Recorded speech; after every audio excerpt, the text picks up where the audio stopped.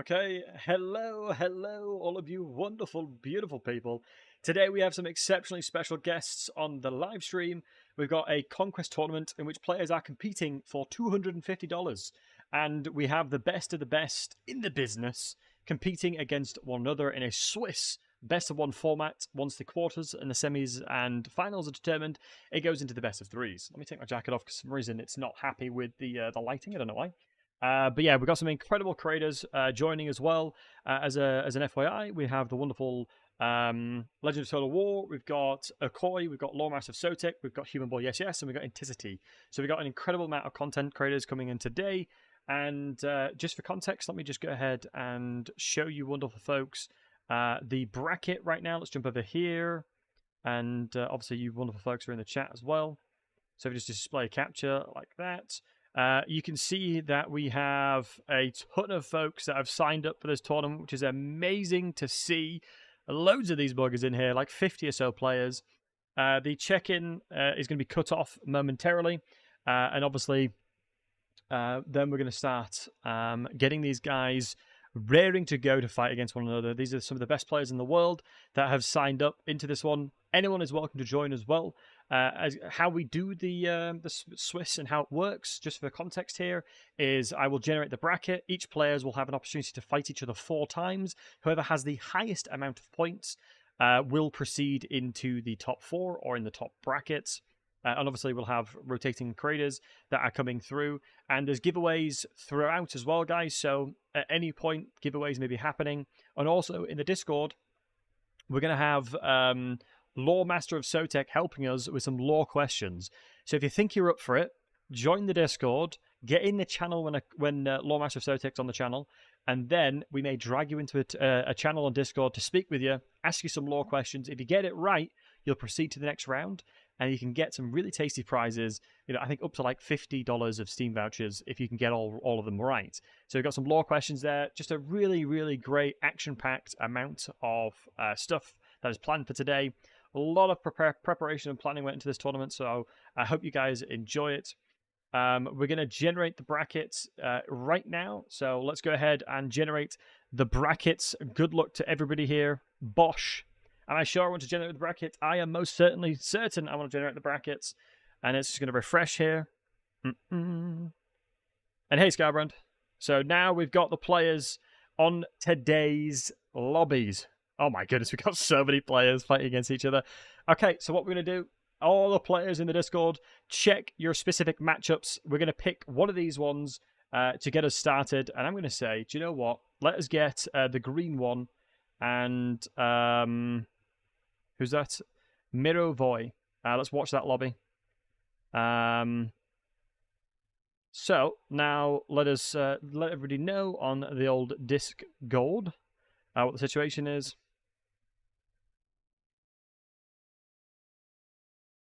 Lobbies are up. Right. Okay, now that's beautiful.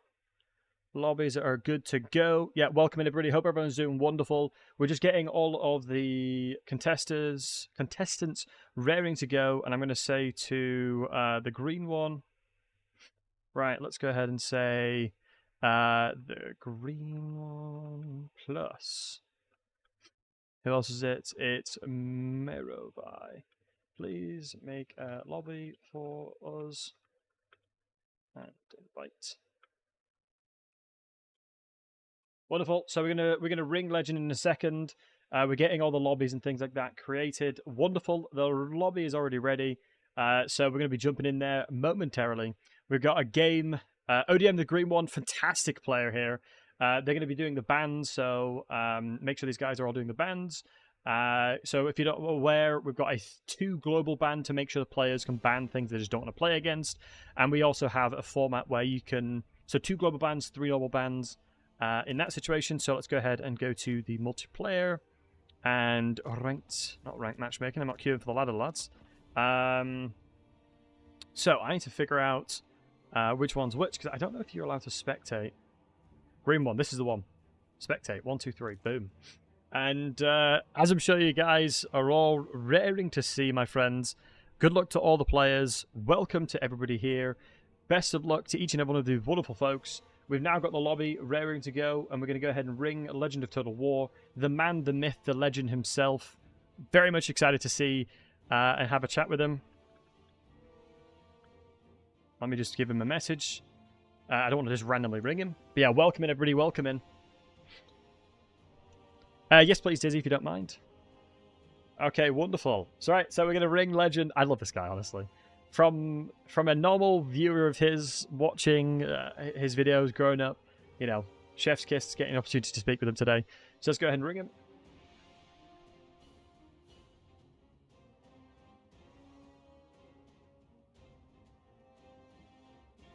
Legend, how are we, matey?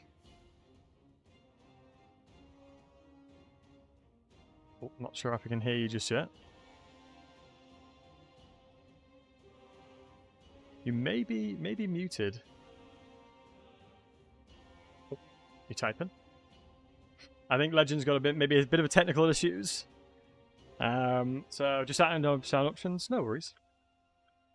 He's just sorting his sound options out.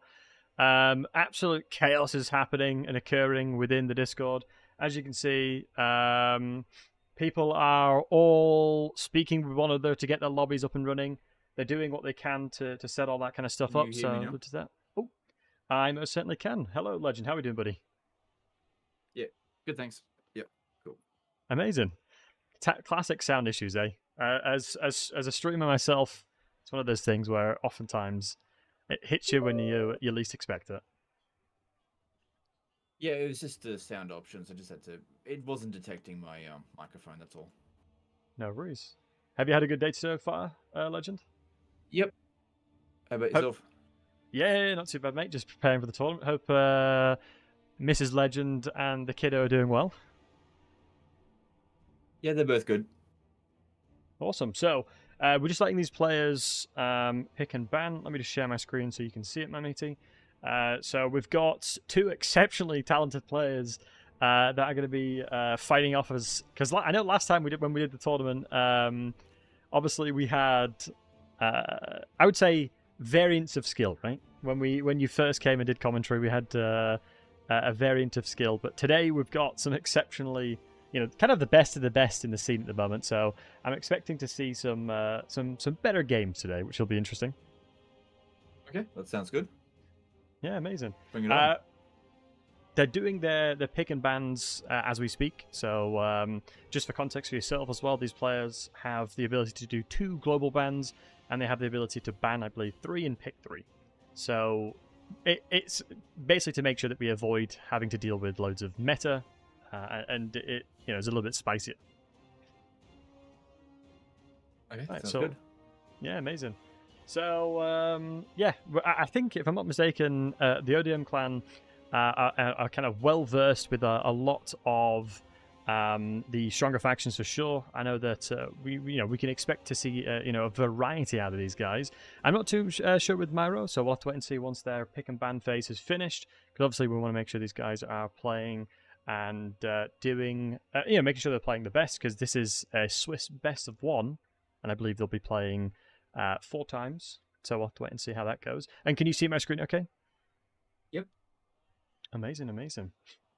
All good. Right, we'll give these guys a second, as the very beginning matchup should be, let me check the description again, the Tower of Heleth, which is already on, so yeah, good stuff. We'll need it to be Conquest in a second when he gets a chance. Let me see. Just dropping out some messages.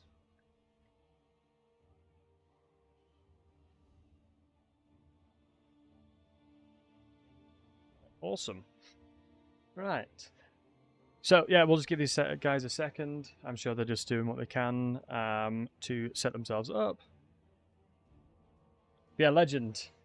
When it comes to multiplayer, I know when we last spoke, you said that you played a little bit. Was it in Warhammer 1 and kind of the beginning of Warhammer 2? Is that right? Yeah. Not so much in the beginning of Warhammer 2. Mostly Warhammer 1. Okay. I imagine you absolutely tore up the scene back then. It depends on who you ask, really. Yeah, that's fair enough. No, that's fair enough. I wonder if there was like a. I can't remember. I'd never played multiplayer in Warhammer One. I played campaign. And I played nothing but dwarves. Um, but yeah, what was your go-to? Would you say? In Warhammer 1, my go-to was actually Bretonnia. Really, fuzzy lady. Yep. Yep. How come? What about Bretonnia did you quite enjoy?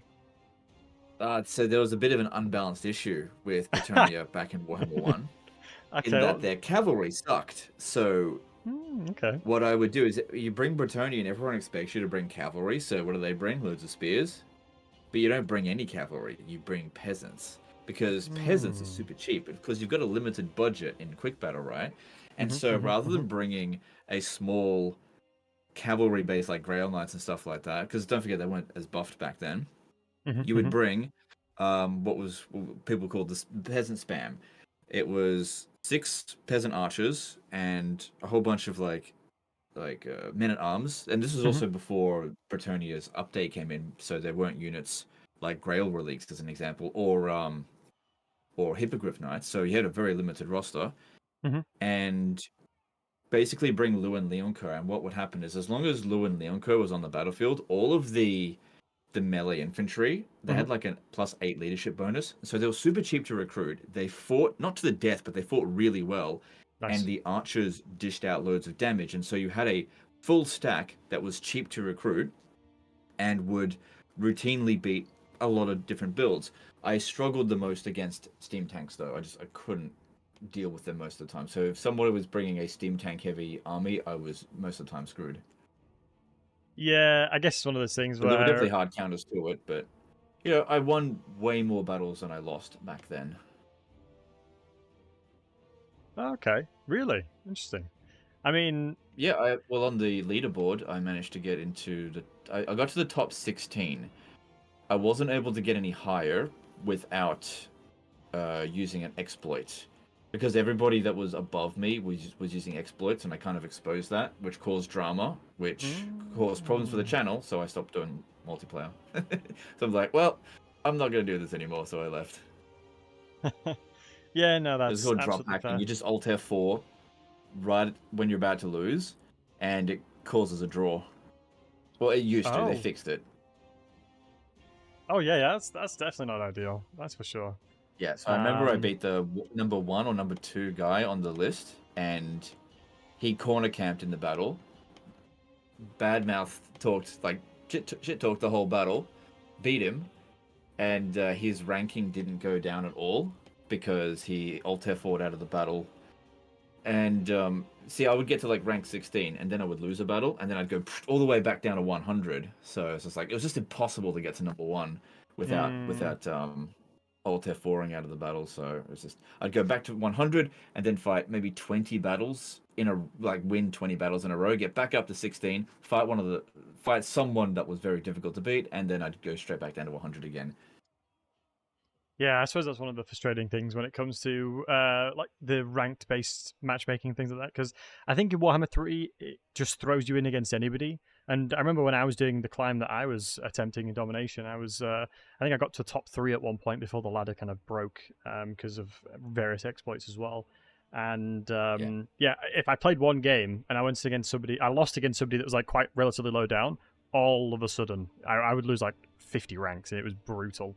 So you really had to sweat every single game, otherwise, you put yourself at risk of losing a lot of rating. But yeah, sorry about the delay on this one, guys. We're just waiting on these players to ban. Potentially, it may be their first time utilizing the pick ban system. So yeah, not a problem. We'll just give these guys a little bit of time because we want to make sure that everyone involved is having fun. And we want to make sure that they're playing the things that best represent themselves when it comes to skill, because these are best of ones within the Swiss specific format. So yeah, giving them the chance and the time that they need. We have bumped up the tickets to 600, which is not default. 500 is the default, but we felt it was best to have a little bit more of a time, which basically just adds, I think it's a minute and a half additionally. So we felt like it was appropriate. Have you played Conquest yet, Legend? I haven't played any multiplayer whatsoever in Warhammer 3. Oh, wow. Do you? Is there any? Is the dog in you? Do you want to play and do multiplayer things at any point? Oh no, I am. I let me just put it this way: all of my multiplayer energy was used up in Warhammer 1. That's fair. No, that's fair. Yeah. No, I don't blame you. So Yeah, like, I gave it a really, good hard go of it in Warhammer 1. Tried to make it work for the channel. It just never really clicked on. Viewers it just couldn't make it work. So I just ran out of steam and just didn't get back into it. Yeah, no, that's fair enough. I think it's important to not push yourself, because I did recently. Oops, sorry, Cam. I thought too. Yeah, no, go on. No, because I recently did a challenge run where I 5x'd the legendary difficulty, basically. So I was effectively playing 5 legendary campaigns at once, and yeah, it was kind of miserable. But then again, it just sort of vastly kind of escalated what we needed to do, what I needed to do specifically to defend myself, which is just pure range, which kind of felt similar to kind of what you've got to do in like Warhammer 2, for example.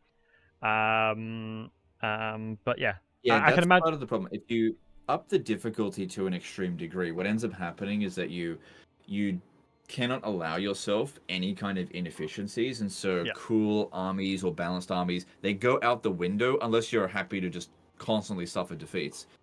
And you end up doing basically what I did in Warhammer 2, because it was a significantly more challenging campaign where there was just no room for any kind of just any error. It always had to be efficient, especially with the more difficult campaigns like Imrik's, for example. Yeah, no, yeah. Oh, I do love Imrik's campaign. Would you say that Imrik is probably the strongest legendary lord in the game, just because of the dragon buffs and things he can get? No. In campaign, really? Who do you think is the strongest in would not campaign say. then? Well, it depends, because I don't think there is anyone that will just beat everyone. So if you're looking for someone that's going to beat the most number of legendary lords, I think Archaon is probably the number one guy. I mean, it depends on what you go. If you go with the Sword of Cain, pick the Nemesis crown up, get all of their other equipment, get all the good defeat traits, assuming all that kind of stuff, Archaon Archaon can pretty much beat anyone, because his melee attack and melee defense is pretty much higher than, well, at least on par with the other really strong characters. He's ridiculously fast on Dorger, so he can outrun anyone that he can't beat in melee, and he can spirit leech anyone he can't beat in melee. Yeah, valid. I feel like Imrik has a lot of healing due to his items. I'm talking about if you scope it specifically within the campaign and just everything about that legendary lord. It's one of the reasons why I've always said that I think he is the strongest. Because of regeneration, he has a huge HP pool. He gets, I think, by default, 100 stat line, pretty much, with all the buffs that you can get, excluding kind of the defeat traits. And on top of the defeat traits, I think the cap is 40, right? You can only have 40 specific defeat traits, or something like that. Yeah, but you don't need that many. There's only a few true. that's really going to make you stronger, but yeah. What's your favorite defeat trait, then? If you're going to have to throw it out there, what is your very best defeat trait? Mine used to be Tamarkan's, but obviously now that got taken away. Yeah. It's great how they make the best defeat trait and then turn it into one of the worst. I know, right? It's such an over nerf. I know, it's crazy. The best defeat traits largely depends on who you go, what you're trying to do in your campaign. So the absolute, like, if you're looking for a one-man Doomstack, the best defeat trait is Isabella von Carstein's defeat trait. Is it possible to get it anymore? I know there's cheese you may be able to do with Ultimate Crisis, right? I think is the best. Nope, the way you need get to be an Ultimate Crisis. Nope, you just need to revive the von Carsteins. You just need to revive them. So you kill the von Carsteins and then you bring them back, and Isabella comes with them. So interesting. Any faction can get Isabella's defeat trait except for Vlad, because you can't revive yourself. Valid. Yeah, no, I never realized you could do that. Whereas it was in Warhammer 2 as well. Yeah, someone told me about it recently, or I figured it out because I revived them, and then Isabella came back, and I was like, oh, cool, I can get this defeat trait. But yeah, you can work in any campaign in vanilla. You don't need any mods or anything.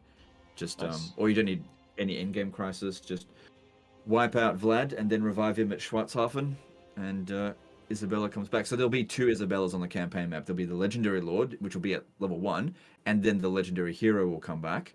So you can have Legendary Lord Isabella attached to Legendary Hero Isabella von Carstein in the same army. And the thing is, if you're playing as the vampire accounts, you could kill Sylvania, revive them, then confederate them, so you get both. Yeah, that does sound pretty damn good. Now, I've always... One of my things that makes me a little bit sad about thinking about the vampire counts specifically is they haven't received a crazy amount of love recently, right? And what I personally would love to see, I'm not sure if you share a similar sentiment, but I would love to see them revisiting factions like Norska, factions like Vampire Counts and Coast, and sort of bringing them into tune with what we see everywhere else, right? Any DLC brings forth a significant amount of power creep.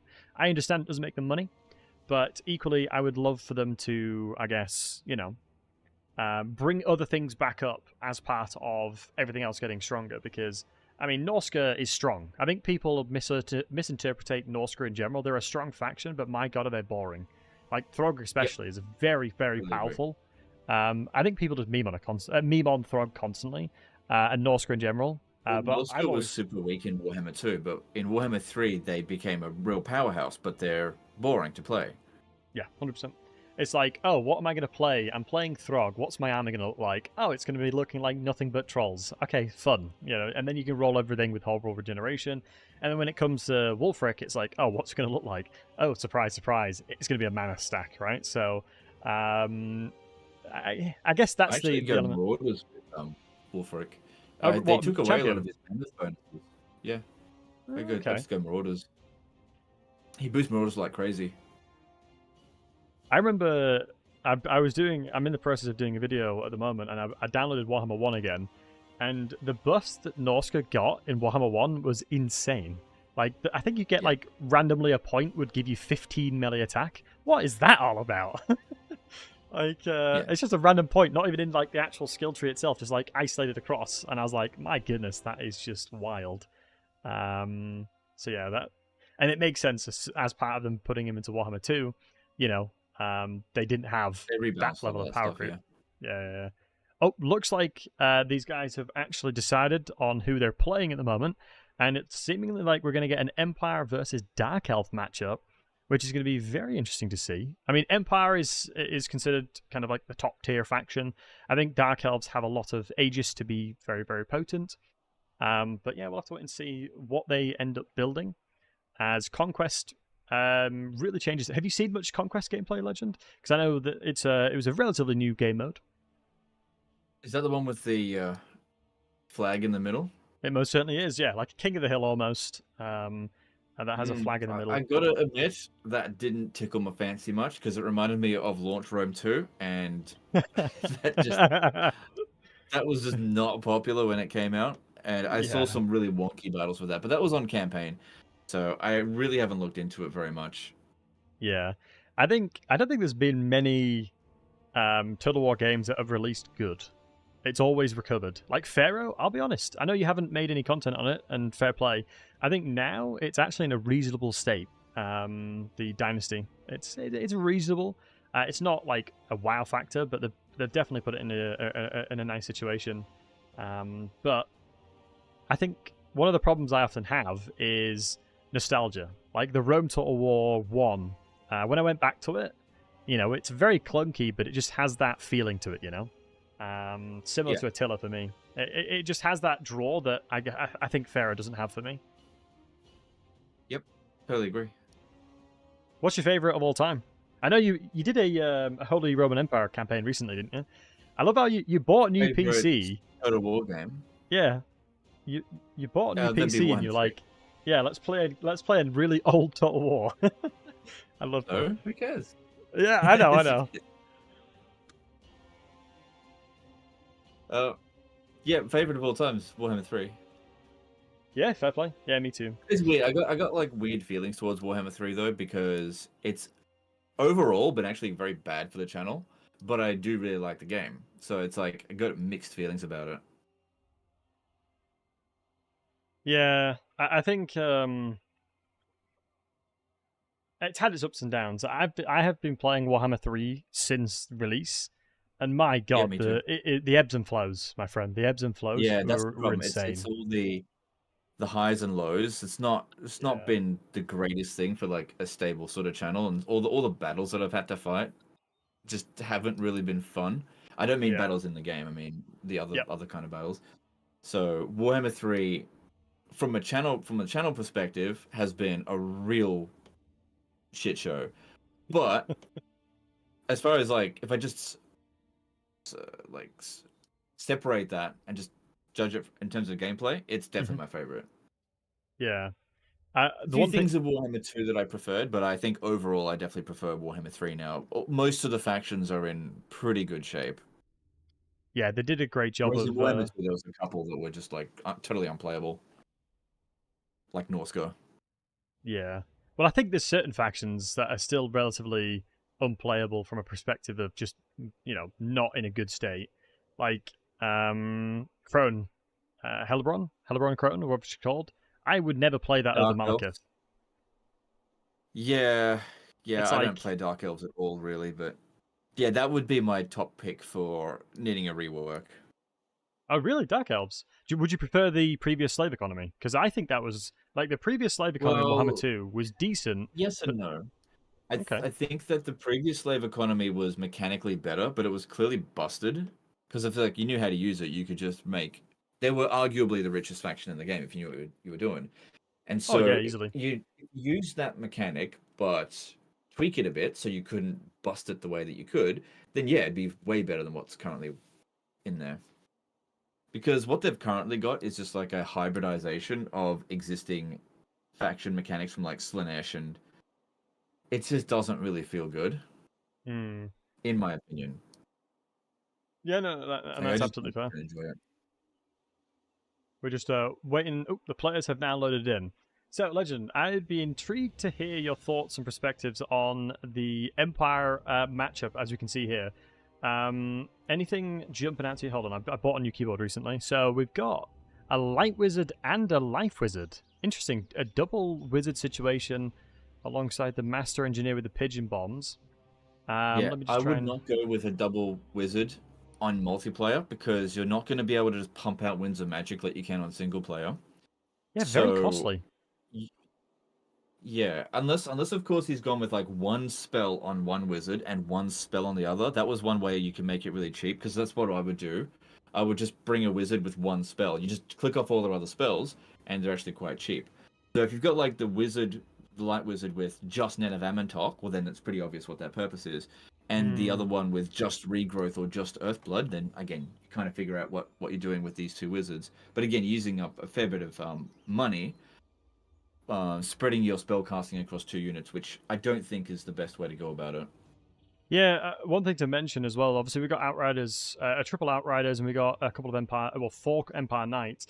The only thing that worries me is outside of the Master Engineer and the Pigeon Bombs, there's very limited damage within this Empire roster here. I think I can understand the Steam Tank and the rationale behind that and the Outriders, but yeah, fundamentally significantly low amounts of damage on the Empire side, especially with the double Yeah, wizard, like you said. I mean, it's just a lot of chaff. But let's have a look over the Dark Elf side. We can see Malekith on his mount alongside the Dark Riders there. Cold War Knights, not the best, but definitely a lot better with the Rampage changes. They're no longer Rampage. But overall, let's see what Malekith's cooking up with. We can see Gaze, I've Noxious never Breath, liked Cold Torsion. One Nights, but that's from a campaign perspective. Yeah, yeah. Cold War Knights.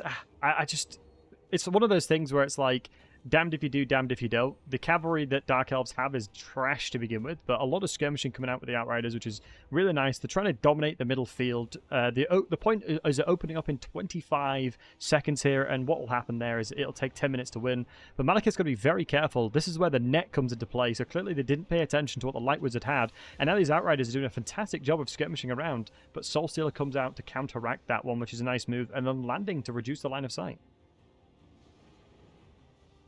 Not a bad play at all. I mean, in this situation, you've got to be very, very careful with what Malekith is doing here. How do you start? Okay, going in for the Outriders. Legend, what are you thinking here in this situation? You want to try and pressure as the Dark Elves, but a lot of pressure has just gone on to Malekith, so you've got to be very, very Yeah, I careful. think the better army build has been the Dark Elves, but I think tactically the Empire's played their hand better so far. I mean, Malekith dropped nearly half of his health. That's not a cheap unit on that dragon, so that's a huge amount of balance of power loss. Only Yeah, cost him a absolutely. little bit of damage on the Outriders and a bit of magic. Yeah, I suppose. I mean, we know that Soulstealer can obviously start healing Malekith up. He can heal for 75% of his That's a HP. huge amount of winds of magic It used up is. just for a little bit of healing. So, again, on campaign perspective, that's totally fine. But in a multiplayer match, unless you're hitting like 5 units with the Soul Stealer, I would not bother with it. Yeah, these Outriders are being an absolute menace, but the Pharaoh Manticore is being evaded really nicely. So Gritmon's doing a fantastic job trying to recover that one. I think the Pigeon Bomb just came down, but the Bleak Swords abruptly evaded that one. The capture point is in the Dark Elf side, but in this situation, I don't think they necessarily need to, push the aggression even further. Oh, a flanking Dark Rider has happened here, but I don't think the Dark Riders are going to be able to do an awful lot against the Empire Knights. Yeah, So even if they rear charge those Empire Knights, they're probably still going to lose. yeah, 100%. So I don't know what's going on here. Maybe a little bit of a missed micro play when there's so much things going I on. think he's just trying to get Yeah. their attention. Yeah, I would absolutely agree. I mean, Mirror Unfortunately, Void. Dark Riders only have one use, which is to take out soft missile units, and he doesn't have any, so it's kind of useless. But it's a cheap unit, so well, bad choice. It happens. Yeah, it's one of those things where it's a blind draft, right? So you absolutely never know what they're going to be bringing. But this Steam Tank is being an And absolute you would menace. expect the Empire player to bring some crossbows or some handgunners or something like that. Some Yeah. Hochland long rifles. So No, I don't yeah. think that was a bad choice. No, absolutely agree. Like the Empire guys, I think chosen a weird army. But I think he's doing pretty well. Yeah, no, Tactically, agreed. he's doing a better job. Yeah, I think it's one of those things where in the middle of the point, it's all about that skirmish game. A Conquest forces the other player to try and get active with it. But one of the difficulties that we're finding is the Outriders are basically just outranging the majority of the things that are being, thrown towards them. The Dark Riders' repeater crossbows have no shield, so very, very quickly they're finding themselves absolutely destroyed. We've got some spearmen that have been thrown into the fray, but it doesn't necessarily matter all too much. A lot of the inventory for the Dark Elves are crumbling. And we can see the Cold War Knights are not really trying to do anything to get engaged. They would beat the Empire Knights, so I'm surprised. There's all spearmen everywhere. The Cold War Knights were a terrible choice given what he's going up against. Yeah, it's a difficult one to know what's going to be the best thing to bring in, but a beautiful breath attack is a light. Another net has come in. I would love to see Malekith get landed to try and evade some of the damage here, but a Soul Stealer's come out to try and counteract the damage he's taking, and he's now trying to blob up. And he hit like 5 units with it, so that was worth it. Yeah, absolutely. Great amounts of damage there. The Outriders are now in the point of being in the critical mass of being terrored. Manticore coming in and doing a great job of double routing there. And we can see that the Outriders are actually struggling a little bit. We've got a triple route on the Outriders, it looks like. So there's no ranged threats currently. And so this Master Engineer is a bit of a sitting duck, especially with the bonuses that are coming across. As you can see, that we've got the Murderous Prowess really helping the Dark Elves in this situation. So we'll have to wait and see how the Cold War Knights convert this pressure. Although it's looking a bit rough in the middle of the map here. We'll have to wait and see how Malekith can do here, because the Cold Ones have already been routed. Yeah, it's definitely difficult to get these Cold One Knights in situations where they can actually do damage, unfortunately. But the Manticore is trying to, find where these Light Wizards are and find where the Wizards are. Especially Wizards that are on mounts are absolute sitting ducks, for sure. I mean, Legend, in this situation, what would you try and do to keep your Wizards alive? I mean, it seems that you've got the Empire player has such a fighting force for sure, but it feels like a little bit of the battle is falling away from them in this pressure right now, because we're in a situation where probably not that important at this stage of the battle. Yeah, valid. How would you keep everything else alive in this situation? Because I think the battle is definitely starting to drop away from the Empire player here, because the Outrider Claw is just one Soul Stealer away from being in trouble, but they're doing a great job of locking down Malekith once again. Maybe the Manticore can try and protect a little bit here. Oh, Feral Cold One's coming in. It's a great job there. And then obviously the Soul Stealer to try and keep the HP topped up. Yeah, I'd love to see that. Yeah, great I'm usage. not sure what I would do in this situation. I feel like the Dark Elves have the advantage here, and the army that the Empire player has chosen is mostly melee infantry and like kind of low tier knights. Not a whole lot you can do with that. So Malekith is the one dictating how this battle's going. And you don't really want to be in that situation where you're reacting to your opponent. Definitely. Yeah, you've got to be very careful. I think Yeah. yeah, this Master Engineer with the regrowth is such a painful thing to deal with. I think it's going to be so difficult to get this Master Engineer dealt with. But you can see Malekith is on the prowl trying to hunt, but we can see that a lot of the inventory from the Empire side is actually starting to be in a little bit of trouble. We can see that the Bleak Swords are holding the point, and we can see that Malekith is just sort of preying around. We got Outriders cleaning up a lot of the Cold One Knights that are on the corner. Feral Manticore is trying to find anything of these Outriders that are on the outside here. You see a couple of the Cold One Knights are still alive and well, but the Outriders are just trying to do their best to tickle them down, especially with only bronze shields here. Yeah, the Empire Knights not doing the best here, but, I think we're going to have to wait and see how we can convert with these Cold One Knights, because the balance of power is relatively even. We can see on the enemy side, which is the Dark Elf side, there's only 400 troops remaining, so we have a deficit of 300, but in this situation, if we're getting very limited ammunition on Outriders, how is Malekith going to die, especially with Soul Sealers? Plus, the timer is ticking. Yeah, all absolutely. Malekith needs to do is just maintain the balance of power, and he'll win. So, I'd say it'd be very difficult for the Empire player to win outright in that amount of time. He just doesn't have enough damage dealing now to take out Malekith. If Malekith's got another Soul Stealer in him, now would be a decent time to use it. Yeah, Malekith is a bit of a Chad here, I'm not going to lie. He's sort of carrying the Dark Elves on his back here, and he's doing everything he can to ensure that this victory is theirs. Because push towards Malekith now.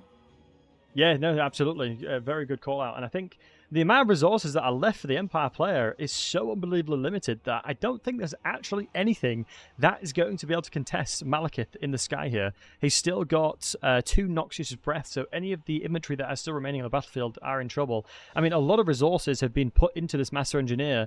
I mean, yes, the Master Engineer is getting a lot of value, but I don't think when it comes to toe-to-toe against Malekith, he's going to be able to do an absolute... He's not going to do anything. He's going to be useless in the grand scheme of things. But Malekith won't have capture weight, which is the one thing the Dark Elf player will have to keep an eye out for. Yeah. Let's see. I mean, at this point in the game, I'm curious to see how much Winds of Magic is available on both sides. I mean, I think we've seen probably a couple nets, couple of regrowths, so we're going to be on like the final reserves here. But in this point right now, we've got, 180 victory tickets until the Dark Elf player wins. So what's that, 2 minutes? If they can hold on for 2 more minutes, this will be a secured victory on the side of the Dark Elf. 180? Oh, 3 minutes. Thank you. Yeah, 3 minutes. Quick maths. That's dyslexia coming in there. That's okay. It happens to the best of us. Happens to the best of us. Yeah, absolutely. So what, you can't calculate numbers instantly? Get off here to the internet. Yeah, I know. Right? You've made one mistake, streamer. Cancelled. This guy's an idiot. Anywho, we've got the this is going to be really interesting, and this is going to go down to the wire. I feel like, because Malekith is in such a commanding position just to be able to. A lot of friendly fire on the Feral Manticore. A good couple of hundred HP came down on that one. But we can see that the Master Engineer is going to need to start preparing to contest the point 1 here. It's really unfortunate that so much friendly fire came down, but it's already triggered the Rampage, which may be a positive thing, because if you're not aware, for all the wonderful folks in the chat, there are specific times in which your units can Rampage depending on their HP, so it's below 75 and below 25%.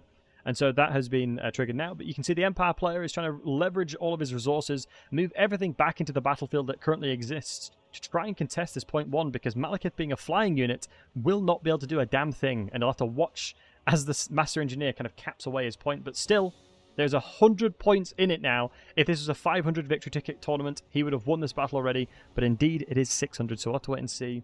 I mean, yeah, Master Engineer is doing a great job of just mowing up the remaining inventory here. Legend, I'm getting scared for the Dark Elf player, I won't lie to you, bud. Malekith has a lot to do here. He has an awful lot to do to take advantage of this one.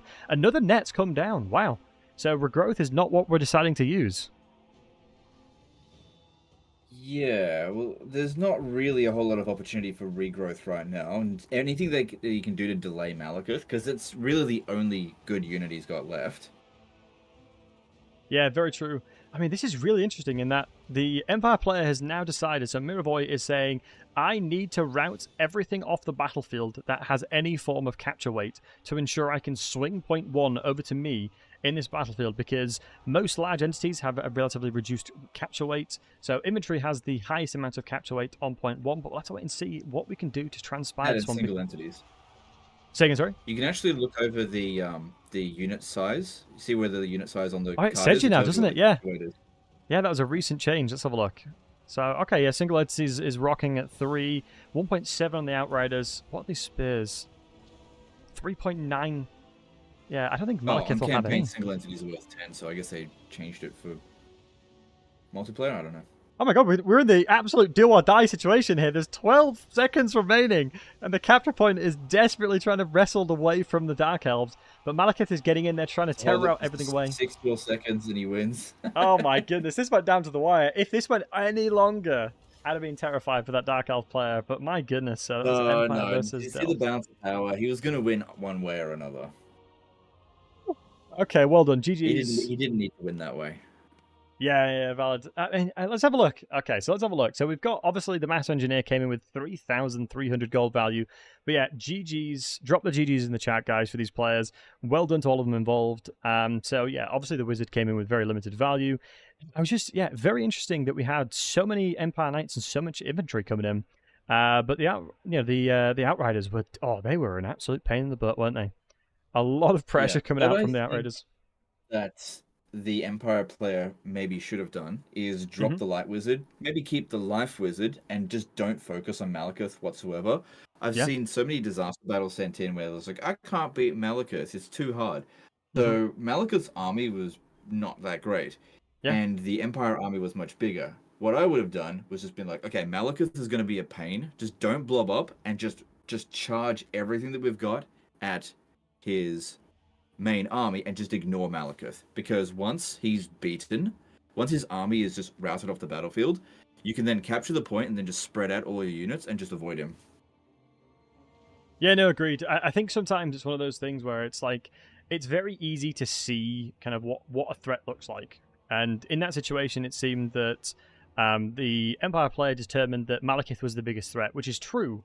But equally, as you said, it's too much of an investment to kill him. So why would I try and bother? Used all three of his. He needed a wizard with Nen of Amantok. He had 3 units of Outriders. He had the steam tank, and Malekith was still just getting breath attacks off left, right, and center, casting spells. Was an absolute pain the entire battle. So every bit of effort spent trying to take out Malekith was a complete waste. Yeah, a lot of recovery coming out there. So what I'm going to go ahead and do is I'm going to download a replay for us to jump in that was sent in by the players that are happening in the other bracket, so we can go ahead and just jump into a game straight away and have a look about what's happening in the next bracket, so we don't have to wait for the pick and buttons. Give me a second to save that replay in the relevant area. I really do like how the replays function. It's very easy to get replays into the game. You don't even have to reload the game. So let's jump over here and go to the replay and see. We've got a Legion of Chaos versus the Tomb Kings. Okay, that's going to be a banger.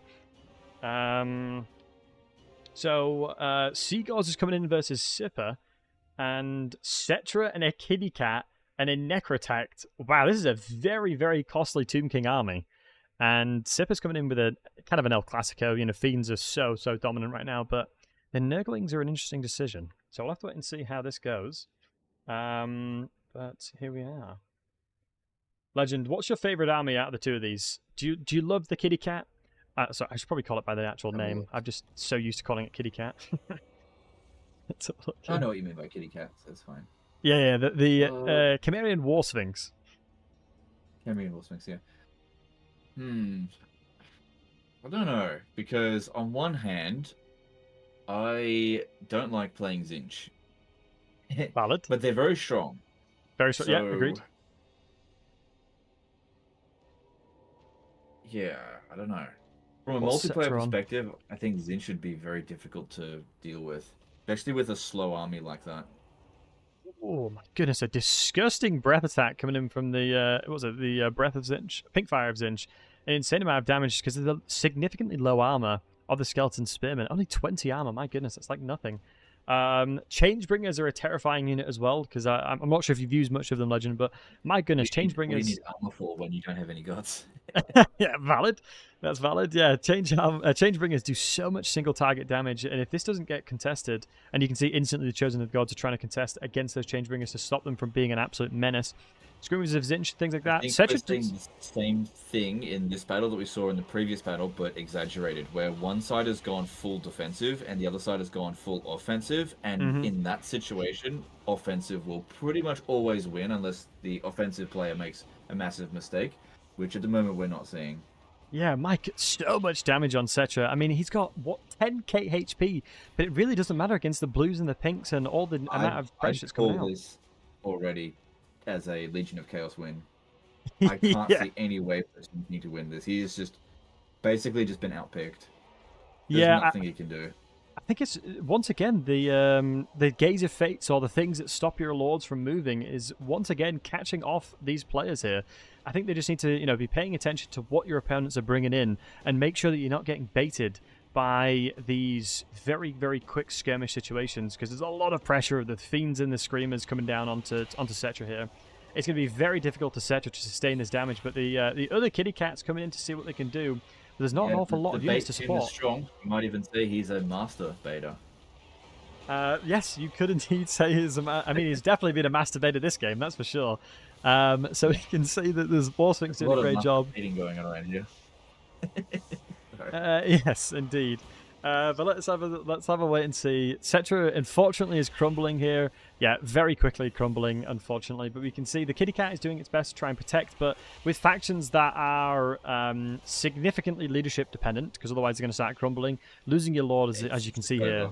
Yeah, minus 16 is a bit brutal. Although the balance of power is not the worst. Let's be honest, the balance of power is still not the worst. There's a lot of threats still on Tomb Kings. The balance of power at this stage here. I'd be so surprised if the Tomb Kings actually won this battle. They're just getting their ass handed to them so ridiculously at the moment. It's just... Yes, although that is very, very true. But, you as what's the saying, Legend? Don't count your chickens before they hatch. And in this situation, we've got the... It's over. There's no way he's going to do it. All right, we'll have to see how these Ushabi Great Bows convert. But, I love the Stalker guys here. The reason why the power hasn't dropped much is because he's used up a lot of his ammo. So that drops his balance of power down. But he's still got most of his units in play, whereas the Tomb Kings, there's hardly anything left now. Yeah, definitely a couple of very, high-tier units still available for them. But, yeah, the Screamers are going to do a fantastic job of eating up these Ushabi Great Bows. I'm seeing the Warsphinx is getting restores, and there's still a bit of life in them, especially with the Necrotech, but I think that's the last restore available to them. But some very, very costly units still coming out. I mean, the Ushabi Summon is a great way to start dealing with a couple of these range units. But yeah, the barrier's full HP, and they've still got plenty of ammunition to start throwing out. And it looks like the Tomb Guards, which the Kepra Guards, have regeneration, and they take a ton of damage. And I think they just threw in the towel. Yeah, valid. Yeah, fair enough. I mean, you said, you called it, Legend. The writing indeed was on the wall.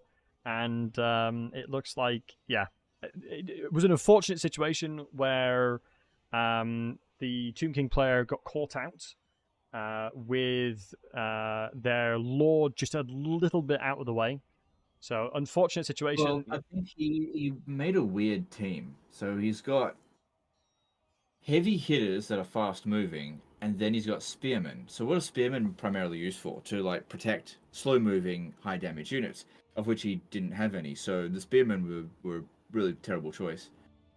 All right, let's have a look. So, this is another banger of a game. Let's have a look at this one. We got Berserk going up against. Let me just do this and then go here. That's just muscle memory. So let's go to the battle. Let's go to replays. Let's go over to the Nameless. So we got Bretonnia versus Warriors of Chaos. So let's have a look here. A bit of cavalry. Excuse me, just had to sneeze. So let's jump in, shall we? We're waiting on one player to jump in, and welcome everybody. Welcome in. We're just going to watch VM Berserk versus Nameless Order. We've got the Bretonnia versus the Warriors of Chaos. Will Ordertide remain supreme, or will Chaos doom us all? So, Legend, what's your thoughts on the RR Vortex Beast? A very costly unit, especially with there's a lot of costly stuff coming in from VM Berserk. Once again, it seems that it's like a safe bet, right? When you go cheap and cheerful, it feels like. If you go cheap and cheerful, I was made fun of last time I said that loads. As an Englishman, I say cheap and cheerful, probably too much. But we can see here. Thing to keep in mind on the Bretonnian side is that there are 4 units of mob. It's kind of weird how they've been distributed across the unit cards there. And then there's a whole bunch of like swordsmen. I think that was just filler. They're not going to provide much value. Obviously, they're not super expensive. But yeah, if the Bretonnian player can take out the Mutalist Vortex Beast relatively early, then they should be able to win. But if they don't and allow that thing to just live for a long time, they are definitely going to lose. It just depends on what ends up happening. Yeah, oh, interesting. Wow, the sort of changes coming out for the Warriors of Chaos alongside the Blue Fire. It seems very staple. The Mutalist Vortex Beast is an absolute unit when it comes to fighting alongside a Fire Mage. So a double caster here, depending on the situation. I mean, you can get some pretty tasty synergy when it comes to utilizing Zinch magic alongside fire. Seems that they don't have... if you're casting lots of cheap spells just to get the Kindle Flame, that makes a lot of sense. Yeah, I like that. And we're going to see the Grail Knights, and we see the... Well, it's a double... Is it a triple Grail Knight? Triple Grail Knight situation alongside a Knight's Errand. I think what the Bretonnia players are going to want to try and achieve here is just not show their hand just yet. I think one of the best things that the Warriors of Chaos Berserk player can do is just throw out so much spells, like we just said. Cheap spells that can do a lot of damage to a lot of the inventory here. I mean, we know already that the capture rate is relatively low. But yeah, great cast into the archers. I think, for me personally, I would consider the archers, with what I see right now, the biggest threat, because the cavalry is still lying in wait. Oh, actually, we've seen the cavalry has just been spotted by these Chaos Warhounds, so a great usage of scouting there. Really nice usage. Okay, let's have a look here. Right, Legend, if you were in this situation, how would you start thinking about playing it out? You've got such expensive units on the Warriors of Chaos side. I think, would you try and take a bit more of a slow, methodical approach, or would you just try and send it? I'm not sure, because there's a lot of things to keep in mind here. Like, with the capture point, you got a fair amount of time. Like, 600 points is quite a long time. Definitely. I would definitely be using the Marauder Horsemen to draw in the Grail Knights, because you'll trade off really well against them. The Grail Knights will maybe chase you, what we're seeing here, a little bit, but that's fine. Because, like I said, they'll just still trade off pretty well. Should have gone with maybe throwing axes. That would have been better because of the armor piercing. But that also would have been more expensive. Yeah, for sure. I would completely ignore the mob, because they're just nothing units. They're not going to do anything to anyone. Yeah, they're only 100 cost, right? What I would be doing is focusing on the archers, which is exactly what he's doing. Because that's what's going to determine whether or not he wins or loses here. The archers. And I don't think there's enough of them in order to... Like, if I had to bet right now, I'd say the Warriors of Chaos are probably going to win. But... I mean, that's just a guess. Yeah, no, it makes sense. I mean, I think we've got on the Fey Enchantress side, she's got Regrowth, Earthblood, and the Chalice. So there's an availability of a lot of burst damage, because obviously the Chalice is what? The Comet, basically. So it depends on how the Warriors of Chaos player... If they do take the slow stance, I think it would be favored for them, because, you know, when it comes to trading up, I don't think there's anything... Oh, as you can see, this dirty blob here now. Everyone's stacking up. And with the trebuchets dead, I mean, this does make sense. You know, you don't have to force yourself into a situation you don't want to be in, so taking the blobbed approach, although no shield, is a bit of a worry on the Chaos Warrior side. Disgusting. Well, that shouldn't matter too much, because if they're... Are we looking at Marauders or Chaos Warriors? Warriors of Chaos. Chaos Warriors, yeah. So they got plenty of armor, so that shouldn't be that big of a deal. Obviously, shield would be better. Which variant? Is it anti-large or... Yeah, the anti-large is the halberd variant on the Chaos Warriors side here. I think that's a good choice because of the Grail Knights. Yeah, absolutely. I think the logic of the Warriors of Chaos build here is sound, and I completely agree with their thought process here. You know, not taking the throwing axes potentially because of the fact that they knew, oof, the Chalice coming down here is going to be very devastating for the inventory if that is indeed the Chalice. We'll have to wait and see. It is indeed, yeah. Okay, that was not as much damage as I was expecting, but very good cast nonetheless, predicting a little bit of the movements here. And we can see that they're slowly creeping towards the battlefield here. Nobody has captured the point yet, which is really surprising. You'd have thought the Bretonnian player would have thought to themselves, you know what, I have a lot more of the Aegis on the battlefield. I can probably try and sneak it. Knights Errant on the corner here, and there's a lot of It's units.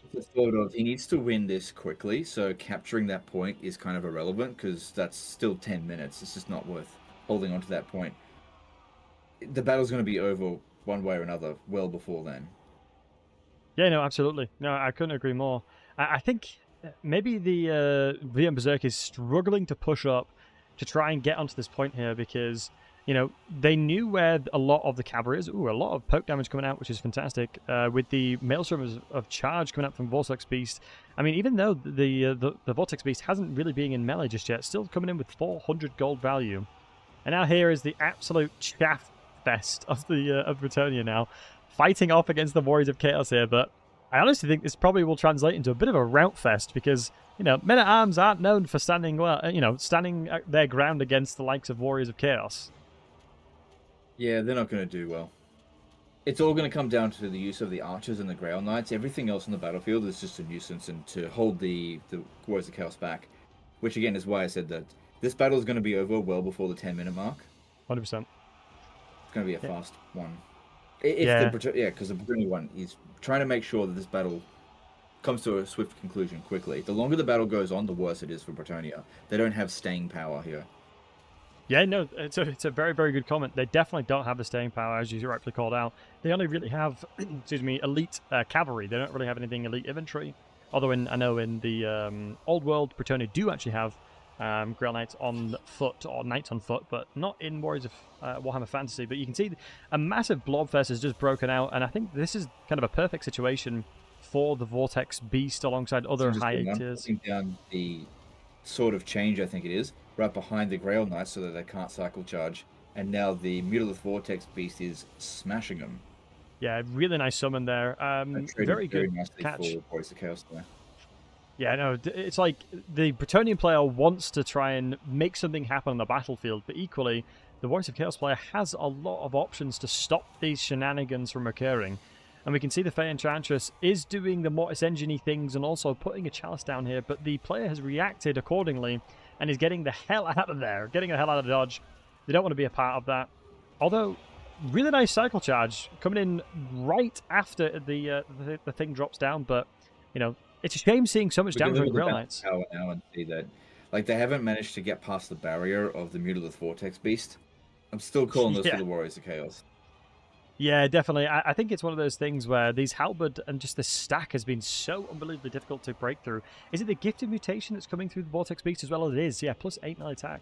Really funneling towards the that cycle charge there. That's why he was going into a big blob. Yeah, blobs are powerful.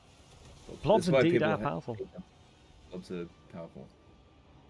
Yeah, when in doubt, blob it out, as I do say. Especially in campaign. You know, stacking units on top of each other, splitting the damage across each entity is a really good way of effectively maximizing the HP of that unit. So a very greedy Forbidden Rod on this Chaos Sorcerer has come out, which has actually been the death of them. It's still a lot of damage taken, but now the Warriors of Chaos is wrestling the point back away from them. You can see there's still relatively high tier units still available. Over in the distance here, we can see that Bretonnia has a Knight Errant that was just chilling all the way in the distance, playing a bit of a spectator sport.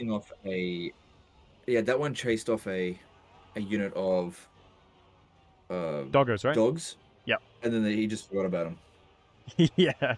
Honestly, in high pressure situations, it's easy to forget about certain units like that. So honestly, fully acceptable. Happens to the best of us. Oh, absolutely. Happens to the best of us indeed. But we're now getting to the point where the bounce power is not looking as bad, but we'll have to wait and see how they can convert onto this Vortex Beast, because we've still got a lot of the Grail Knights available when it comes to do damage here. You know, the Grail Knights have a significant amount of anti-large and armor piercing, so, you know, the Vortex Beast will definitely take a good chunk of damage if they convert. Vortex Beast also anti-large? Let's have a little look, Ski. It's anti-inventory, so very, very... I think just due to the damage that they'll do, especially, each swing... Now, I don't know what the spread damage is, or what the max entities it'll swing at, but I definitely think that per swing, it should be taking out entities every swing against the cavalry, so even without the anti-large, it'll be interesting to see. Yeah, most of the Grail Knights are in pretty poor shape. And again, they just haven't gotten through the barrier yet. If you can get it out of the combat now and get its barrier back up to full, that'd be pretty humiliating for the Bretonnians. Because that's by far going to be the biggest problem. We both knew that the Mutolith Vortex Beast was going to be the deciding factor on this battle. Take it Yeah. out quickly, Bretonnia wins. Take it out, not at all, Warriors of Chaos wins. Yeah, definitely. I mean, we're in a situation where the Chaos Warriors are actually relatively weak now. Their The bounce HP power is not still in their decent. favor. Like, they're low in number, but they're not weak. Like, Bretonnia is running on fumes. Yeah, definitely. I mean, the Chaos Lord, the Chaos Lord is still running around being a bit of a nuisance, just saying, "Come and get me, Grail Knights." But they're struggling to convert, which is actually relatively amusing here. Still a reasonable chunk of magic available to the Warriors of Chaos player here, but the Fate Enchantress is trying to rally around the strength that's still remaining, which is in obviously the Grail Knights here. But we'll have to wait and see. We're now getting to a position where it's all bets are off. A lot of damage is coming into the Vortex Beast, though, so let's see how the Grail Knights can really do, pick these guys apart while the Halberds are swinging away at them. While the Ground Knights are anti-large, I find that cavalry in general just not very good against single entities. Even if they've got anti-large. Yeah, because not enough of them hit, trade right? that well. Yeah. Yeah, so a lot of them will just sort of be in the back of the other unit. Just not enough can hit them. It really came down, I think, to the missile units, and they're just not getting enough damage. Yeah. But let me quickly fire away the next bracket round as well, as it seems the players are ready, and the first bracket has been done. Let me go find Tuttle Tavern and advance the Swiss. But yeah, I think it was rightfully called out. I think the Warriors of Chaos definitely had so much strength in the core of their roster. And especially when you've got, diminished cavalry in a situation where you're having to commit to blobs. I mean, it'd almost be like if a Dweller came through, right? Fate Enchantress had Dwellers instead of Earthblood.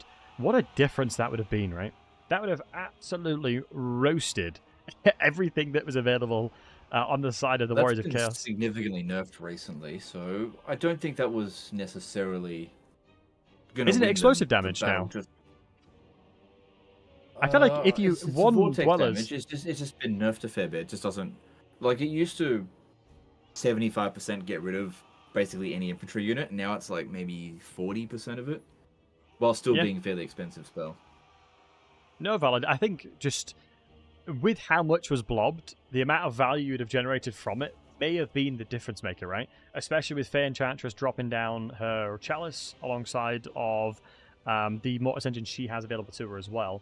But yeah, this is going to be interesting to see with the Knights Errand around, with all the Grail Knights around, what's going to happen, because there is such little inventory that's remaining here on the Warriors of Chaos side. But yeah, the barriers are going to try and keep him alive. What's a spell that's coming out? Earthbloods are coming out to try and keep these cavalry alive, but, at this point, it's probably anybody's game. We'll have to wait and see who can remain supreme here, because, honestly, I'm now worried for Warriors of Chaos. I won't lie to you. I am a little bit worried now for Warriors of Chaos here. Yeah, they're actually doing really well with these last few units. Yeah, I feel like what happened was the Bretonnia player rallied around the remaining Knights Errand, and the amount of damage that actually came into the Vortex Beast was pretty significant that Grail Knights were able to do. But we got disorientated, and a lot of the cavalry are already struggling. But then again, Fey Enchantress is, at death's door, unfortunately, and has just been terror routed. But yeah, losing ground. Wow. At the very end, they clutched it out. Well played to them. Okay, so let us find ourselves another matchup. As we've got the first round of Swiss has been completed. Congratulations to all the players that won their matchups, but we still got 3 more to go. We still have 3 more to go. Let me have a look at the brackets, and let me just see. Ooh, I want to see... hold on, give me a second. I'm just going to message the players.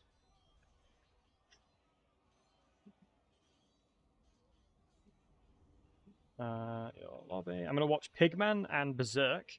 So, for context, Pigman recently won a tournament that Turin did, and that was... yeah, we'll have to wait and see. As it'd be great to get into the lobby of those guys, because, yeah, they're both exceptionally talented players, so let me try and get a hold of them to open up a lobby so I can spectate. As one thing we've done that's different from the last tournament we did, a lot of the tournaments organizing is kind of self-service. As one of the things that was very difficult was, jumping in and showcasing and getting everybody in the lobby. Whereas in the Discord, everyone is kind of like arranging their own selves. So let me just see if I can get a hold of Pigman and Berserk. And jump in there. But yeah, I think from the previous game, we had some pretty solid damage values. I think it was basically the Mutileth Beast and the Fey Enchantress that were basically the ones that won it out. Did the Warriors of Chaos win? Yes, the Warriors of Chaos won that one, only just. But yeah, we're just waiting now on the players here. So yeah, give me a second, folks, and we'll jump in once they're ready. I know they'll be doing the bans and whatnot as well, so we'll give these players the time that they need to achieve that one. But yeah, let's see. Berserk's the host, understood.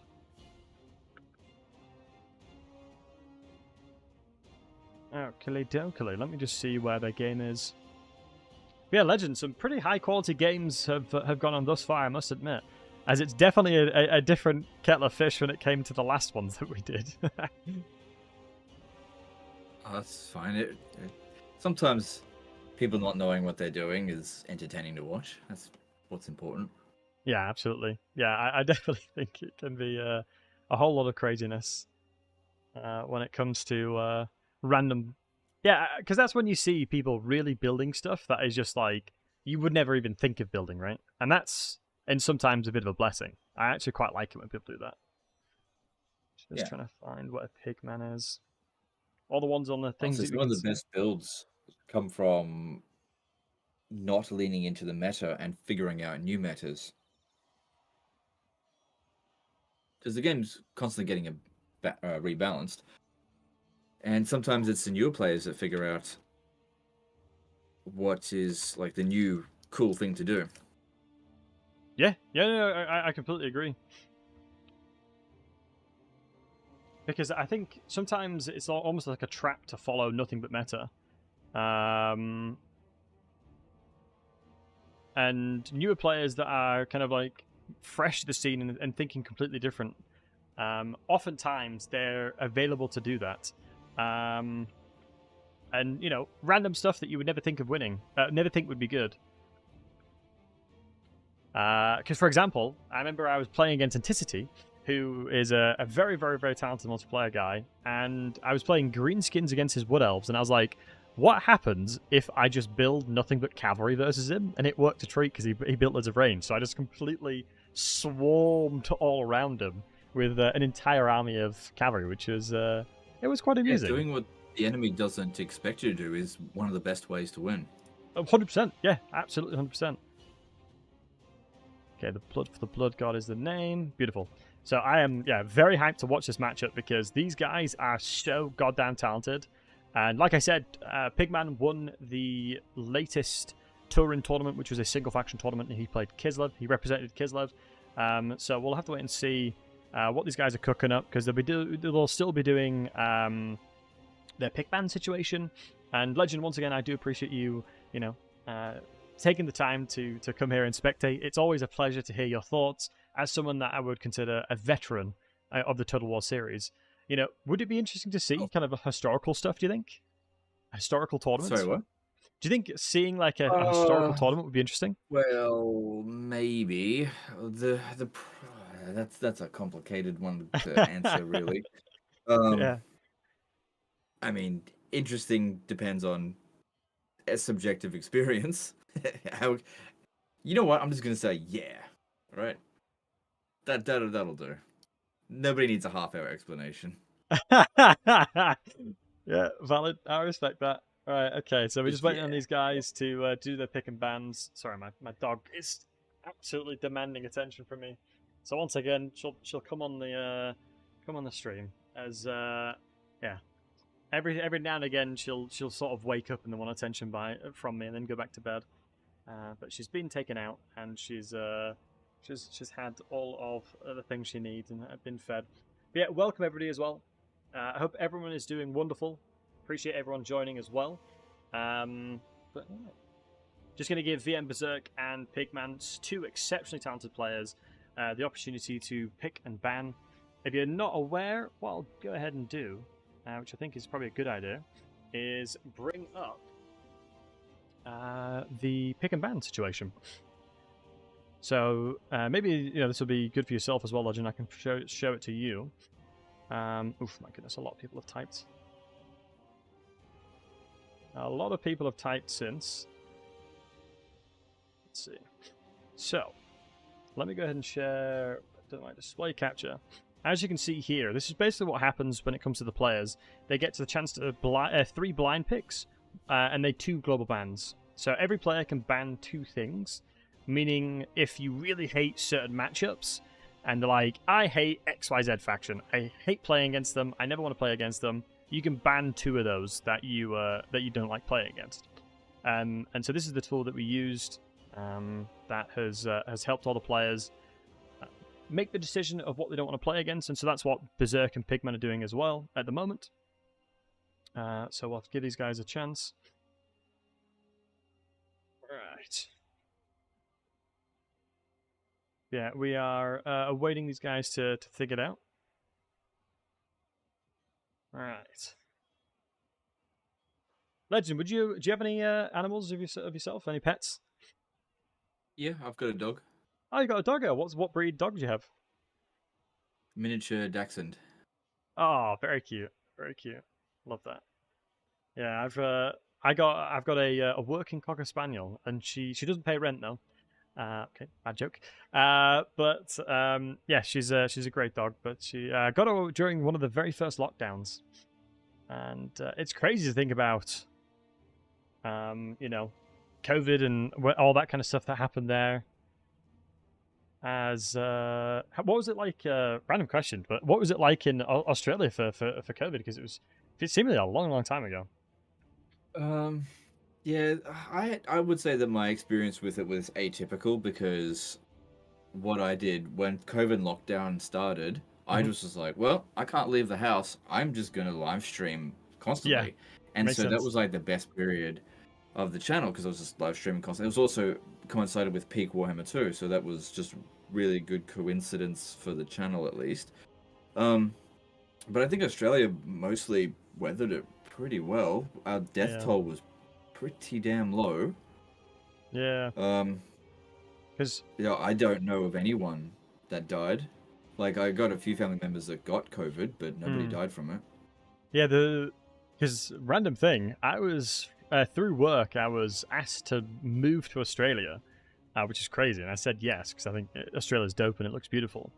Never ended up happening. I'm still in England, but I think the control that you had to go through to get into Australia was crazy. Like you had to wait 2 weeks or like 4 weeks before you in a confined area in Australia. Like even my dog would have to go into a confined place to wait it out. Yeah, it's not easy to emigrate to Australia. Yeah, for sure. Right. Okay. Yeah, you need to. If you're coming here from the UK, it really helps if you're a criminal first. Well, that's how it started, wasn't it? Yeah. Yeah, I was gonna say. Conflict colony. But yeah, it is difficult to emigrate here. Yeah, fair. Right. Okay. Moving on. Let us think. What's your favorite food, Legend? I'd love to hear. While we're waiting on these guys. It's actually sweet potato. Really? So, if someone was to say to you, "You can have any meal in the world," you'd be like, "All right, give me some sweet potato." No, because I eat it all the time. If I was gonna have any meal in the world, I'd pick something that I haven't had. Like this is rare. Like, sweet potato is cheap, but it just is my favorite. Fair. Yeah, sweet potato is pretty damn good. Like, do you have it like fries, mashed? What's the angle? Fry them, mash them, put them in a stew. You can't go wrong. Put them, mash them, stick them in stew. Absolutely. Yeah, we're getting a question in chat. What's your thoughts on the bolt throwers for the dwarves? When you played your Malachi campaign, did you get a chance to use the bolt throwers at all? No, because I fell in love with gyrocopters. I'm actually playing another Malachi campaign pretty much right now, and I haven't used them once. like they're definitely better than they used to be, but the problem is there's just so many better options than that. Like gyrocopters are just A grade right now, S grade. They're just so good. So I mean, you get them at rank 2. Sorry, tier 2. They're relatively cheap. They're good against just about everything. And it's kind of the Dwarfen response to the Skaven, whereas bolt throwers are terrible against Skaven. Even if you got double entities on them, it's still terrible.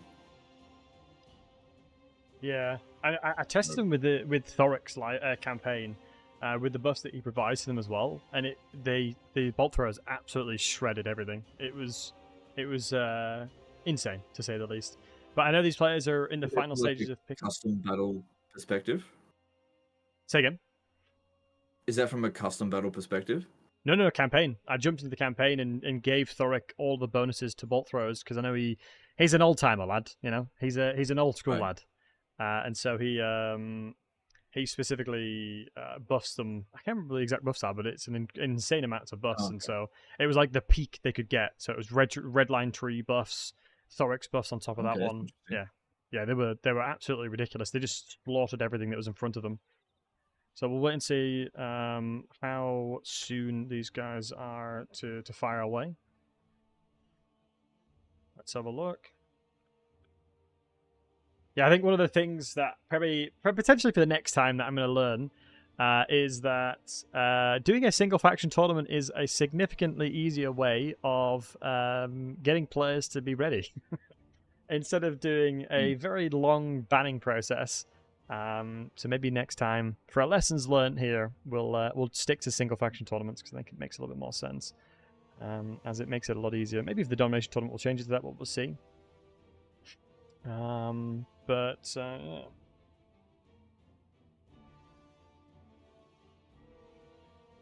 Yeah, we'll see. Are these players raring to go? I'm just dropping the message now, and we'll see. But yeah, I hope everyone is doing wonderful. Much love for each and every one of you beautiful folks.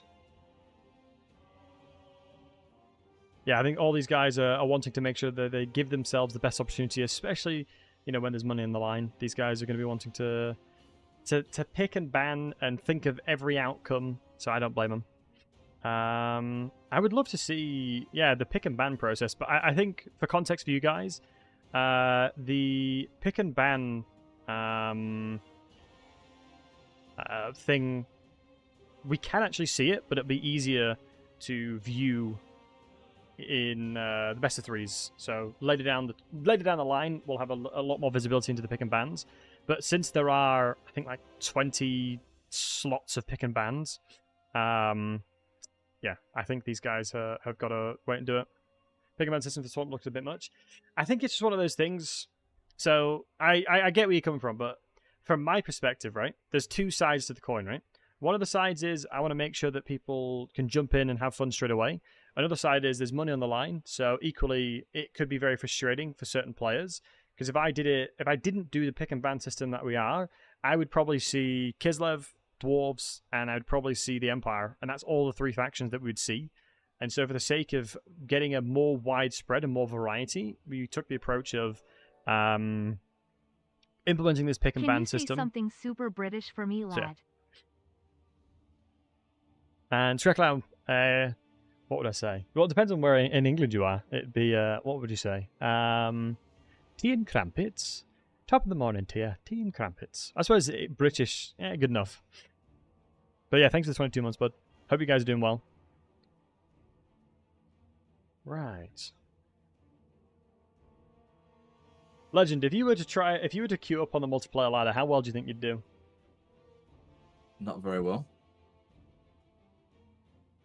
Because like what I did previously to do well in multiplayer was like lots and lots of practice. It was like all day, every day. I'm not doing that again. Yeah, I don't blame you. Yeah, it's so much work, people right? don't realize how much practice I did, and that was when there was just 4 or 5 factions playable, 6 factions. I don't know. So without doing that same level of, like, I got a lot of catching up to do. So I just don't have time for that. Yeah, no, I don't blame it. It's sort of like a similar thing for me. I really, really want to do more multiplayer things, but I work full time as well, so it's just finding the time. It's super difficult. So yeah, I know exactly where you're coming from, matey. It's like it requires a lot of practice. Like when you see these players that are fighting today, like we're talking about hundreds and hundreds of hours that are in place for this one. So yeah, when I have a time limit for the army selection, honestly, I didn't think I needed it. Normally, a lot of these players usually pick relatively quickly.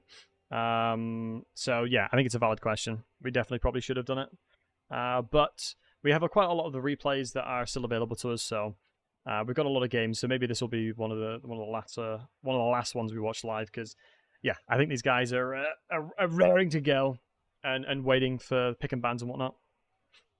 And I think maybe the pick and ban system may be new to them as well.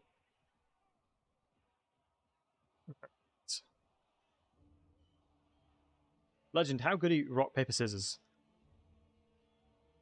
Oh, I'd say I win about 1/3 of the time. If I sent you a rock, paper, scissors online right now, would you play me? Just while we're waiting on the dead time. Sure, why not? Okay, let's give it a go. While we're waiting for these players, here we go. How do we do this? Say again. Oh, okay. You send me a link. Yeah. Yeah, I'll send you a link. Right, let's see. Right, there's a content creator friend that I watch called Ludwig, and he says there's one question he asks: do you watch anime? Legend, any anime at all? I watch it occasionally. Okay. Okay, fair enough. Right, I've made my selection. Yeah, I'm not see. huge on anime. Okay, yeah, again, fair. time. Used to watch tons of Dragon Ball when I was younger. Don't really watch it so much these days. Yeah, Dragon Ball Z is just absolutely goated. Do you want to make your pick? Okay. Well, a little bit of a suspicious amount of time picked there. Not saying you stream sniping, but a little bit of time picking. I'll wait for you to pick first, and I'll pick him. Oh, right, sorry, 1-0 to you. I can promise you, I didn't even look at your screen. I wasn't cheating. No, I know. I'm messing. Right, okay. Let's get into the mind of one of the greatest players Total War's ever seen. What you picking? We double down. Oh my goodness. Okay. Never double down. Okay. Lessons learned. Never double down.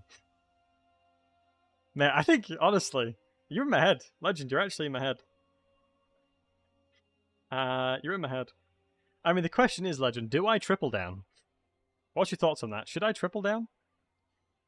You do whatever you're going to do. Okay, we triple down. That's a tie. Okay, let's see now. Do we quadruple down, Legend? That's the question. Do I go with the quad down? Do we go with the quadruple down? Oh my god, he's in my head. Okay, this guy's too smart. Okay, there you go. Anywho, this guy's just in my head. He's living there rent free. All right, Legend, GG's. Okay. That was a bit of a brutal showing. But yeah, hey ho. Absolutely goated with the swords when it comes to rock, paper, scissors. Hey, honestly, the triple down usually works really well for me. Not gonna lie to you. Looks like a Demons of Chaos versus Grand Cathay matchup, which is good to see. And unless Bigman is actually picking Cathay. That's a very, very strange matchup. I mean, Demons of Chaos is a very popular faction right now, very hot right now. But yeah, my goodness. Now I've learned your rock, paper, scissors gameplay is very firm. No, you haven't. All right, okay. I mean, look, I just picked them at random. No, there was really not much thought behind it. No, there was a lot of thought going behind that, and just Okay. yeah, you just in my head. What can I say? Well, that's the thing. I got in your head when I shouldn't have. You should have just picked them at random. But sometimes, if I don't know what I'm The trick doing, to rock paper scissors is to not care. Like I just didn't care if I won or lost. What about since if I don't know what I'm doing, how can you know what I'm doing? Do you know what I mean? I didn't know what you were doing. I just didn't care. Okay, maybe that's the Therefore, like you weren't in my head. You were constantly like thinking that there was like loads of gears going on in my head. There just wasn't. The lights are on, but nobody's home. You're just picking whatever. Yeah, no, that's fair Yeah, enough. it's just like, yeah, I'm gonna get a rock. Yeah, I'm gonna rock again, whatever. Yeah, no, fair enough. I mean, I was trying to, overthink it. I was engineering it too much. I was cooking too much potentially. Yeah, but fair you enough. overthought it. Yeah, no, It valid. was all just like it's fine. Valid. Right. Let us see here. So, what we're able to do...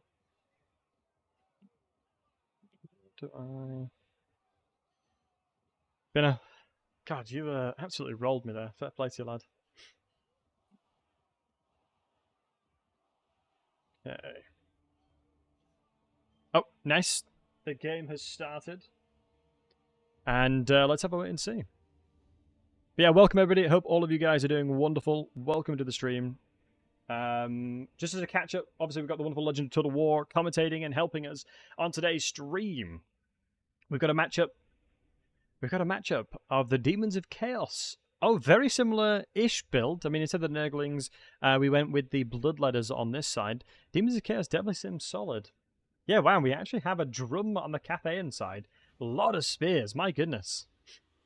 A lot and lots and lots of spears coming out. I think that the Demons of Chaos army is better than the Cathay one because it's very defensive. Yeah. I'm not a big fan of heavy defensive armies. It's got a lot of holding power, not a hell of a lot of damage dealing. Whereas the Demons of Chaos have got a lot of damage dealing. I always favor those kind of armies, but it depends on how well he uses it. Yeah, the box is coming in. The box is coming in and the beats are coming out. Where's the war drum gone? This is live. The war drum, it looks like a Cathay box is going to be deployed here. Is that the Regiment of Renown one? It is not. It's just the normal Zangu war drum with the ability for the reload skill and melee attack or a bit of armor. I mean, the armor is actually quite nice. Should have gone with the Regiment of Renown one because it provides magic attacks. Ooh, absolutely cooking. He cooked in the rock, paper, scissors, and he's cooking in the build now. Yeah, valid point. Yeah, I think magical attacks would have been huge against Demons of Chaos, as it would completely bypass all physical resistance. So yeah, it makes a lot of sense.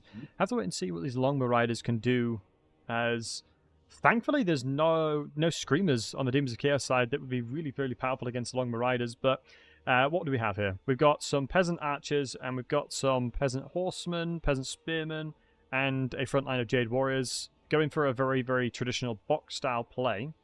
Let's have a look over here, Legend, shall we? We know there's a lot of Bloodletters, Pinks, and Furies. Plagues of Toad is an interesting one. Nurglings. A very widespread composition. And the Mage has got Blue Fire and Firestorm. Interesting. So, yeah, very smart pick by Berserker, thinking to himself, if he blobs, I need something like that. And you said, Legend, you said that you like the Demons of Chaos army a little bit more here? That's what I would pick to win, but it depends on the player. So we'll see how they go. Yeah, both players are absolutely top of their game. Fantastic players. I mean, VM Berserker's been playing for a long time, and Pigman, like I said, recently won Torin's tournament. So we'll have to wait and see how this army transpires. Ooh, I do love the Sourguts. I mean, sending the Sourguts into melee is always an absolutely terrifying prospect there. But we can see the Fiends are doing a great job. Plague Toads, it's a double Plague Toad situation. Yeah, whenever these guys are ready, the battle has commenced. A lot of the bonuses are coming out on the Cathay side, so yeah, this box is going to move up nice and slowly with each other. I mean, yeah, I'm going to be interested to see what the Firestorm does and how Pigman reacts to what's actually happening here, because I feel like if Pigman doesn't react accordingly to the the Firestorms that are coming out, the blob and the box formation can very quickly get disrupted. Ooh, a little bit of lag there, but that's okay. Ooh, a Yin Mage. Oh, wow. Ancestral Warriors coming out, just in case. I believe the Ancestral Warriors have magical attacks, so that's expected. So a really nice summon there. But yeah, let's have a look and see. They're now effectively getting themselves onto the victory location here. And they're going to start trying to position themselves accordingly. The drum is doing a great job. I'm just a bit afraid of the shooting force, if I'm honest, Legend. A lot of shots can come out on these archers, and I'm not sure they can do an awful lot about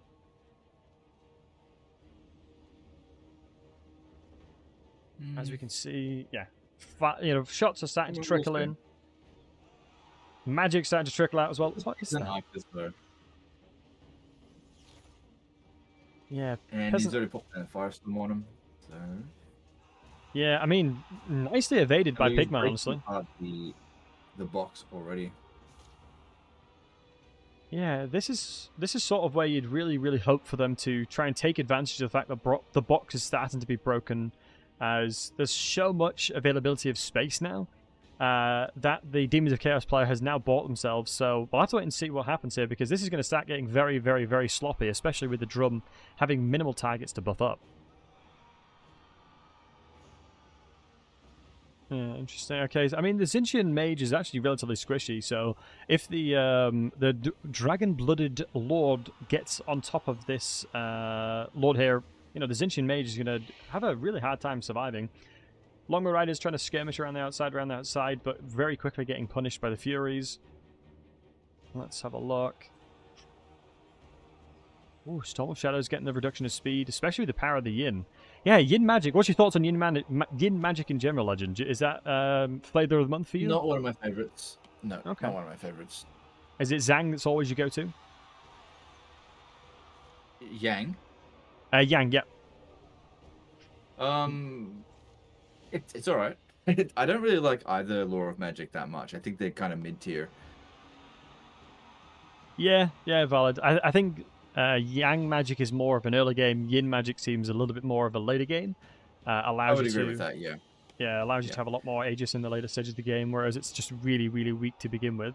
A lot of damage Mirror can be very useful, especially against a human opponent, because you can reflect the shots back at them relatively cheaply.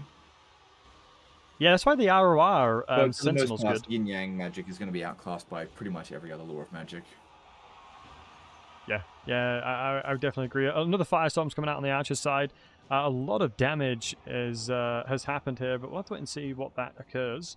Bloodletters are style trading into the Peasant Long Spearmen. My goodness, the Peasant Long Spearmen are not going to be able to do very well against the likes of Bloodletters. They are thinking to themselves, that is absolutely free real estate, for sure. The War Drum is just running around, being a bit of a nuisance, but not a lot of damage is being traded back into this. Ooh, the Fiends are taking an absolute beating here. Yeah, really nice overcasted Storm of the Shadows to get the AoE reductions around here. Yeah, I think the Yin Magic, honestly, is paying off really nicely. Doing a good job there. Yeah, I mean, every Law of Magic can provide a lot of value. I just think that Yin Magic provides less.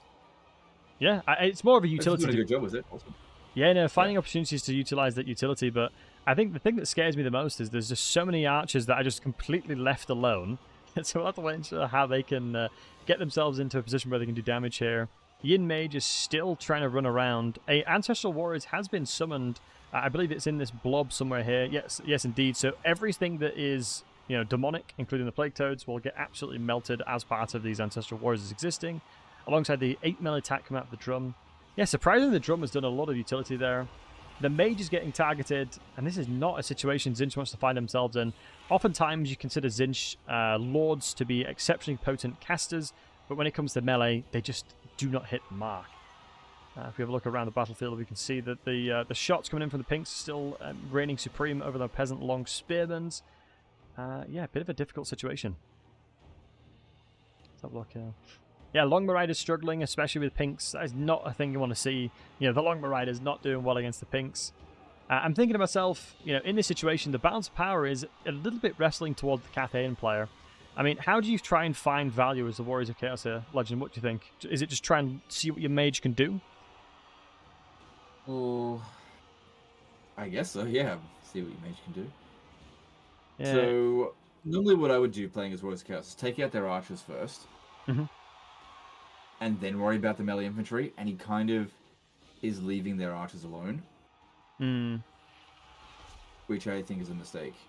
That being said, the archers are not worth that much balance of power, but they still have a fair amount of damage dealing they can potentially do, and the best time to get them is when you're nice and fresh, and that's past now. Yeah, for sure. Yeah, a lot of the trading that's happened, it seems that the Cathay player identified that if I just throw my melee in, I can get so much value out of these archers and I can do a lot more. This mage has struggled heavily against this Yin Magic. This is not something I would ever think about bringing. You know, bringing Storm of the Shadows and just running down your opponent here. Gaze of Fate went on the Longer Riders to stop them from taking a little bit of damage here, but this Feathered Prince is not having a good time. Yeah, he's really struggling there. No, the Cathay player has done quite well. Yeah, and it makes sense. This is one of the reasons why Pigman, won the previous tournament he was in against, I think it was like 20 other very, very talented players. Identifying opportunities where you can start taking advantage, And I think this one is definitely present, where the Cathay Lord knew what their victory condition was. It knew, in this situation, I want to try and push as much as I can and put the pressure points where I know exists. And that's what the Yin Magic was all about, because the Zinshin Mage is such a common pick for the Demons of Chaos. And it looks like Berserk has thrown in the towel. So GG's to Pigmen. Absolutely banger of a game to watch. It was great to see. Yeah, overall, let's have a look at the balance of power situations. You can see the Mage, surprisingly, 2,000 gold value, which is crazy to me because I don't think there was any damaging spells. So that was all melee swings from the Yin Mage. Let's have a look at the Here Legend. I mean, some of the Peasant Archers did a good job of getting themselves paid for. Other units, not so much. But the Archers just weren't really much of a threat, it seems. So we can see the Long Riders doing a good job and the Drums doing a good job. What was the big, the fighting force on the side of the Demons of Chaos player? Yeah, no real standout units, right? Bloodletters did quite well. Yeah, definitely. I think it's how much? I think they're like 800 or 850 or something like that. So getting to the point where they're paying for themselves, but nothing spectacular. I mean, it's like there was. I'm just surprised the Lord was able to beat up things as much as it was. But yeah, GG's to those players. Yeah, Let's go ahead. I usually don't have much faith in Plague Toads. I would not have recruited those. I mean, with the changes to them fairly recently, they're definitely a lot better because they struggled to hit entities, beforehand. So let us go ahead and see where the bracket lies. We've got a couple of the players still fighting it out. I think we've got 6 players still fighting, but VM has just finished. So let's grab another replay here. Give me a second, folks, and we'll jump into another one of these ones. So we have got Archangel versus Nurgle PA. Let's jump into this one. Yeah, it seems that one of the things, Legend, that I'm happy to see is there's very few factions. There's a variety of factions that have been played here. Ooh, the Dwarves! Love to see that. They don't shame your ancestors, no, Yeah, I'll have to see what the bolt throwers do. 340 range, though, is not the best. So double gyrocopters, what the cap is available. You can't go any over 2 gyrocopters. Yeah, very terrifying army. They're very good units. Yeah, I mean, the fact that you can shoot while moving, the fact that you just have so much availability of mobility. Honestly, I feel like that Dwarf army is pretty damn good. If I was to bet, I'd say the Dwarfs are going to win. Yeah, I mean, the Dwarf definitely has picked a lot of things that are going to be terrifying. I mean, Thunders in itself, they fight in melee really well. All the Giant Slayers, the Triple Bolt Throwers. Carrions are around the outside, so we'll have to wait and see what they can do to translate into pressure here. I mean, Carrions in campaign are an absolute joke. Taking to Legend, Karen? Yeah, that was a pretty good move. Yeah, absolutely. Looking for the opportunities of Vanguard. We'll have to wait and see. So the Screaming Catapults are trying to contest against the Bolt Throwers. They will actually outrange by 40. Skeleton Spearmans and Hekara Warriors looking out. And we got the double Ushabi Great Bows. One of them RORs. Skeleton Chariots, alongside another Screaming Catapult. Carrions are doing a decent job, but the Giant Slayers very, very quickly has started to turn around and put pressure down. I just think Carrions struggle so much when it comes to translating into pressure because the damage and everything is just seemingly so low. Yeah, Carrion. I mean, they are just... what they can do is carry on and jog on elsewhere, because I'm not going to pick them. But yeah, they're an interesting unit, but it was good to try and identify victory conditions. I think what the Dwarf player is doing really, really well here is just identifying the fact that, hang on a second, guys, I don't need to push up towards you. I can value trade, I can look for the things that I know will give me an advantage here, which is a great thing to see. Bolt throwers utilizing the anti-large. We'll have to wait and see what the very first bolt does to these poor Skelly Bros. I mean, seemingly nothing too much. These guys are just vibing out. Have identified that, probably shouldn't be in a situation where bolt throwers can shoot me right now, so let's move back there. If you have a little cheeky tactical view, You can see that the carrions over this side are basically crumbling. The gyrocopters are on both sides. One of them is still roughly about half HP, but 3 of the entities have died. And you can see the gyrocopters are trying to identify the screaming catapults. Yeah, a lot of damage coming out there.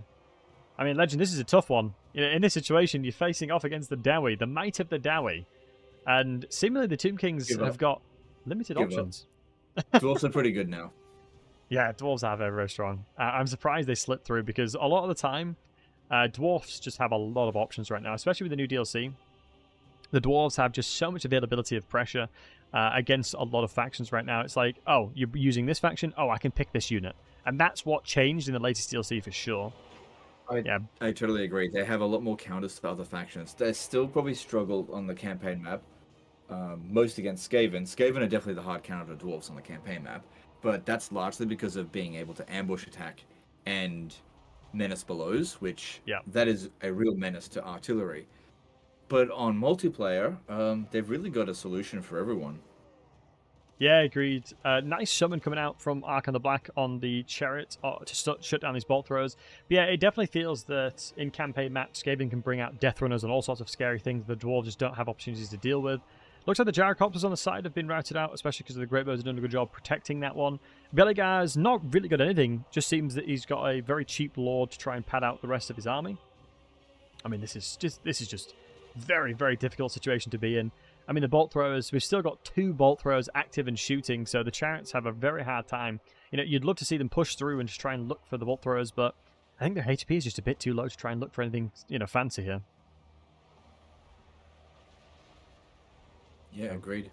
Yeah, Realms of Souls 2 coming out already. I mean, we're going to be in a situation where Realms of Souls 3 comes out for the Ushabi summon, but you can see that there's still some relatively decent trading. You know, a couple of the Thunderers are shut down. The Tomb Scorpion's going to try and find themselves anything that they can do.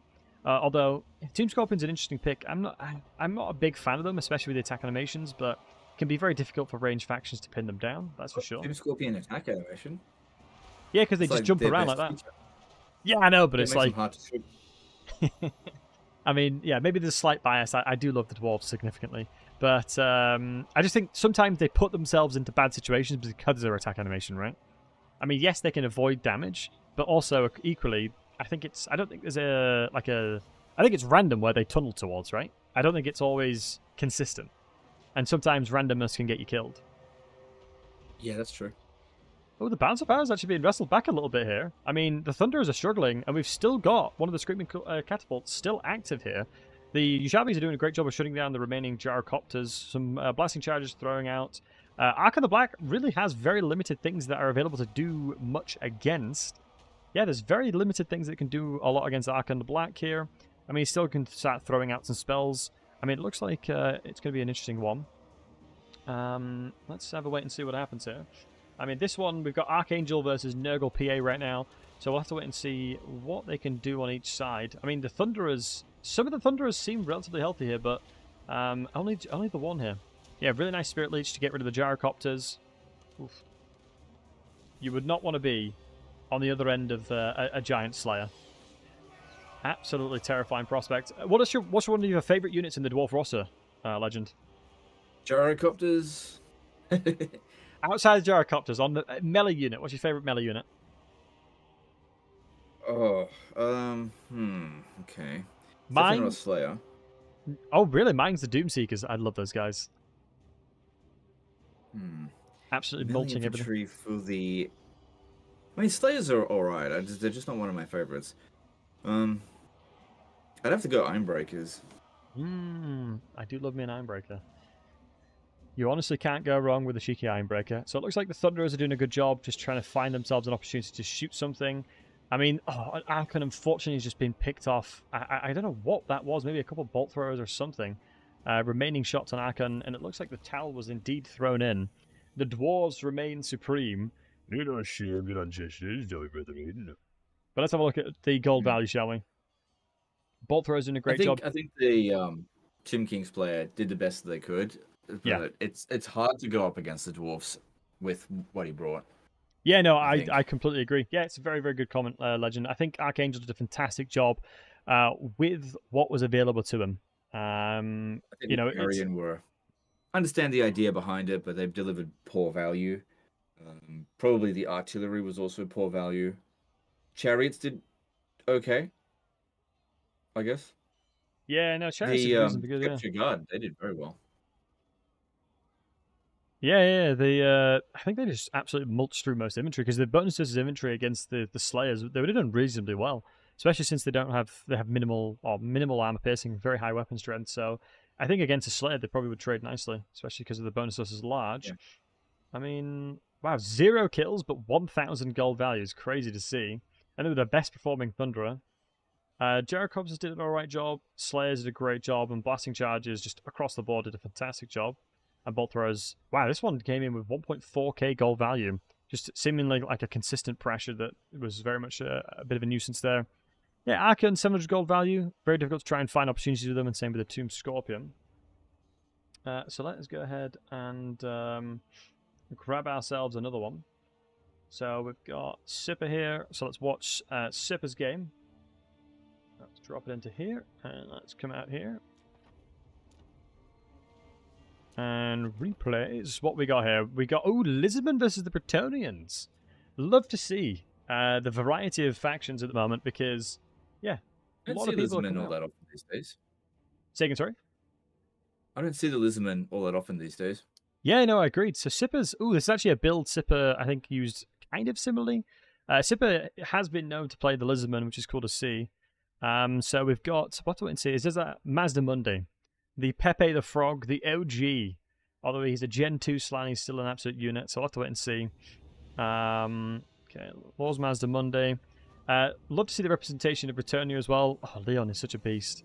We've also got Mazda Monday, and we've got the Spear Guards, Temple Guards as well. Some heavily anti-large, which makes perfect sense, looking to try and blob themselves up. When in doubt, blob it out. Let's just pause for a second. On the side of the Bretonnians, we've got some Royal Hippogrific Knights Legend. Honestly, one of my favorites. Dwellers as well. So, do you know when you said it was nerfed recently? I think, isn't there an Overcast? Yeah, Overcast is, 24 wins though.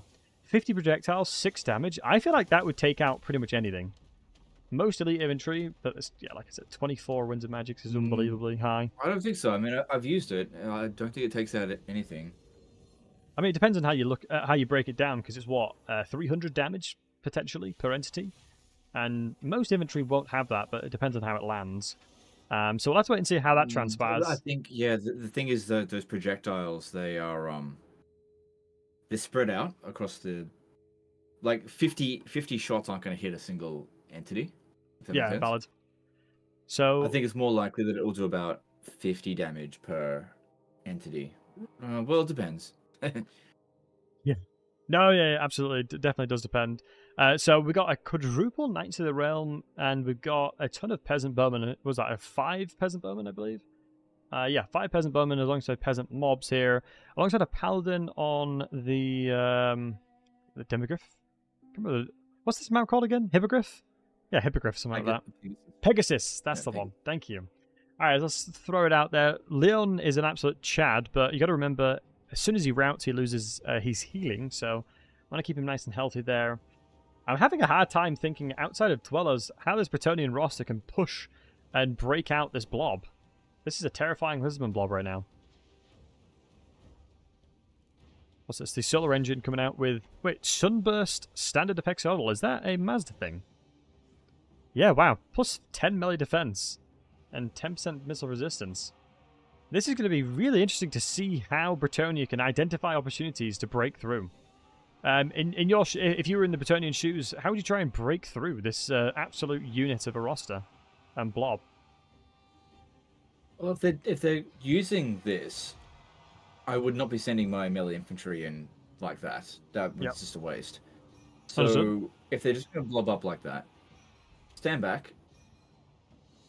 But don't try to surround them. It's not going to work because the Lizardmen have high morale. Like flanking is just not really. It's unlikely you're going to break them. So just keep your formation in check. So what they're doing right now, I wouldn't be doing that. Yeah. Keep them all together and just shoot at them. Just shoot them. Just use up your ammo. Use up all your ammo before you rush in. Yeah, I think that's a very, very valid point, because I feel like in this situation... it looks like Dwellers is doing a ton of damage here. Yeah, that's why Dwellers is really just absolutely packing a punch here. Yeah, I think in that situation, when you do have a range advantage, right, the Lizardman player has very limited range apart from the solar engine, but you very quickly can trickle down a lot of their, high tier per se inventory, because the healing that you have available on Bretonnia right now is very limited due to the fact that you casted Dwellers. So it's almost like I do one thing, and I have to be very careful because I have to, ensure that I'm not taking too much of an advantage, right? Yeah. So hold on, let's just check out here. So it looks like 2 archers were just taken out, and if I'm not mistaken, it's the Ruination of Cities that is specific to Mazda Mundi. So great cast that we missed over here to deal with 2 of those archers. You gotta be very careful when it comes to that. We've got the Ancient Salamander alongside. I think there's in Revitalizing Crystal as well. Yeah, so we'll have to wait and see what that looks like. But Luan Liqueur needs to be careful not to get routed here. Otherwise, he's going to start losing his healing, which gets very difficult to start topping that up. Revitalizing Crystal got caught out a little bit on the side here with the Knights of the Realm. A lot of pressure can come down into things like that, but there's a lot of miscellaneous inventory that is still remaining for the Bretonnian player. So let's see how they throw that in. Ooh, I'm a bit scared for the Bretonnian player here because I think you rightfully called out Legend. Use your ammunition. Make sure that you're kind of playing towards what your victory conditions look like. And take it seems this one slow. Yeah. Okay, you got loads of time. Use up your ammo and then rush in. Yeah, he's rushed in first and trying to use the ammo at the same time. Yeah. I can understand he's probably trying not to cheese, and fair enough. But a bit of patience, I think, could have gone a long way here. And I think he's just basically throwing away way too many troops trying to micro, which it's not going to work. You're just not going to break those units. Yeah, and there's very limited healing. I think Apotheosis is the only thing that really is available apart from Vitalizing Crystal on the Lisbon side. So, I mean, they'd have a hard time keeping things up. So I agree in that, throwing out tons and tons of pressure continuously is probably the way to do it. With those archers and try and look for, I guess, smaller skirmishes and not trying to commit too much at once. But we can see there's a couple of nice Ruination of Cities is a very dangerous attack. You really want to try to dodge that as much as possible, which is difficult to do because it moves randomly. Yeah, I mean, it was... But you're just going to suck up a lot of damage with that kind of ability. Yeah, I think it's so... In the heat of the moment, it's sometimes, really difficult to analyze everything that's going on. And Ruination of Cities is one of those things where it's like, you never know when that's going to come down, so you've always got to be in a situation where you're not stacked up like this, and you're a little bit staggered on the way that you've deployed your units, just in case something like that does come down. But yeah, it looks like the Bretonnian player is going to struggle a little bit due to the limited amounts of, things that are remaining.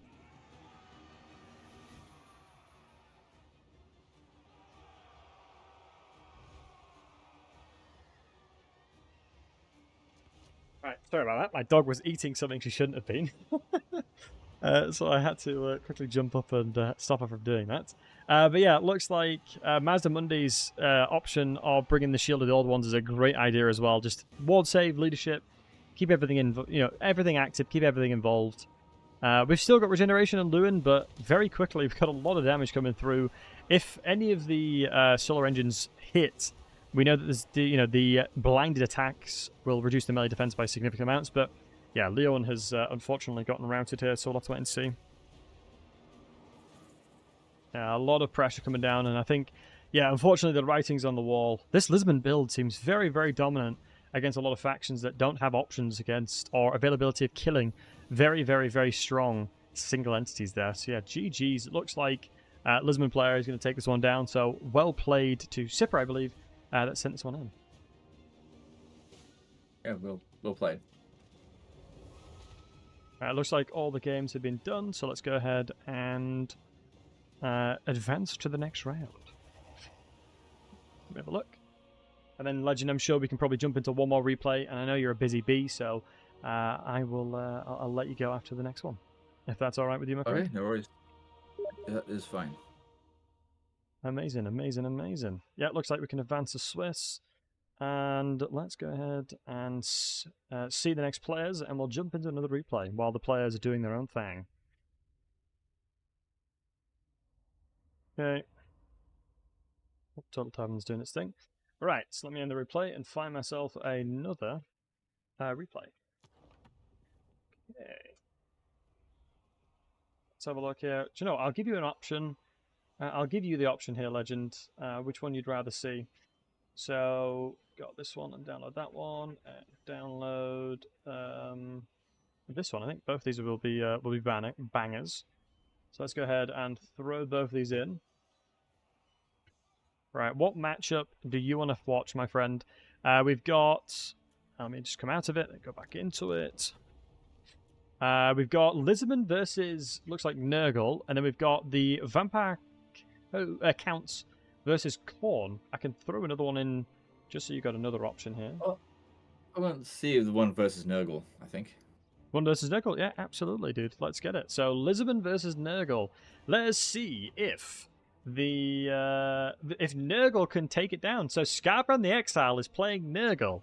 I wonder if they knew what what Scarbrand plays here. I mean, it's probably a really decent assumption to say, my opponent's called Scarbrand the Exile. I should probably ban Khorne. So maybe it's a bit of a disadvantage. Yeah. A bit of a disadvantage. Although maybe the guy named himself Scarbrand the Exiled, knowing full well that he's not very good with Khorne, so that he would get Khorne banned. Yeah, he's just typed in the chat and he's just said Khorne got banned, so that's kind of funny. That makes sense. That if you are called, Scarbrand the Exiled, you maybe target banned there a little bit. So sometimes even naming conventions of how you call yourself will actually impact you when it comes to building your army compositions in tournament situations. In the later stages of me doing multiplayer, I would have to change my Steam name because I would show up in a lobby and then somebody would immediately drop out and be like, okay. So I just after every say 5 battles, I would just have to change my Steam name so that they didn't know it was me. Yeah, no, I'm not surprised. And you know what the funny thing is sometimes I would have like a goof name, just random name. Right, hit me with your goofiest. Whatever. Hit me with your goofiest name. And people would be like, "Oh my god, you're bringing that Legend of Total War cheese army," and someone would actually say that in the chat. You know, before the chat was removed from the game. Yeah. So it'd be like, "Well, guess who I am." What was your throw out? What was a random name that you called yourself? What was a goofy one? But I don't know. It's just random stuff. One of the random names I used to play with was a perfectly perched pelican. This was I don't know why. What, 6 years ago now? More than that? Yeah, 7 years ago. I don't remember this stuff. No, that's fair. Right, so we've got throwing axes, a quadruple throwing axe situation. Is that triple exalted playbearers with Kugath, exalted hero of Nurgle, 2 exalted hero of Nurgles with no spells on them, but they're on horseback. Double horseback. We've got the Chaos Furies of Nurgle. We've got the Warhounds. And then let's have a look here, shall we, Legend? We've got Feral Cold Ones across the boards and Croxigars, Aurora and 2 Sacred, Skink Skirmishers as well, and the Javelins. So while Kugath is chucking his Nurglings at his enemy, let's have a look what happens here. I mean, Kugath's going to be a little bit of a bad situation with the Javelins if they all focus him, but we'll have to wait and see how the Exalted Heroes of Nurgle can kind of complement them a little bit. The Marauder Axes don't need to be in that situation. Yeah, it's a very scary prospect to be in there, I must admit. I mean, in this situation when you got... Sorry, sir? A lot of lizards coming, and I don't think they're bad choices. People, I think, oftentimes underestimate skinks, but you can get a lot of value out of them very cheaply. Yeah, definitely. I think, definitely skinks are one of those cheap and cheerful units that you can get access to. Because the Javelin variant is, I think, as the same melee stat line as the melee variant, so just for a little bit more cost for some really, really powerful, potent Javelins. Because you can see here already, wow, the Marauder Horseman is being taken out and routing off the battlefield. But we got the Feral Cold Ones being chucked into melee, but it'll have to wait and see how this goes. Because if we've got the... What's the healing bad boy over here? Yeah, Fleshy Abundance, AoE heal. A lot of these guys are going to be absolutely fine. The only concern... Where's the damage really for the Lizardman player, really? Yes. I'm not sure what your thoughts are there, but there's not a crazy amount of damage on the Lizardman side right now. No. But that being said, neither on the Nurgle side either. Yeah, valid. Nurgle's very defensive. Yeah, it looks like Nurgle's had enough of just being shot at, so the Marauder Horsemen are engaging the skirmishers on the side here. We've got the Chaos Furies trying to rout off other skink skirmishers on that element as well, and the Warhounds doing a good job trying to hunt themselves targets, but the Feral Cold Ones intercept. I mean, this is sort of a similar thing to one of the battles last time with Malekith, right? the players identified Kugath as a unit and will be very difficult to kill, so they've said, do you know what, I'll kill your infantry instead. So really nice target selection there. Yeah, just like what I said about the Malekith side of things with the very first battle. Sometimes a target is too difficult to kill. Best thing to do is ignore them.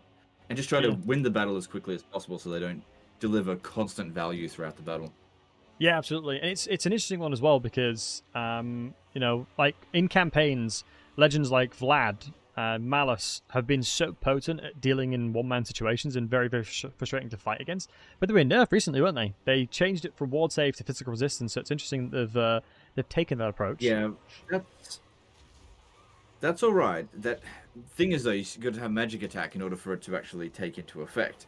So that's primarily good if you're bringing like your legendary lord that's got their primary equipment sorted. But if you don't have that, you're still going to struggle just as hard. Because whether it's 60% physical resistance or 60% ward save, the main thing there is you need to have those magic attacks. Yeah, absolutely. And in this battle, it seems like a lot of these exalted plague bearers of Nurgle are struggling to find themselves in this battle. I mean, they've thrown a lot of their ammunition, and now they've found themselves into some melee skirmishing, but a lot of these infantry are really far away from each other, and so the Lizardmen player is picking apart the roster of Nurgle very, very nicely, I must admit. Yeah. Oh, Fleshy Abundance has come out, though, but it looks like the plague bearers of Nurgle on this side didn't actually receive the love either. So in this playstyle, it'd be interesting to see the RR, because the RR of the Exalted Plague of Nurgle, do you want to remind the folks what it does? As it seems like it would have been a good pick here. I can't remember. It heals. So sorry, dude, to put you on the spot like that. It revives. So basically, in melee, they can revive entities as part of being in melee. And so you can you can put a combination of healing on top of that, and so you very quickly can revive models. So it's interesting to see that the RR wasn't taken, but a triple Exalted Plague Bearers was. So you'd see, you'd think there'd be a lot more pressure coming out from the RR because you can keep finding more value and keep finding more opportunities to get that damage off. Skink that's a really good point. Yeah. How much extra does it cost for the multiplayer side of things? Good question. It's a couple hundred at least. It's probably like 300 or so. So it is quite expensive. You're missing out on potentially like a cheap unit like a Nurgling. But equally, you're finding yourself more opportunities, and it's like another victory condition per se, right? Oftentimes in the multiplayer, you need to identify what your victory conditions are for your armies. And I definitely think that, things like that could be. As the Lizardmen player did a really good job of going quite wide with a lot of these, ranged units to deal with any kind of threat that came in that was, an Exalted Plague Bearer of Nurgle, for example. Yeah, I agree. I am a little bit afraid of this Croxigore stack, though, Legend. This is a little bit of a terrifying prospect because the later this game goes on, the more Vitalizing Crystals are going to go out, which is a bit of a worry for Nurgle. It does look like the Lizardmen have got this now. You think so? Yeah, for sure.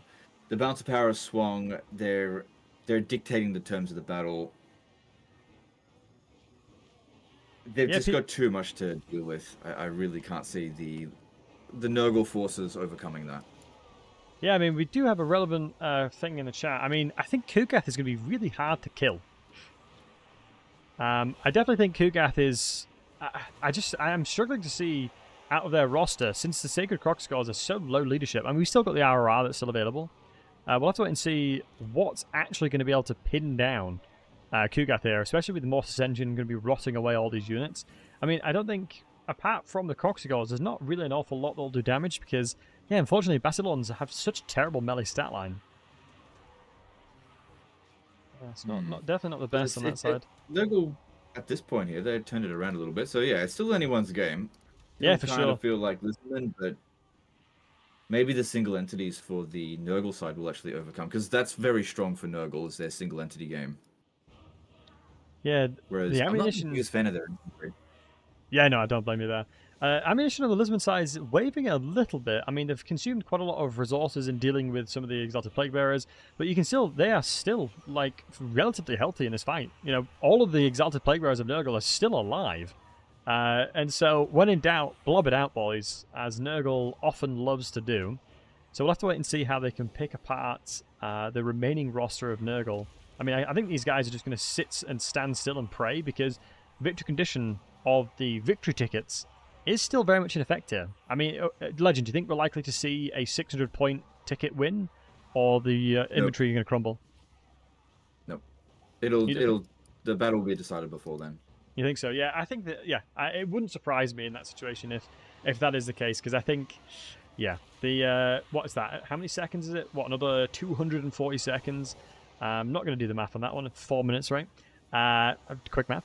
Yeah, it's a lot of time. That is an insane amount of time that would need to be sustained in order to take this one down. A lot of crossfire is going down, but in the situation of blobs, that's sort of what Nurgle wants you to do, right? I mean, Kugath is kind of laughing here, spreading his pestilent decay across Ipperary, utilizing the slime trail, being a huge nuisance, and I think Kugath may just start printing off a considerable amount of value here.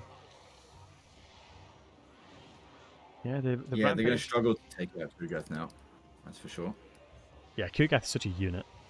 I honestly, Kugath, often size, I think Kugath is one of the strongest melee fighters in the game. I mean, it sounds stupid to say, but he's got, like, Rancid Visitations, he's got... I mean, would you agree in that Nurgle is the best magic in the game? Oh, interesting. Maybe, okay. Army, but Nurgle's definitely up there. What? Okay, I would assume Nurgle, just in general, magic is always better. But what kind of composition would you use different magic with? Sorry, what combination for Nurgle magic? No, outside of Nurgle magic that you quite... Is it like fire, Zinch magic? What other magic schools do you think is a top contender? I'm actually not that big of a fan of Zinch magic. Fire magic's very good. Well, I'm thinking of it from a campaign perspective. That's the problem here. Maybe Nurgle magic's the best in multiplayer. I just don't know. I don't play it. In this situation I'm thinking campaign as well, personally. But yeah, so much AoE damage come down. But I think the best lore of magic in the game is vampire magic. You think so still, even after all the nerfs? Interesting. What nerfs? I mean, vampire magic has been, I would say, relatively bad. I mean, if you look at Warhammer 1 vampire magic, I mean, it was just unbelievable. And you look at Warhammer 2, really powerful because the Winds of Death was so good. Winds of Death now, it may do less damage, but it's also a lot cheaper.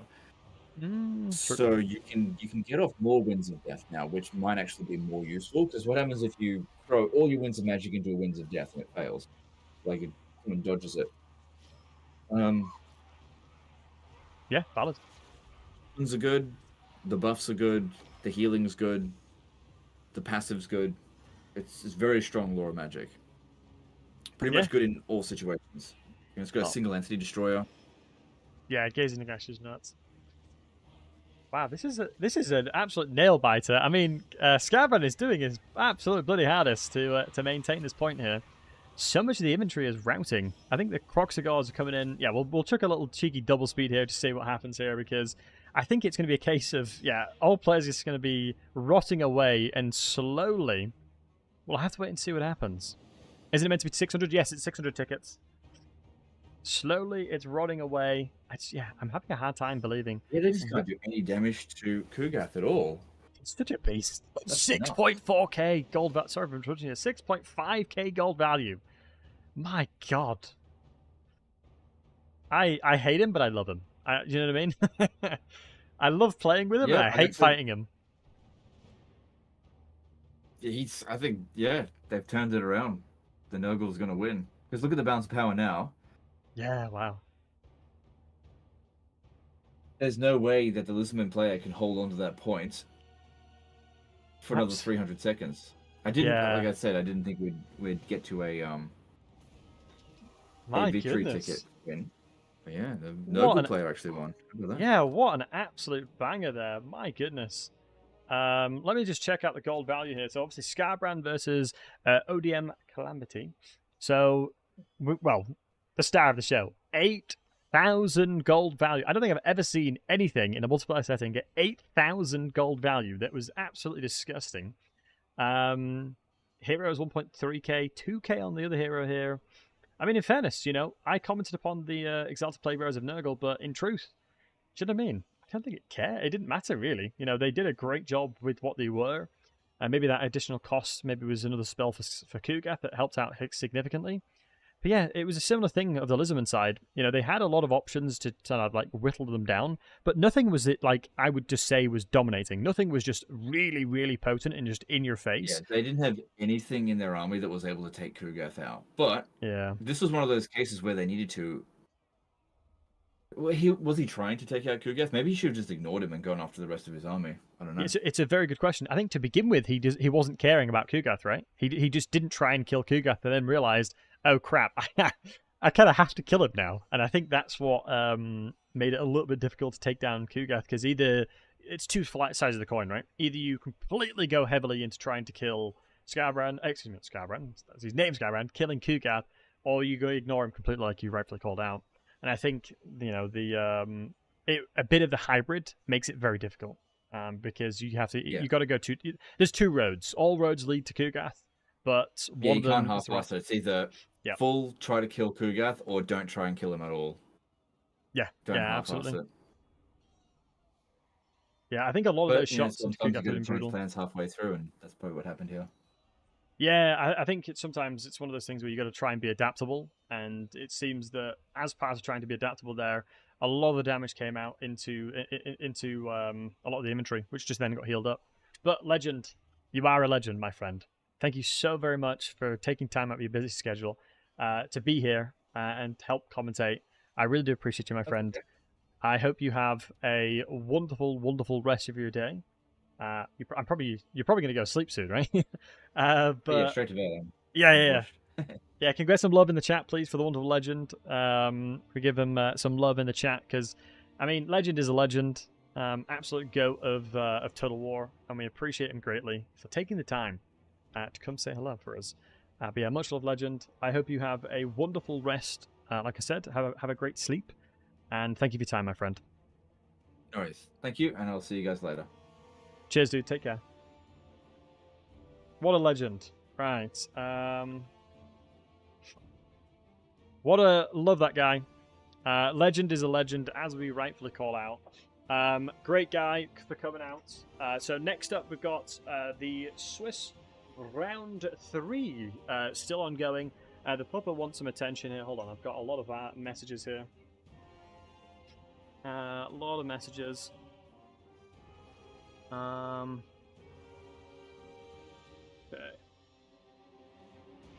Hold on, let's have a look. If there's anything I need to do.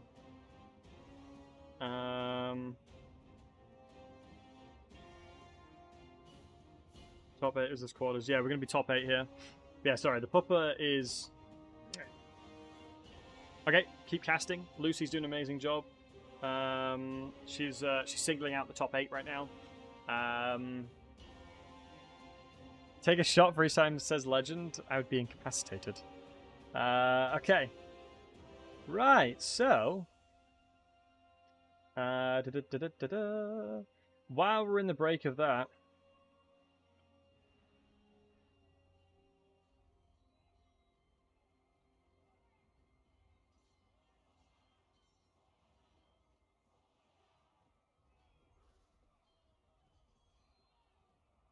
let me quickly jump over to the sponsor segment of today's stream.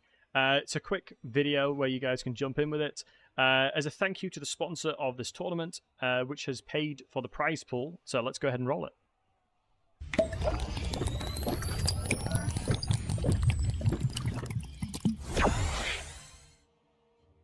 If you want to level up your game with Holy today, type !Holy. So yes, thank you to the sponsor. Very silly video, as you guys could see. But yeah, Holy has sponsored with the channel, so !Holy will send you to the link. It's in the description on YouTube, or !Holy on the chat. If you guys want a delicious beverage, basically that's not full of garbage, full of deliciousness, I would highly recommend checking out Holy. My personal flavors right now for the hydration range are pineapple, and my favorite for the energy range is this bad boy right here, which is Fruity Frog. So if you're looking for some delicious beverages at a very reasonable price, do go check them out. So we're in the process of trying to contact Lawmaster, because right now, guys, if you can do me a favor, all of you wholesome hunks in the chat, do me a favor if you don't mind. Can you guys Once Lawmaster Sotek is here. Have a let's see.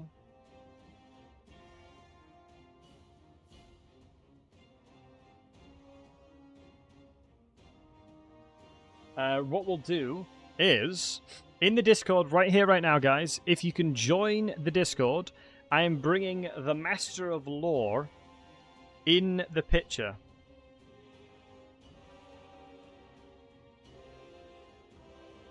I'm bringing the Master of Lore in the picture here. So right now, we've got a special situation.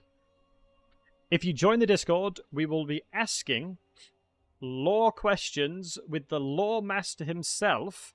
So if you join the Discord right now, in the general chat, you'll be randomly picked to answer some questions. So this is a bit of a break between while we're letting the players do the thing. Is this special segment with Lore Master Sotek. He is going to be kindly joining us, and all you guys got to do is join the Discord. And if any of you guys want to take on some lore challenges and speak to me and Lore Master Sotek, you are welcome to do so. So we'll have to wait and see if any of you guys are wanting to do the Royal Rumble and take that on. If any of you guys want to do some lore questions, any of you guys brave enough to do some lore questions here. Otherwise, we'll throw it out to the chat if none of you guys are brave enough to speak with us today. So have a look. So make sure to join the Discord, which is in the description. And Ent and Human Boy are going to be later on today. I know that the wonderful Lore Master has... I'll push you to... Let's have a look. So, guys, don't be shy. So all the wonderful viewers that are in the chat right now, I'm going to grab when Sotek comes in, and I'll throw him into the admin hangout. Sotek, how are we doing, my friend? Good to see you. I am doing all right. Today has been interesting. Yes. Yeah, for context, folks, unfortunately, your power's out, right? Due to... Is it a thunderstorm, you said? So I've got power. Okay. Our internet, because everything in here, like a lot of it runs on Wi-Fi, though I have a hard connection. But all the internet's dead, which is just great. Yeah, that does not sound ideal at all. Right. Okay. So, the wonderful Sotek is here. I know we've got, I think it's 15 minutes, right, until you've got to go for your sister's wedding. I think you said. So no, we've got a bit more time. Okay. We're not in a huge rush. Okay, understood. All right, I just wanted to make sure. Right, so what we'll do is I'm going to ask the chat right here, right now. Whoever's the first person to answer, unless Sotek, do you want to ask one of the easy questions? Actually, do you know that'll be easier? You can ask. Do you have it available to you? Because I know you're on your phone, right? Would you rather I asked it? I do. You got it available? Yep. Amazing. Right. The Lore Master is here. So, guys, get ready. Right. There's going to be a question from the wonderful Sotek here. And then I'll jump into another one of these replays. So, yeah, fire away with an easy question to the chat. And whoever answers it correctly first wins a game code. A random game code to lore. So, let's see. Let's go with the... Let's do this one. Mm-hmm. Which dwarf clan is Belagar Ironhammer from? Do you want me to give them give options? Give them the options. Sure. So option A is he is from the Norgrimling clan. Option B is that he is from the Drakebeard clan. And option C is that he is from the Engren clan. Oh, okay. Yeah, people have jumped in very quickly, and it looks like Slayer. I think you put right. You can be the decider here, Sotek. Someone put Angrund in there, but they didn't put Clan Angrund. Do we give it to Angrund, or do we give it to Clan Angrund first? I think that's fair. I will not disqualify someone on a technicality. Understood. Right, so Slayer, DM me on Discord for the prize. So congratulations on the easy one. Right, let's jump in with a normal one now. Let's try and jump in with a a relatively harder one. Okay. On a scale of 1 to 5, how hard do you want this to be, with 5 being the hardest of the normal ones? Let's go with a 3. A 3. Okay, so let's do. All right, let's do this one. This one's a lore question, but it's also kind of more of a Total War history question too. Okay. So, which of the following 3 characters canonically dies before, keyboard being before, the reign of Emperor Karl Franz? Is it A, Azhag the Slaughterer, B, Rapunstelinus, or C, Tarmakon the Maggot Lord? These are all characters who die in the canon, but we need the one that dies before Franz takes the throne. Okay, so let me just find where that one is. And what is the correct answer? The correct answer is Rapunstelinus. She died a few hundred years before the rise of Karl Franz. Okay, there you go. So, who was the first person to say Rapans? I think it was Zebka, or who is Brother 3D. Yeah, Dizzy, thank you for letting me know. So, Zebka, DM me on Discord. You know the deal. You know the drill. Much love to you, man. So we've got an insane battle on the horizon here as well. But here's with another one. Let's go with the hardest one. I'm actually curious to see. Let's go very hard here. Let's see how smart these guys are. Oh, you want okay. Oh, let's go the the hardest. absolute hardest. Oh, let's go the hardest. Okay. Yeah. I will be, so granted, because it's multiple choice, someone should get it, but I'm curious how many people will struggle with it. How about we don't do the multiple choice to somebody? Don't do multiple choice, and then we'll give them multiple choice after a bit of time. Okay, that sounds good. That sounds good. I'm very, this one, I checked these ones. You will not be able to Google this, so good luck. Oh, really? Wow. Okay. Yeah, these ones are Google proof. So, oh my God.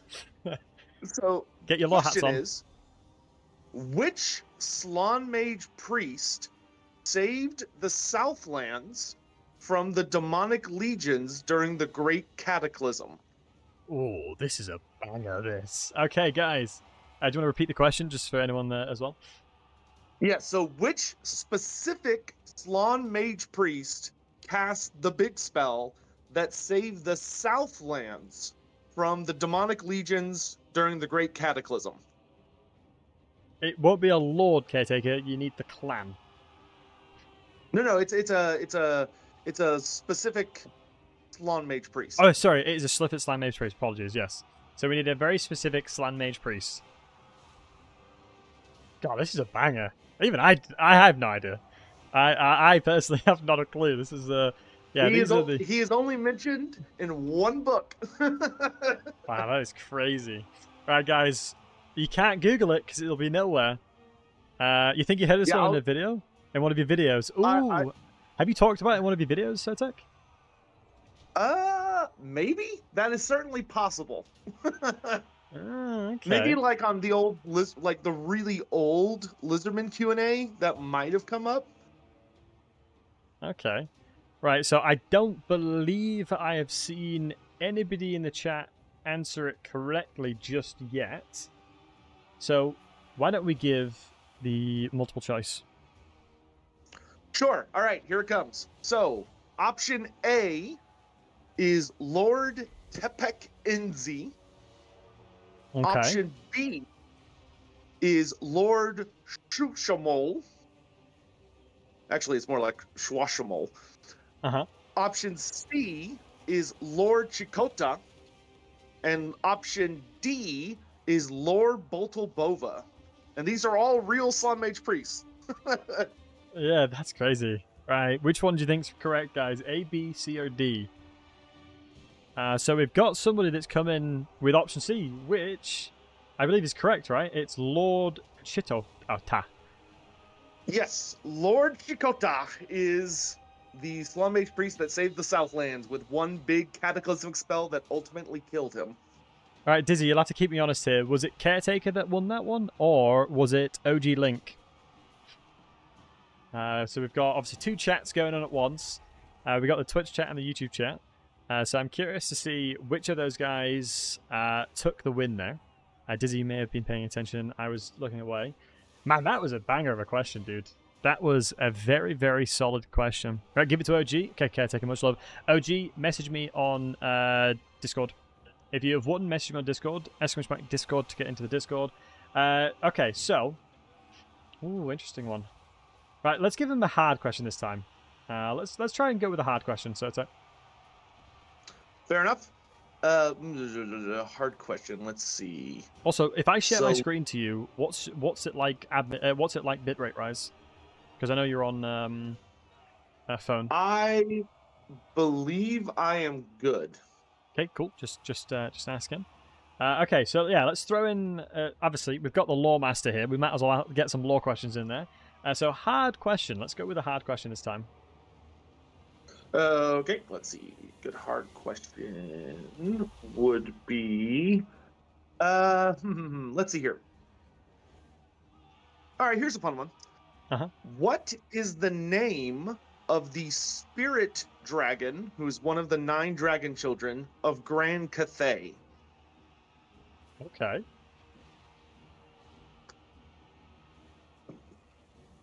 So this one people should know. If I'll give a hint that there is a landmark dedicated to this character. Oh, there's a landmark, and yes, Gorechild, I believe, is correct. It is Shiama. Yep, Shiama the spirit dragon. Congratulations. Right, Gorechild, make sure to message me on Discord to claim your prize, my friend. Yeah, these are, like, honestly, your level of lore is intense. Ooh, what could be interesting?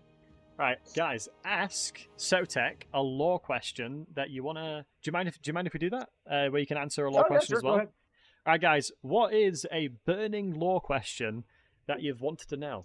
So obviously in the background there, we just had Hoshland while we're waiting on the questions. Just had the wonderful, who is it? Boss Toss take down Scarbrand on the Dark Elves. I think Scarbrand's definitely getting target banned because he's called Scarbrand, which is funny. It's probably when you like to make your names lore heavy. All right, Anthony, I don't know how to ask this question. What is Galleon's graveyard? Someone's asking if it's the Great Maul's butthole. I'm not necessarily sure how to tackle that one. So, what's your thoughts? Technically, no. Yes and no, depending on how you define a butthole. But is it the other side of the Great Maul? Yes. The Galleon's graveyard is technically the region around what is known as the Maelstrom, which is where the Great Maw, which burrowed all the way through the world, but not necessarily in a straight line, exits into the ocean. And it is just like the Great Maw. It is kind of a god in and of itself. And what it does is that it draws everything that dies at sea into itself and devours all of it, and then eventually vomits up great amounts of the ocean and bits and pieces of what it's eaten. So everything around it is a big collection of dead things, which is why the Vampire Coast likes it so much. That makes sense. Great answer. Thank you so much. Right, so Zebka, this may be a hard one. Why is the Blade of Eternity's Cetra uses not as powerful as the Sword of Cain? Ooh, so that ultimately comes down to that the Blade of Eternities, which is very, very cool and does have the ability, at least the Tomb Kings believe it does, to destroy someone's immortal soul in a sense, consigning them to oblivion instead of going to the afterlife, which the Tomb Kings think is very spooky. It ultimately was made by a man. It was made by a person. They may have had the divine guidance, but ultimately it was the hands of a mortal that forged it. The Sword of Cain, on the other hand, was forged by a god. It was made by Vol the Maker, who's the elven god of smiths. And so you're dealing with an item that's created by like an all-powerful, pretty nasty deity, who's basically the Warhammer version of Hephaestus, versus a really, really cool, badass Egyptian sword that ultimately is just kind of made by some guy. Okay. Yeah, great question. Great answer as well. Yeah, thank you much, Sertex. I appreciate that. Yeah, that's a really interesting question. And a very, very good answer. Wow. Yeah, it makes sense because I know the Sword of Cain is unbelievably powerful. It kind of leads in. Do you know the Slanesh weapon you can get in the Realms of Chaos campaign? I think it's Slanesh specific. Yeah, you can get a representation. I can't remember if it's a sliver of the whole thing, but you can get a representation of Slanesh's own blade, which is pretty spooky. Yeah, I mean, it sounds like a pretty decent weapon. Do you want to... what we can do is we'll jump into this replay. Do you want to kind of give a chance of commentating? Would you think you want to give it a go on the phone? I can do that. Let me make sure it is full screened on my phone so I can actually see it. There we go. Yeah, absolutely. I mean, I'd be interested to hear your takes on things because I know you're obviously a very good player. When we did the head-to-head versus Akoi and yourself, my goodness, you made my life hard when it came to using Quake. That was for damn sure. I would have had it if he hadn't cheated with the Dwarf Warrior spam.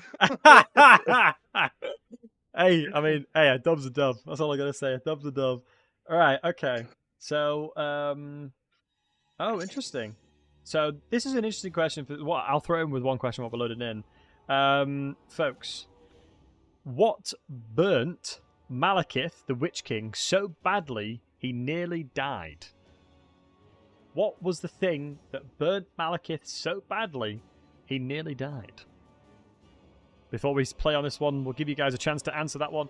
What was the thing that hurt him so badly? Someone in chat should know that. That's an easy one. Yeah. So, obviously, we've got the answers. We've got Flames of Indrognir. Flames of the King. So, yeah. Okay. Yeah, Flames of Indrognir. Yep. Uh-huh. Flames of Cain and the Flame as Azurian. And we do have in chat, we have the Flames of Azurian by multiple people. So Dizzy, keep me honest once again, out of YouTube and Twitch, who got the correct answer, which is the Flames of Azurian. And Sotek, correct me if I'm wrong here, buddy, but it was Marathi that forged the armor Malekith is wearing to protect him from dying after being exposed to the Flames of Azurian. So that is not actually correct. Oh, is it not?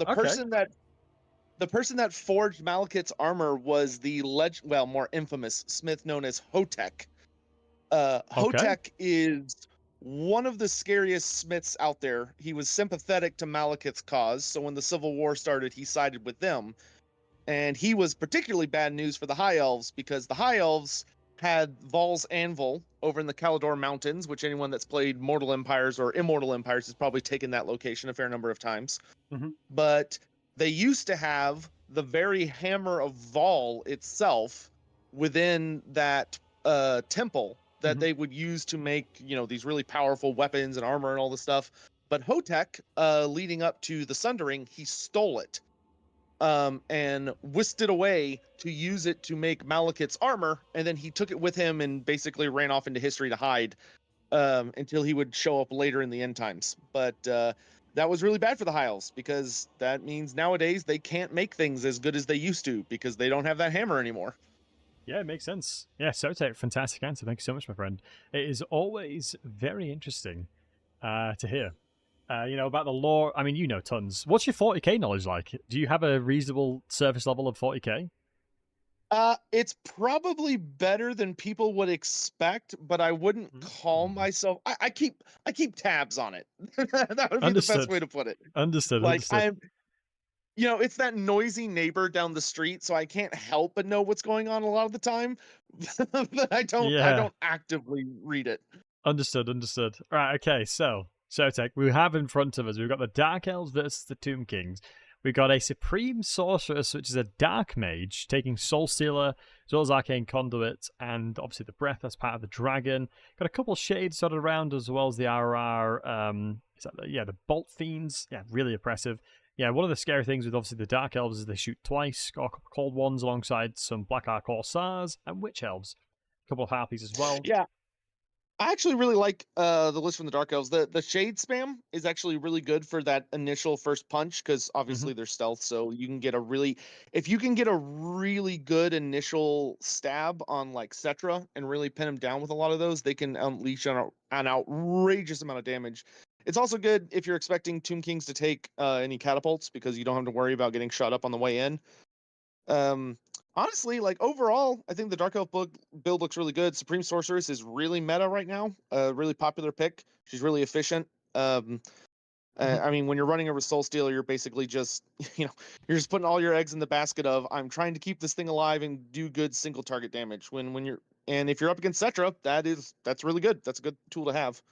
Yeah, absolutely. No, couldn't agree more. Great analysis. I think it's one of those things where it's like, I'm going to be here for a very long time, just drain tanking everything you're trying to do. But on the side of the Tomb Kings, very common occurrence of the Shabby Grey Bow, the double 1 ROR, Tomb Scorpions. Makes sense against the shade threats just dancing around the place.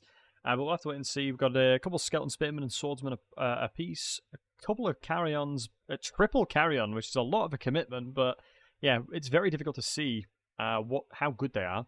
And we got the chariots Yeah, as well as the horsemen as well. Interesting.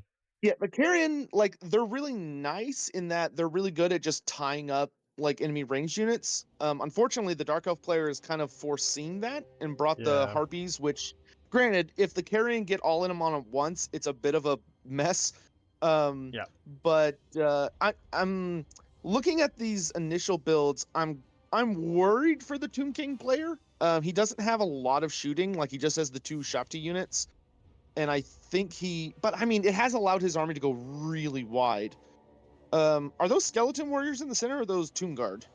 These, I believe, it's all skeleton warriors to try and go Yeah. Okay. So very yeah, wide. Yeah. it's a really wide build. Which the Dark Elves, I mean, they're gonna make mincemeat of that. He's gonna have to have really good chariot play. Like he's gonna need to be ace with those chariots. If he can get all the money out of them, because like they're doing incredible damage on the charge. Yeah. So if he can keep them moving so that the shades and the bolt fiends can't just focus them down, then I think he'll do really well. But he's going to have to keep them safe. If he loses those chariots too early, he's going to be in a lot of trouble. Yeah, I am really impressed with these chariots, with their ability to mow through these inventories alongside the Tomb Scorpions here. I mean, things are getting terror routed alongside Cetra being a nuisance on the kitty cat. I mean, very quickly, the Dark Elf roster kind of got a little bit battered. I kind of expected them to sort of sit there and just put as much pressure down and just fire out those ranged attacks on the Tomb Scorpions while they're trying to get into combat. Yeah, the Tomb really just folded in the center. Yeah, I mean, he wow. didn't really have any really good infantry. Like there was no blackguard or anything to really like hold Cetra off. So everything there just punched through. So the dragon's going to be having to work overtime trying to take apart the Tomb King army, but like it almost feels like she should retreat and deal with Cetra and the chariots, because if she had come back to deal with them and done like a big overcast soul stealer, she could have reaped a horrific amount of damage on those chariots and the tomb scorpions, everything, because it's really good against single entities, whereas she's spamming it against the Ushapti to get rid of them. But I think going after the Ushapti is going to be a mistake. Yeah, I am absolutely gobsmacked for how well the Tomb King player played towards the victory condition of just basically shutting down the backline of these shades and just instantly made them crumble and just terror out across. Like, they're having such a difficult time with the terror from Cetra just sitting around here alongside the terror from the Tomb Scorpions, doing a great job of just keeping things very, very disjointed. I mean, on the side of where the Tomb King's inventory is as well, I mean, everything just seems relatively okay. We've got a lot of cheap inventory that's not really, exceptionally costly, just being a nuisance, keeping things locked up, and you can see that the damage of the Witch Elves are going to start cutting through the likes of the Skeleton Spearmans and whatnot, but overall, massive victory in the grand scheme of things for the likes of the Tomb Kings.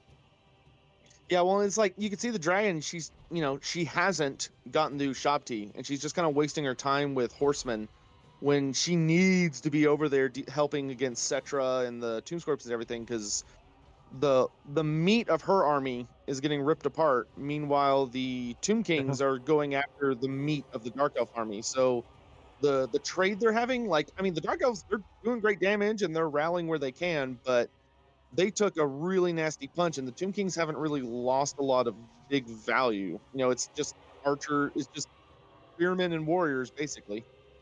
Yeah, really, really good decision making. I mean, I'm just a little bit afraid for the Tomb Kings now, with very limited amounts of damage available for the Dark Elves, though. But we'll have to wait and see. But I mean, saying that, that's a complete lie. We got double Tomb Scorpion, etc. I'm scared for the Dark Elves trying to convert pressure into these Tomb Scorpions, especially because the Cetra has very cheap Restless Deads available with the 3 Winds of Magic spells alongside the Physical Resistance, which is a great pick against Dark Elves because of the limited magical attacks.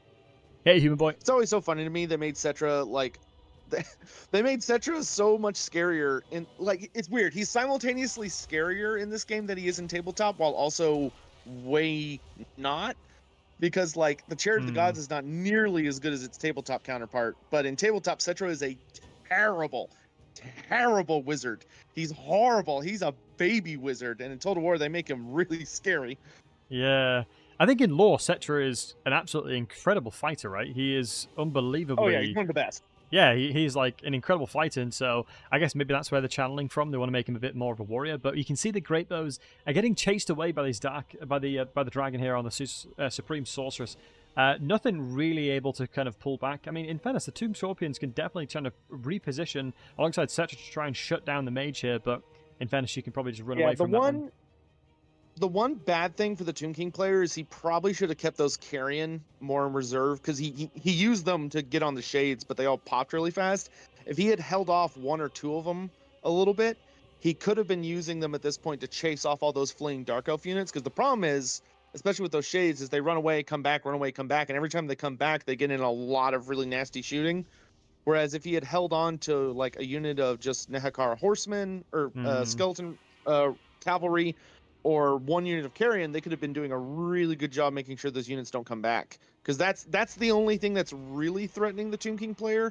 But you can see the balance of power starting to move back up for the Dark Elves. Yeah. And it's because Cetra's alone now, which is not where he wants to be.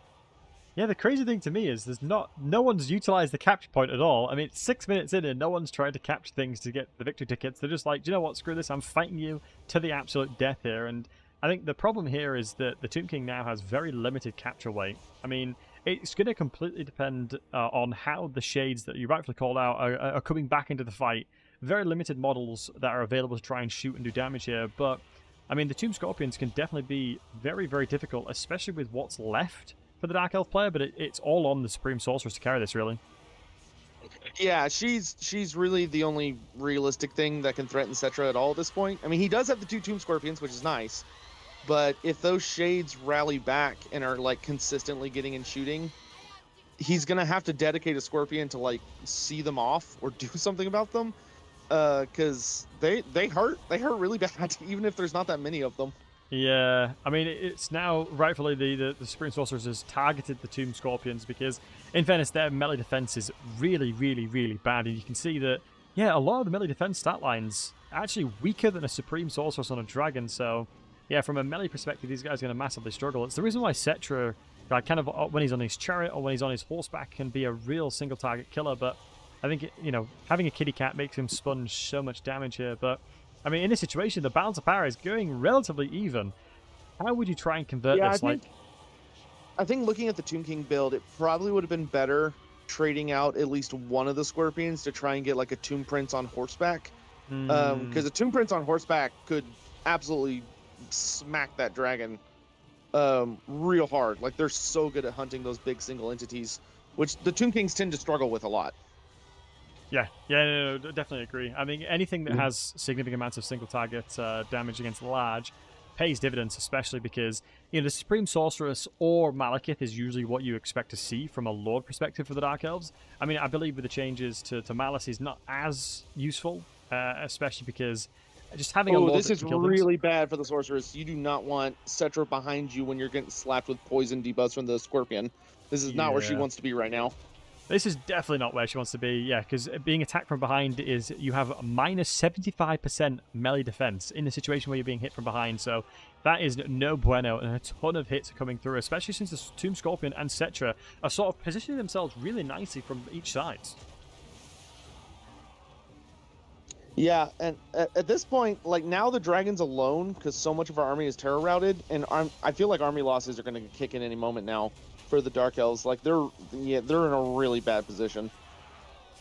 Yeah, I mean, it's going to be a case of who hits who the most. I mean, we have no magical attacks, so anytime the spells come down for the physical resistance, I mean, it's just basically lights out for the sorceress, because 40% reduced damage alongside, what is this, only about a 45% chance-ish to hit. It's not the best, and especially with the attack cycles that are coming in with both the Tomb Scorpion and Cetra. Yeah, it definitely does not seem like a fight that the sorceress can take over, as it's just a little bit too much of an ask for a Supreme Sorceress. I mean, there are entities that are still on the floor, so she can look for cycle chargings, but equally, when she does that, she's going to get hit quite a lot when she's trying to fly away. Yeah, I think she kind of sat in that battle for too long. Like, I don't know if she has enough Winds of Magic, which I doubt for one more Soul Stealer, but I'm pretty sure this game's over. Yes. Wow. Lovely to see the Tomb King's taking that one.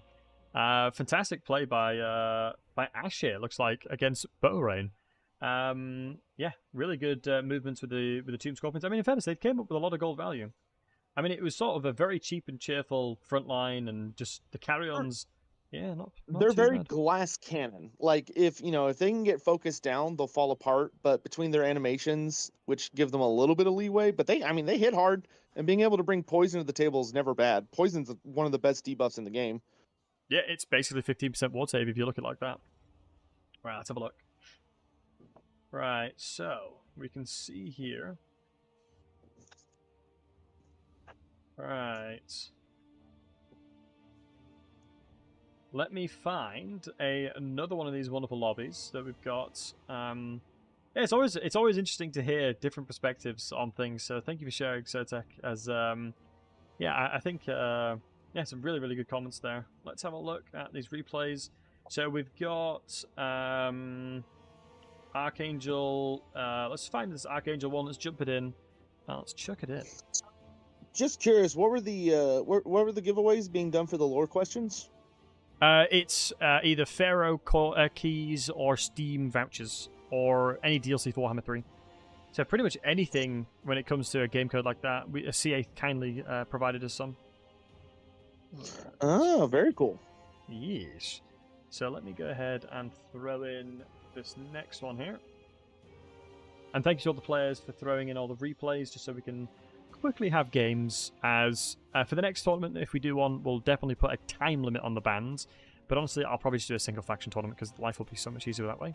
Right. You know what? I will, if anyone can answer two of these very hard, or one of a very hard question. I'll ask two of them, but I would be more than happy to hand out two Warhammer DLCs of a winner's choice for two of the very hard questions. I mean, give it throw it out while we're loading in. Sure. So I'm going to make this real spicy. I'm not even going to give you all the multiple choice. It'll just be the first person that figures it out. Unless by the end of this fight, no one has figured it out, in which case I will cave and give you the multiple choice. So can anyone in chat tell me the name of Archaon's mother? Oh, wow. Who is Archaon's mom? I need a first name and a last name. Okay, guys, throw it in there. And I will give Karen you all the until the end of the fight to figure it out. Human Boy, do you have the ability on Turtle Tavern to do things? Okay, so it looks like, hold on, let me just pause this one real quick, and then round 3 has been done, so let's go progress that one for the players here. Give me a second, folks. Oh, a Lizardmen game. Delightful. Lizardmen and Coast, surprisingly. I'd love to see the Vampire Coasts. That is a matchup. Oh my lord, the opening. Wow. Okay. Yeah, not a thing we often see here. All right, let us. Yeah, Lizardmen. I need to get back into playing multiplayer. I wasn't great, but I was pretty good. I had respectful showings. You know, I could beat decent multiplayer folks, but I haven't played in forever, and I need to get back into it because Lizardmen aren't getting a lot of rep time in modern multiplayer. No. All right, so fun fact, the Turtle Tavern website is down for me right now. I can't actually progress the thing because it's not working. See, internet's just dying all over the world. It's spreading.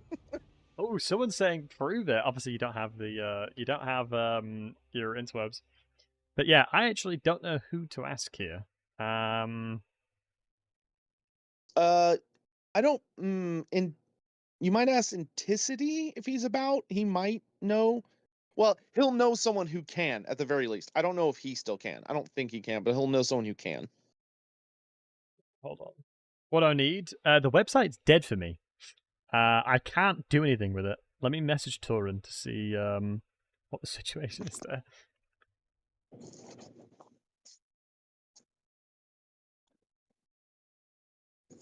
Oh, what was the? Did you wait? Did Zepka get the right answer? He said Victoria Kashner. No, close, That's not right. but no. That's not right, Zebka. Goth is the right answer. Wait, Goth is the answer. Wait, is that right, Sotek? Nope, that is not right. Victoria Kastner. That is not correct. It is true that Archaon's name is Diedrich Kastner, but his last name does not come from his mother. Interesting. Right. While the website is I will say y'all got the first name right. Her name is Victoria, but she does have a last name. And it is not Kastner.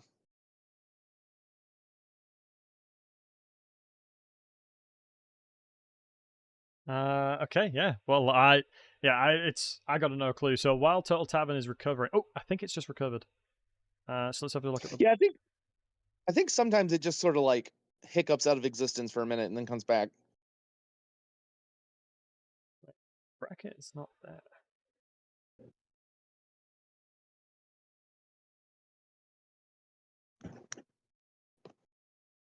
Right. Okay. Anyways, we'll continue on with this website, with this game mode, with this game we've got in front of us. So.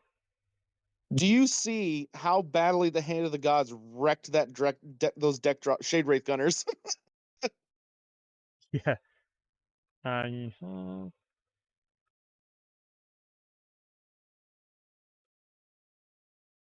Okay, so right, let's have a look here. Let's have a peek. See, we've got this battle going on: Lizardmen versus the Vampire Coasts, channeling Anticity's energy here. We've got some deck gunners. Yeah, oh my god, yes! Wow, these poor Shade Wraiths. What happened to them? Yeah, the change to how like projectiles work made the Hand of the Gods so much stronger than it used to be because it spreads out now instead of only focusing down like a single target. So it just deleted the Shade Wraith Gunners. Yeah, oh my goodness, these poor buggers. That is not a fun situation to be in. So if you guys are playing,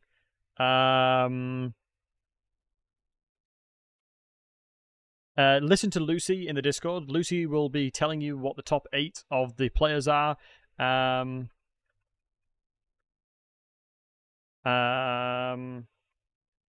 we're going to go into the best of 3s now. And we're going to have Lucy telling all the top 8 players that got through, which is looking like for the 7 that we've got so far is Sipper, Sexy Boy, TGO, Boss Toss, Crabbling, Hades, Caradoc, Higman. So those are the 7 we've got so far. That's a pretty gnarly list of names. Those are some good players. Yeah, absolutely. Some really solid players. No, let's jump into this. Sorry, a little bit of admin required on our side. Sotek's cheating. Bellicor probably mentioned this offhand once in Archeon's book. Let's have a look. Bellicor doesn't mention it, but you are correct about what book it's in. Okay. So Zepka frantically looking into the Archeon's book You're now. narrowing it down. So we know it's in the Archeon's book. So Victoria Mutter, is that it? Or Victoria Rothschild? There you go. Whoever said that. That's it. Jordan. Jordan, well done, matey. Message me on Discord. You have won that one. Congratulations, Victoria Rothschild. Okay, yeah, had not a clue there. So Jordan, let me just message Jordan. Right, let us have a look. We'll quickly go into this one. Obviously, we just saw the Shade Wraiths get absolutely clapped. But we've got the Fellbats, tons of zombies, tons of deckhands. It looks like a couple of the handgunners as well. Very A traditional lot of front line. shotguns. Yeah, A lots of lot of Daka. shotguns. Lots and lots of Daka. When it comes to the Fellbats, for the rain, for the aerial assault, tons of Chameleon Skinks. 5 Chameleon Skinks on the Lizardman side. Tons of Are those Javelins. chameleons are regular? These are Oh Chameleons. yeah, so, they are chameleons. Wow, that yeah, is a ton of chameleons. Oh my yeah, lord. heavily skirmish game. I mean, Crockard had already paid for himself with the Hands of the God there. It was crazy value. Salamander hunting pack along with tons of skin cohorts. We've got the Umbral Tide as well, alongside feral cold ones and cold ones as a hybrid. Wow, more Chameleon Skinks. How many is that? Yeah, 5. So already these guys are being engaged by the Fellbats, but I think they win that in melee. So without further ado, let's go into it. Count Noctilus has Pit of Shades and the summons, double summon. We'll have to wait and see. I don't believe there's a mage on the side of the I was Lizardman. gonna So, say, where's there is. Yeah, the mage. There's a beast mage. I was gonna Doom. say. Okay. Yeah, Flock of Doom and the likes of Amber Spear. Interesting. Yeah, if that If you finds. can get it to work, that spell is amazing, but it is not easy to make work. Yeah, it's definitely. Oh my goodness! Yeah, the hunting pack's coming up to try and get some range shots off, but I think that was a bit of a mistake because of absolutely Yeah, no, been deleted. Yeah, no, know your you- place against the range line. definitely want to let your skink front line get in there and engage before you send in the Yeah, sallies. my goodness. That was a little bit terrifying, I won't lie. A lot of damage coming out, but Fellbats have already perished, which is good to see for the likes of the Lizardman, if you're the Lizardman player here. The handgunners are starting to trade blow for blow against the likes of the Javelins, but I mean, the damage that these guys will do is just unbelievable, especially because of the fact that one of the most annoying things for the vampires in general is they crumble. They don't run, so they'll continuously keep firing to their best ability here, but yeah, a lot of damage coming down on the likes of like a lot of their frontline chaff, not really connecting onto anything too detrimental for the vampire player just yet. Yeah, Lizardman players definitely struggling a bit with the micro. Like when you have your skinks going up against vampire coasts, a lot of the time it's going to be better to throw yourself into melee rather than eat the enemy shooting. But it's hard. Like I respect what the Lizardman players doing, where you have this giant front line, because it makes it much harder for the vampire coast to like single focus targets down, which is good. But the downside is when you're in a situation like this, like all those chameleon skinks on the left flank, those need to be actively moving around the flank as fast as they can so they can get onto the Shade Wraith Gunners and melee and all those guys and shut them down. But he is taking out the I forget what Lamprey's Revenge, I think. They're almost down, which for how tough that unit is, that is very impressive. Yeah, significant amount of armor on the likes of this unit, but the chameleon skinks just don't give a damn. Yeah, but those salamanders are an A-tier pick, in my opinion. They're really good versus Coast. You just have to protect them, because hitting that regen... Oh, Shade Wraith Gunners got Hand of the God again! Oh and they're gone! God. That is so insane. I mean, Crockguard, just for that pick alone, has just deleted a significantly high-tier range backline. Yeah, really nice pick up there, but it's kind of scary that the deck gunners on this map are having a really nice time just finding opportunities to pick off any unit, but chameleon skinks and skink skirmishers are finding themselves. Those chameleons if those chameleons get in melee with them, they will rip them apart. The Lizardman player is being a little too, I think he's being a little too glove in hand with his skinks. He needs to be throwing them into melee, because they will tear up these ranged units. Yeah, deck gunners, absolutely. They have 5 melee attack and 10 melee defense. They are absolutely terrible in all things melee. And so anytime you can close the gap and just force them to be in a situation they don't want to be in, that is exactly, like you rightfully called out, what you want to try and do.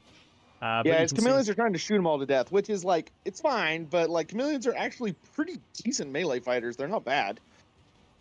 Yeah, no, couldn't agree more. Couldn't agree more. Let's have a look. And it should be Mosquito. Noctilus is going to be a big problem. That's because like he's got really good anti-large. He's on foot. Krokkar's not going to be able to beat him in a fight. I'm not exactly sure how the Lizardman player is going to deal with him, other than just maybe surrounding him with chameleon skinks and praying. Yeah, Noctilus is a little bit scary. I mean, Noctilus doesn't have any kind of healing outside of Hungering, so it's interesting to see how that will transpire, and obviously the passive as well. But most of the spells that are available to Count Noctilus is very expensive, so it's not exactly a cheap situation there.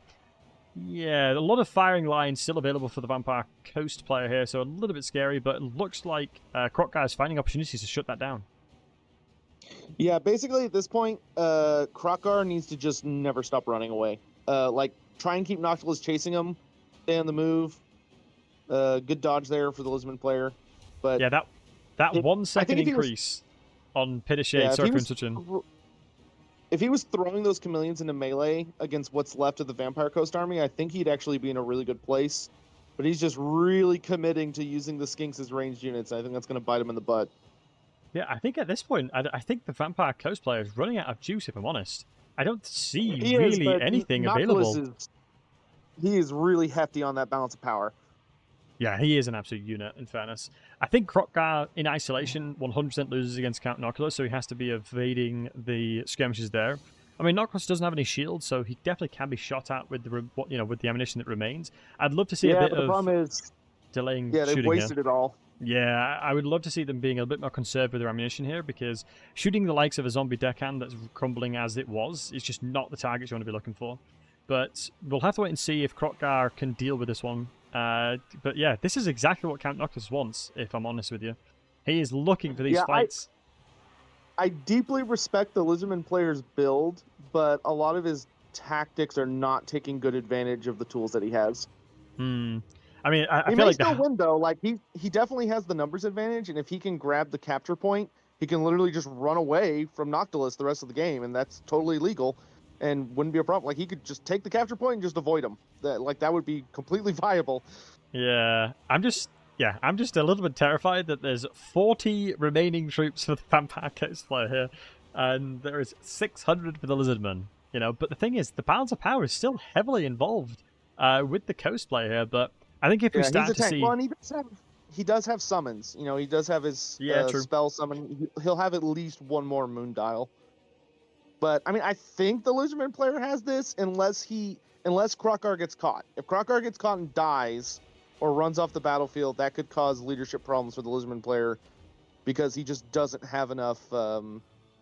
Like most of his army is skinks, and they've all taken a lot of damage, and they're pretty much out of ammo, so they're going to be really fragile.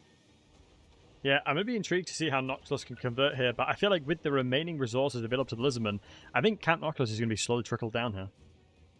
Yeah, those Lizardmen do need to get that capture point, though. Like, that is currently Noctilus's only great, easy way to win, in my opinion. And it's like, don't even give him the chance. Just grab it. Yeah, I am slightly scared to this one. I think, yeah, we'll have to wait and see what Count Noctilus does. I mean, he's just sitting here trying to do his best to capture this one. I mean, he's still trying to wrestle the balance of power control there. Oh, yeah, good Amber Spear. Yeah, beautiful shot onto Noctilus here. I think he's just going to slowly crumble away, it seems. I think, does he have any... He has access to more summons. He's got 3 available, but he may be thinking to himself in his head, do I summon or do I wait for a bit of shades to just completely knock down a unit? He is dancing, duck, dip, dive. If you can dodge a wrench, you can dodge a ball kind of situation. And he's doing what he can to try and survive here. A little bit of a scary situation for Count Noctilus, I must admit. Yeah, it's a little... He could definitely zigzag and dodge the salamander shots. If there's any more skink shooting there, that's a lot harder to dodge. Yeah, this is a bit of a scary scenario that it's transpired into. I'm just going to sit here and try and capture this point and win with capture weight. I mean, eventually we're going to have to commit on Lizardman side. There's only 50, 45, no, 90, numbers. There's only 80 points left. And it's to 600. Wins. It's to 600. Oh, it's to 600. Yeah. Those Amber Spears are doing work. Yeah, I think replays are bugged in that it only goes up to 500, but the players will be playing up to 600. Oh, interesting. No, don't go in, Kroq-Gar, you fool. I actually don't mind it. I don't hate it. I don't think the... he's getting some good hits in. If he can try and cycle charge here, I think this will be really tasty. Oh my god, he's just getting... Yeah. He's just landing, man. He's just absolutely sending and getting hits. That's gonna trigger losses here in just a second. Yeah, wow. Noctilus took... Ooh, go, Kroq-Gar to go... Ooh, wow. Good job. Yes! Good job! Wow, that was intense. Lizardman players today have been really coming in clutch, I must admit. A lot of really powerful Lizardman players coming into this tournament. I really liked that build for Anti-Coast. I will say, if that Lizardman player is ever watching, like, your skinks, they can throw hands. Let them throw hands a little earlier, but other than that, really, really good. Yeah, I think it was the Umbral Tide that at the very beginning there just took so much damage by playing into the backline of Coast, right? And then eventually it kind of got to the point where they realized, let me just start throwing whatever I can at them. And it looks like remember, don't let your poor salamanders face check. Yes, no, absolutely. But Sotek, thank you so very much for helping out today and coming in with the questions and being a legend in general. Thank you very much for joining the stream. Can we get a hearty thank you for Sotek? Obviously, do you want to give a little introduction to yourself, to the wonderful folks here? I know that you are the lore goat. And so, yeah. Do you want to let the people know? So, yeah, so I'm Lore Master Sotek. I allegedly, allegedly, do lore stuff on my channel. The big thing is I run a podcast called Lorebeards every Sunday, where I chat with Andy Law, who has written a significant amount of Warhammer Fantasy lore. So we have a podcast every Sunday where we talk about various elements of the lore, and that's kind of like the big main focus. I've been a little too addicted to Final Fantasy 14 lately, but it's a good time. Also stuff going on the channel. We'll be talking a lot about the upcoming DLC soon. And I do have a last question for chat, just whoever gets it first. I suspect there will be someone that will know this in the chat, and I will also include this as a whoever gets it, pass them along to me, and I will give them a Total War Warhammer DLC of their choice. So this question, I'll ask what's technically a very hard question, but I'm pretty sure someone in chat will know it. So, can anyone tell me which god brought about the death of Orion after one of his incarnations fell to madness?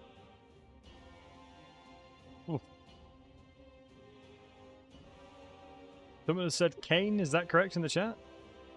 It is not Cain, but you're in a good ballpark-ish.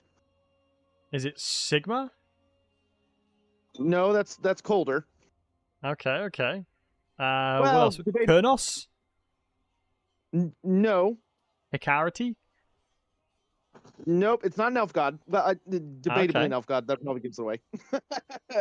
I mean, it is an elf god, but it's not considered an elf god. That's a huge hint. Okay, Isha. And we got Val, Isha, Nope. Leith, Manan. Nope. Well, I'm gonna say no. Okay, Morgoth, the Lady of the Lake, Nurgle. Yeah, Lady of the Lake. That is the Lady of the correct answer. Lake. Amazing. I think Human Boy was actually first on that one, and coincidentally, he is going to be the first. He's going to be the next commentator. So Sotek, thank you so much, man. Wonderful. I Well, thanks for appreciate having me you, on. It was a blast. and I hope you have a wonderful rest of your day. And YouTube person got it. Okay, it was a person in YouTube then. So multi-dimension, message me on Discord, my friend. You took the dub. But yeah, Sotek, take care of yourselves. And thank you for being here and enjoy your sister's wedding. Thank you for spending time here. Yeah, thank you for having me. Absolute pleasure. Take care of yourself, my friend. Right, guys. I'm now seeing the chat in Discord. I understand that obviously there's been some difficulties regarding the website and things like that. Obviously, there are technical issues, so we apologize for any kinds of technical issues. This is the first time I've been using Total Tavern, and it went down for a little bit of time, so I know that Lucy was very kind enough to try their best to try and wrangle it back in to bring things back in. So let's have a wait and see. Let me just have a little check here.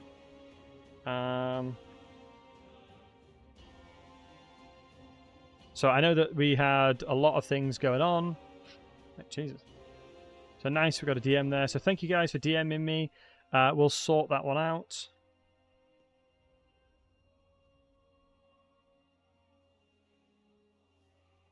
Right, and yeah, thank you all of you wonderful folks for joining. Hey Hyper, good to see you guys. So, with that being said,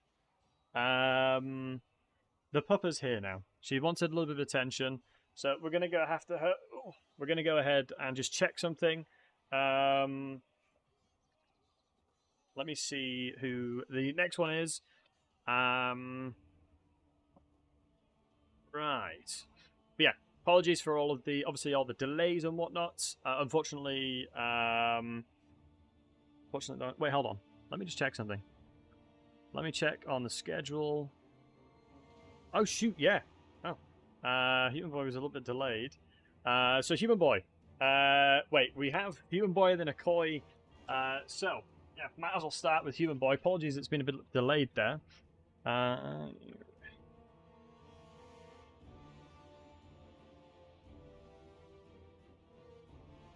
Right, awesome.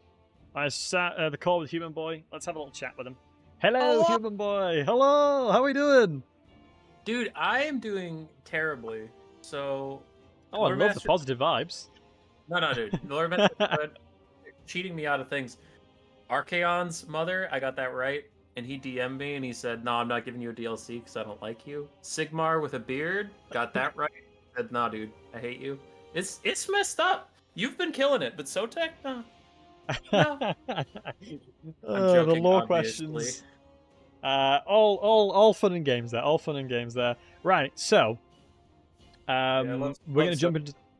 I know that the brackets have been recovered, and so we've got all that kind of sorted.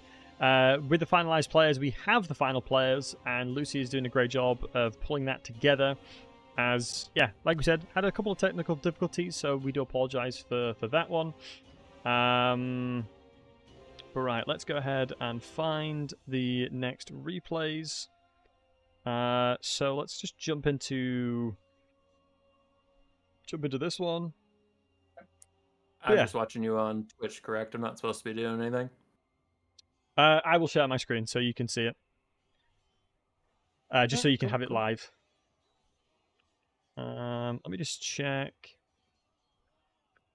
Obviously, I'm kidding about Lore Master Sotek. I know he knows his old tabletop tournaments, so it was good to hear him in multiplayer again. He teased me a bit though. He said he might consider coming back and playing some more, and I was in the chat just like, do it, Sotek, come back. Yeah, That'd no, be it's right. Let's jump into the next replay of the tournament, folks. Hey, Strat Game, what have you missed? A lot of games thus far, and we've got the wonderful Human Boy Yes with us. So you are you not too Skaven in a trench coat? Are you confirmed not that? I can neither confirm nor deny how many Skaven I am in a trench coat, but the number is not 2. Okay. Oh, okay. Interesting. Well, I mean, how tall are you then? Let's try and break it down there. How tall are you then? If you your Human Boy Yes character, would you say you're like 9 feet tall?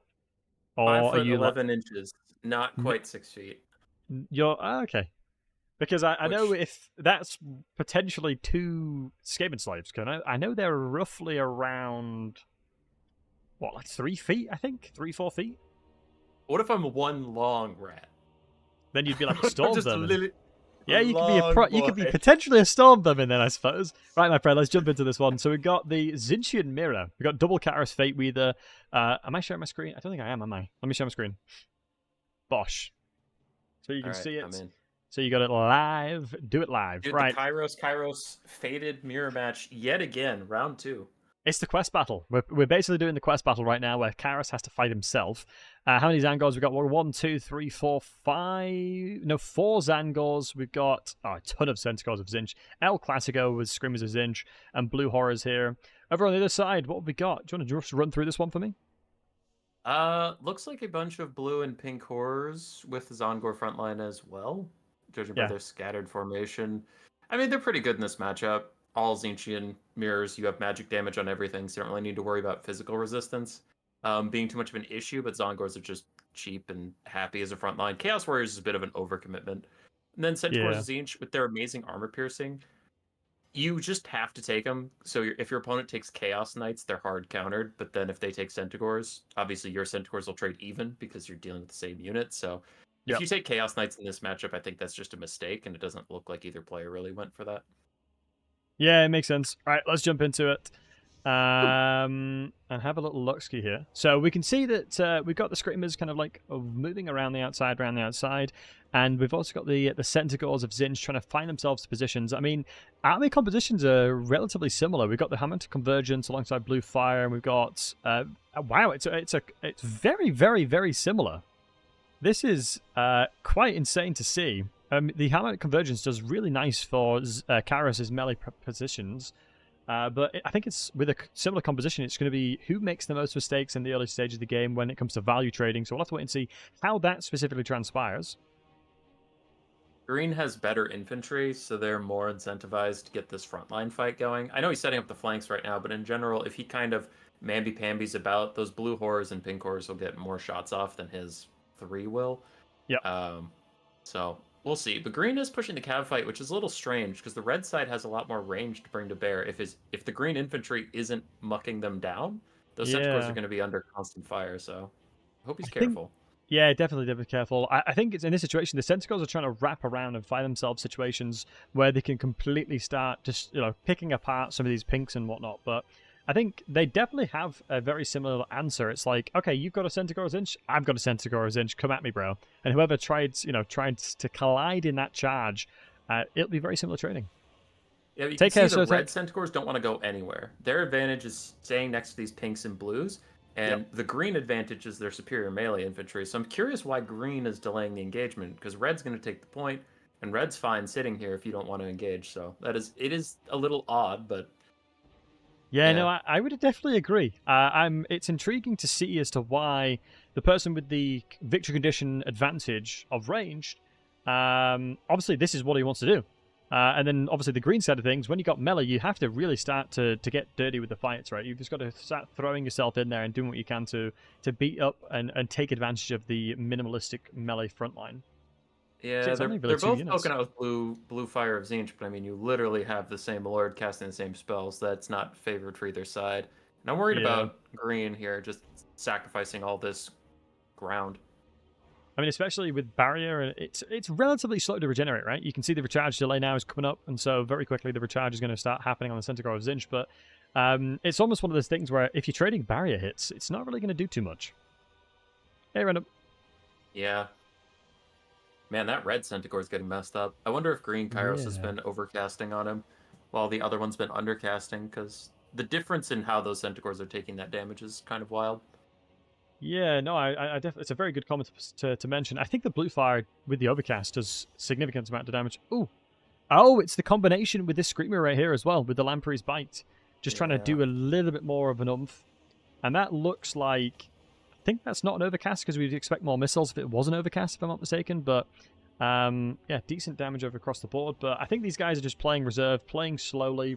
And on the green side, I think they're doing exactly what needs to be done, and that is just picking apart these Centaurs of Tzeentch while they have the availability to do so.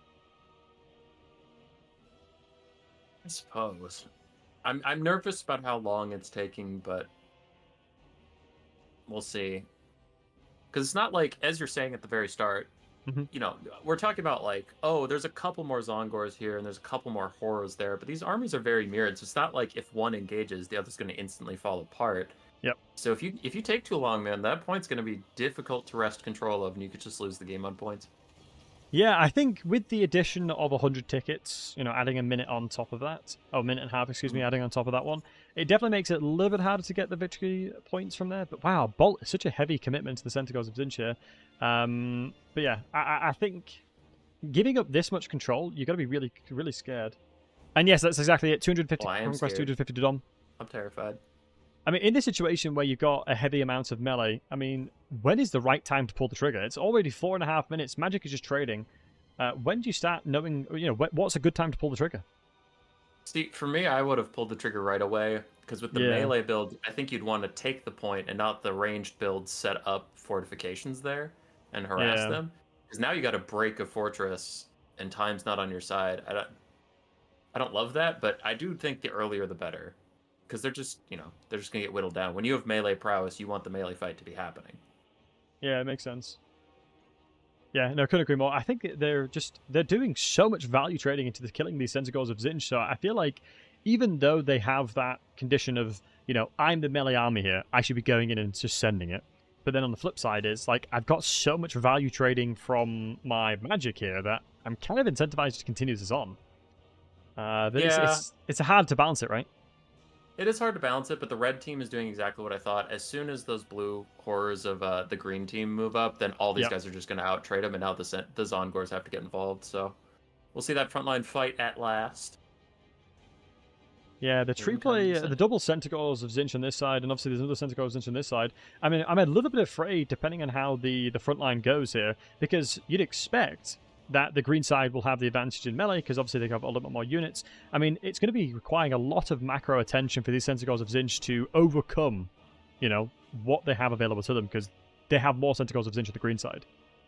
Yeah. Yep, you are fighting on top of the enemy's range supports. It really depends. And you can see that a lot of the horrors are focusing down the Centaurs. One Centaur on the right side's already been pushed off. Another one's getting netted. So the Yeah. red team use their range advantage to win the cav fight, not necessarily numbers. Yeah, no, absolutely good point. Yeah, Karis Fate Weather on both sides. It's weird to see this one. So this is the green side. Karis is on 862. Red side is on 474. So definitely Karis finding a lot of good opportunities there. Yeah, like you've right to call out, the Gaze of Fate has done a ton of damage to lock these Centaurs of Zinch down. Although they can run away now, but you'd expect them to charge in, you know, go for the cycle charge, especially with 46 charge minutes. It's so much. I think the Centaurs of Zinch need a little bit of a tune down. I'm not going to lie. I think they're very powerful and they do so much in the grand scheme of things. Yeah, for sure. They're a very, very powerful unit, but just a bit too cost effective right now. I kind of like how they perform. I hope they would just get a little more expensive rather than less good. Because a lot of the other Centaurs are cheap, so it's nice to have like an elite one that's really good. Just hope it's a bit more spendy. Yeah, absolutely. Let's have a look here. So we've got Zangors. I'll answer that question after this one. We can see that Karis Fate Weather on both sides. Oh, the red side Fate Weather is going for the Harmonic Convergence with the 28-28. I think... Tier 3 army ability? Wait, is this the... Wow, that is such a costly army ability. And it's seemingly mainly getting evaded here, but on the outskirts of the blue fires taking a bit of damage here. I mean, the balance of power doesn't represent what's actually happening here, but overall, it seems a bit of a miss. A lot of Winds of Magics can, you know, army abilities committed there, but most things seemingly just kind of walked out of it. Yeah, a bit of a whiff on that one, unfortunately. They didn't, like... There was so many models on the left side, and the bolts just didn't fall over there, unfortunately. And it's RNG, right? It's completely random where the bolts will land in the circle of that area of effect, so... yeah, it's very, very difficult to predict, and typically speaking, on the outskirts of it, you're very rarely going to be hit.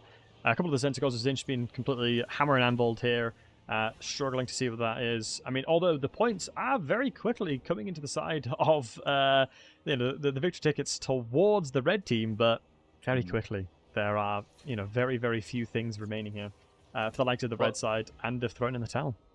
Yeah, not to be a broken record, but once that melee engaged, you just saw how horrendously one-sided it was. Yeah. So that's why I was a little confused why Nameless Order didn't do that sooner. I understand he wanted the setup, but there was like more than that, right? There was the setup, and then there was the kite phase, and it's like, I mean, your Zongors can murder this front line, dude. Just get in there. Like... Yeah, no, absolutely. And to answer the thing regarding you may not have gotten to top 8, in the bracket, there were certain situations where people disconnected or people left, which meant that the points distributed was incorrect, and certain people got draws and some people got wins when they shouldn't have done.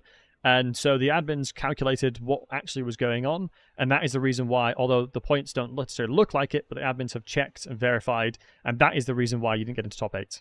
But thank you for the raid. Welcome in. Shout out to Lucinia for helping out so much with absolutely. Yes, what a legend. Tournament. Yeah, Lucinia he also has hosts been, a lot of the fun amazing. tournaments that are on my channel. So Lucinia's just a treasure, dude. We love him. Yeah, absolutely. Yes, semis, BO3. How's chat? How's Twitch doing? I lurk in the YouTube land, so I probably don't know any of you, and I don't know if I want to. You seem scary. Eric the Horrendous. See, that's a name.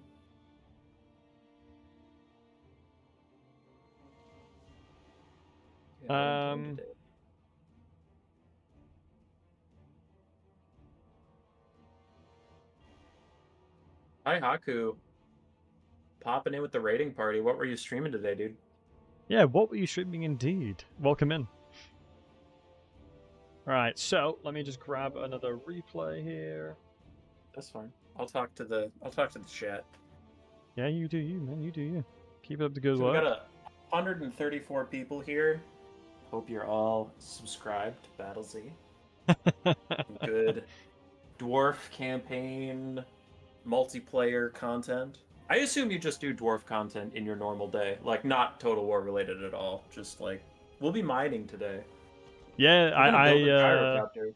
Yeah, that's me. Yeah, I have built my own gyrocopters IRL alongside. I put Bugmans in them, and as you can see over here as well. Put chat. This is the dwarven hair and beard that I have to wear as part of being the dwarf that I am. I have to cut it off. So to keep up my human appearances, I have to shave a lot to ensure that doesn't come out. Because I'm part of a secret order of the dwarves where we have to keep things secret. So my day-to-day workings is obviously, not available to you guys. But we've got Sipper on the Beastman and Boss Toss on Norska. So we'll have to wait and see how that goes. That's a cool name. I love Boss Toss. I don't know the player at all. I just love the name. I lost your stream. Not like the Twitch stream, the... Yeah, if I tab out to reply to messages, it does that. So sorry, I'll jump back in. Oh, no worries. I was just making sure it wasn't my fault because I tabbed out to check the Twitch chat and then I came back. I was like, I broke it. Wait, are you a Warhammer? Are you a one monitor enjoyer? No, I just had my Twitch behind the same one, so I needed to move it over to the right side. So we're good. We're good now. But... Yeah, makes sense. Yeah. Right, so we have Beastman. And what a surprise! Sentinels was interested there, so let's go ahead and take a look at the Norskans. I mean, isn't it the condom wolves or whatever? That's what Turin calls them. But anywho, they're good. They're especially good into Beastmen since everything is going to be low armor for the most. Not even for the most part, just everything's going to be low armor. So the skin wolves are actually still really good. They've always been a super solid unit. Centaurs and Zinch are nice though, and you might like the lay viewer, this Twitch chat, all of you might think, "Hey, human boy, you're being stupid." Armor-piercing Centaurs and Zinch aren't good into skin wolves because skin wolves don't have armor. Well, my dear doubter, skin wolves rely pretty heavily on their physical resistance, and Centaurs and Zinch utilize that magic damage to get through them. So the armor-piercing is a little wasted, but Centaurs and Zinch are spooky scary for the skin wolves. They'll have to watch out for that, but if they have dog support, they'll still beat the Centaurs and Zinch pretty easily. Yeah, it's really interesting to see the builds of Norska coming in as well, because, I mean, for a faction that hasn't been updated to 2017, it's cool to see them have relevance in multiplayer. But let's have a look see over the Beastman side of things. We've got, obviously, the is that a triple or quadruple Centaurs of Zinch? We've got some Chaos Warhounds of Poison, alongside some Throwing Axes, and a lot of Ungor Raiders, which are the range variants, alongside the Spearman variants, coming out in the front line. So a lot of chaff there, alongside with the Feral Manticore and Malagor the Dark Omen coming in with the Doom and Darkness and Flock of Doom and all that kind of goodness. So yeah, we'll have to wait and see how these things collide, but it's very cool to see the skin walls. I think that with flaming attacks and whatnot, obviously they're very, very susceptible because of the regeneration, but if you can go for value trades, they perform very well, especially moving into the later stages of the battle. But yeah, let's have a look ski hit, shall we? So obviously we can see a bit of a skirmish game going down, but in this situation, how is the Beastmen going to try and find themselves ahead of the battle here, especially with the skin walls that are a bit scary? They have 4 archers and some moderate skirmish calves, so they just want to set up proper battle lines and get the archers to get a ton of value. Force the Norskins to overextend. Like we can see here, the infantry is abandoning the skin wolves, and the Beastmen are entirely collapsing. They're just going to try and pick them off like this, using the archers as like a bit of a bait to try and get Norska to do something where they can hop in and punish. Because Beastmen don't want to be the first ones to act. Yeah, it makes sense. They want to counterpunch. Yeah, I think like within the Norscan skin wolves, if they can find opportunities where they can isolate these Centaurs of Zinch, I think alongside other support, they will absolutely batter them very, very quickly. But you got to be very careful because these guys have only 15 armor, so they're absolutely paper in the grand scheme of things. On one flank, we do have Beastmen getting forgotten a little bit. They need to abandon this. It looks like they're going to just double down, but that might prove to be a mistake. We're going to lose some Centaurs for that. Yeah. I mean, with the skin wolf technology here, I'm going to be very curious to see how the punish can come down, because the Chaos Warhounds are going to struggle when it comes to taking these. Never mind. Saying that, they've absolutely found themselves the mark here. With poison attacks, definitely will slow down these Marauder horse. Oh, it's horse masses as well, so definitely a significant cost here with a Flock of Doom. So fantastic punish on Sipper's side. And Centaur is going to rear charge them. That should break the courage of the Norscan dogs and get those out of there. Beasts of Tashnar are spooky, but if you rout them, they're still just dogs. You know, their leadership's pretty terrible by design. So, that's fine. Yeah, it makes sense. Norska's front line is winning, but what does it matter? I mean, their flanks are just getting torn apart so terribly bad. Yeah, I mean, you could see the victory conditions of the skin walls, and you could see what needed to be done, right? But equally, it's like these poor buggers get torn apart with everything else on the battlefield. I feel like maybe a potential, a lot of Aegis was given to the skin walls and a lot of attention, but everything else sort of fell apart because of that. Yeah. It's tough, man. That's why, Beastmen are really strong right now for a reason. They're so fast that if you're ever slightly out of position, they can just hop on you so quick. And look at that. Doom and Darkness Overcast, I believe, routing off all the dogs and skin wolves. Good counter burning head. So everybody in this area is just running. Doesn't matter what team you're on, you're just running. Everyone's like, I'm done. I'm out of here. Let's leave. So yeah, that's fair enough. Magic definitely turns the tides of both sides. Yeah, interesting. Wolfrick's going in. Oh my god, Wolfrick, get in there, my son. I mean, he's a decent fighter. You know, he is the Wanderer. He's there to challenge everybody. Fun fact about Wolfrick is he knows every single language and dialect in the world as long as he's insulting or challenging them to battle. So he clearly can tell Malagor in whatever language Malagor may speak to bugger off, and that he is the worst. But Ungol Raiders taking apart these Marauders here. Flock of Doom dropping out on the remaining Marauders. And funny enough, the victory point has just been completely ignored all throughout. Yeah. I imagine so. Neither of these factions really specializes in holding a point, so I think both of them just want to win the fight proper. So neither really has that in their mind as something they need to be accomplishing, and that's fine. It's interesting Wolfric Rampage because, I mean, his Gift of Tongues was, in the lore, isn't it literally he can insult you in any language so that, like, people are driven mad and fight him? That is a textbook definition of Rampage. I would be inclined to agree there. I mean, I feel like it makes sense why we didn't see Throg, but I feel like Throg is just so much... He prints up a lot of value just in general by existing with breath attacks and things like that, but a lot of damage is coming to these skin walls. Just Doom of Darkness alongside the Flock of Doom. Burning Head countercharge when it comes to the Centaurs of Zinch, because it does have bonus versus large, which is a very weird interaction. But you can see that the blob with Wolfric and the remaining Marauders are going to struggle here, and it looks like they threw in a towel. So that was Sipper versus Bostos. So yeah, some fantastic players there. Let's have a little look-ski. I mean, good job by Bostos to even make that game competitive. Sipa did get second in our Warp Cup, the Warpstone Cup, which like makes him debatably second best player in the world.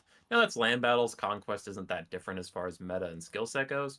So you got to take that into account when you're like, oh man, I got beat. It's like you got beat by a really, really good player, but you put up a fight, and sometimes that's as much of a victory as you can get. So I was really impressed with Bostos. I hope to see him around in more tournaments. Yeah, no, really, really nice play. Yeah, I think you rightfully called out. I think there was maybe... it was very competitive. Did a very, very good job into that matchup. You know, a couple of things here and there that obviously, you know, regarding kind of, I guess, the micro intention or micro activities, you know, with the macro and moving things around. A couple times the Horse Masters found themselves in danger because of maybe a little bit of a slip up. You know, the Warhounds definitely found their mark on a lot of targets there, but it's just crazy how many Centaurs come in. It's almost like Beastman is almost like a more chaff-heavy Zinch with just worse magic. Right. Yeah. Right, let's find out. So, yeah, Wolfric really didn't find a lot of targets there. Well, that's kind of why Norscan players and myself really want a generic caster lord for your lord, because if you know the enemy's taking Throg or Wolfric, you can just not take a duelist that they can beat up.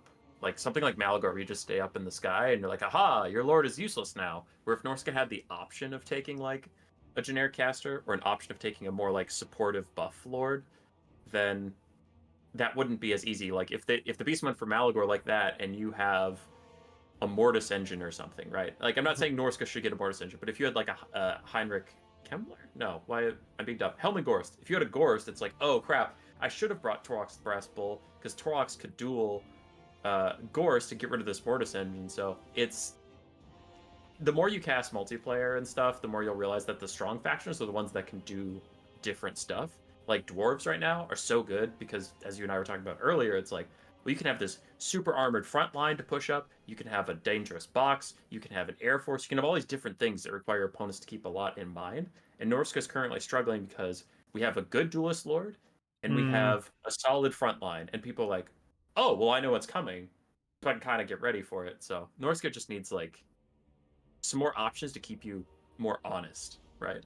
Yeah, no, absolutely. And so obviously we've got the green one versus Soy Boy, I think they were called. So let's have a look at the Beastman side of things. You want to just kind of give us a brief covering of what the Beastman has brought here and just kind of your overall thoughts? We got the super cool Gorgon. Love the Gorgon. It's one of the best looking monsters in the entire game with great animation set. Malagor Dark Omen, the most frequent Beastman Lord of our time with Flock of Doom. Some archers, Pestigors, an insanely good frontline unit. Yeah. Pestigors are maybe the best thing to come out of this last DLC. Then we have Centaurs. Looks like they are just Centaurs with great weapons. Not Centaurs of Tzeentch, but the more generic variant. And then one Minotaur. What's the price difference? Sorry for jumping in. What's the price difference typically with the Centaurs, great weapons, and the Tzeentch one? Is there a little bit of a difference there? Oh, the Beastman mains are going to get mad at me. I actually think that Centaurs with great weapons, aren't they only... I think they're literally the same cost, because Centaurs with great weapons are 1,000 or more, so I'm really surprised to see them, but... Wow, normal Centaurs as well. Mains can... I don't know, because I've never used the Centaurs with great weapons. Apparently, Chim is saying in the chat, it's 150 gold difference for which way? Our great weapons are 900, the Tzeentch ones are 1,050. Thank you for letting me know, guys. Okay, interesting to know. So yeah, there's a little bit of a difference there. Fundamentally, a pretty sizable difference there. So it makes sense. That's 150 you're saving there by not going the Tzeentch variant, and especially if you're not looking for the barrier, because that's pretty much potentially the only real differences there is the barrier, I believe. So it kind of makes sense. Let's have a little look-see over on the side of the Empire. We've got frequent militias. Keep in mind, guys, this is the quarterfinals. And we've got a 1, 2, 3, 4, 5 frequent militia. I mean, where's Volkmar at? You know what I mean, guys? We've got Empire Knights, Knights of the Blazing Sun. This is a perfect theatrical army for Volkmar, but makes sense that obviously the steam tank is incredibly good. The Steam Tank Lord is amazing. Don't get Pigeon Bomb, which is very rare to see, but Burning Head's coming out, especially with Kindle Flame and the Cascading Fire Cloak to keep things alive. Knights of the Blazing Sun, fire damage, I guess, for anything that is regeneration or whatnot. But a lot of potential damage and skirmishing over here. I mean, I'm a little bit afraid for the free company militias because they're going to get free shot at by the raiders, but let's jump into it, shall we? And you can see everything, right, Human Boy? Yes, sir. Also, the fire damage might be with the Kindle Flame passive. Valid. You could... Yeah, casting any spells just gives your Knights of the Blazing Sun 20% more damage for a bit, so that can be huge. Yeah, no, very, very good point. Yeah, it looks like the Pestigors will actually have to retreat from the frequent militias and just let their archers kind of get in position there. A lot of the Reichsguard and Empire Knights trying to just scout, basically. In a situation where a lot of the inventory is hidden, you want to try and send your cavalry up just to have a little look-see of what's going on, a little bit of scouting situation to see what actually is going on.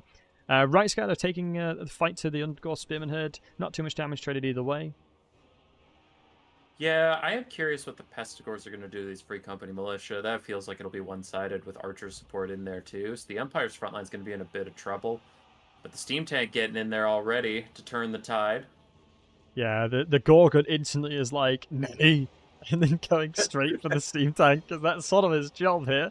The Gorgon's raring to go. No life magic, by the way. No healing on the Empire side, so that's one thing that's going to be interesting. So any damage that is taken on the steam tank is going to matter. So the Gorgon comes in straight away, gives it a little tap, now trades the damage away. I thought it was going to be a bit of a mother's meeting. It's a great weapon of Minotaurs are also here, so let's get them charged in, boys. Oh, the terror out of the Pestigors. Really unfortunate to not get the surround in there, but it looks like the Minotaurs have decided to go for the frequent militias instead. Yeah, I think you were talking to Legend about it earlier in the stream with Malekith on the Dark Elves, but you want to keep the steam tank honest, but you don't want to overcommit to it, because it is so tanky that, like, the Minotaurs could get shot by free company militia, rear charged by cavalry, all that stuff, so you can just save the steam tank for last as long as the Gorgon is making sure that the steam tank can't just roll wherever it wants to. Beautiful burning head on the side. Yeah, it's a valid point. I think the main difference here is that Empire has no healing, so any damage that actually goes into the steam tank is you know, it is very, very valuable. There is no recovery from the damage taken. Whereas in other matchups, it's like, I can heal the damage you do to me, so I don't care as much. And so everything the Steam Tank is doing now, nothing really can come back and protect it. I mean, obviously the Knights of the Blazing Sun can kind of try and do something, but Strength of the Flesh is just going to keep them nice and healthy. The only thing that worries me a little bit is that everything else is just miles away from this Gorgon, so a wraparound around the outside could occur there.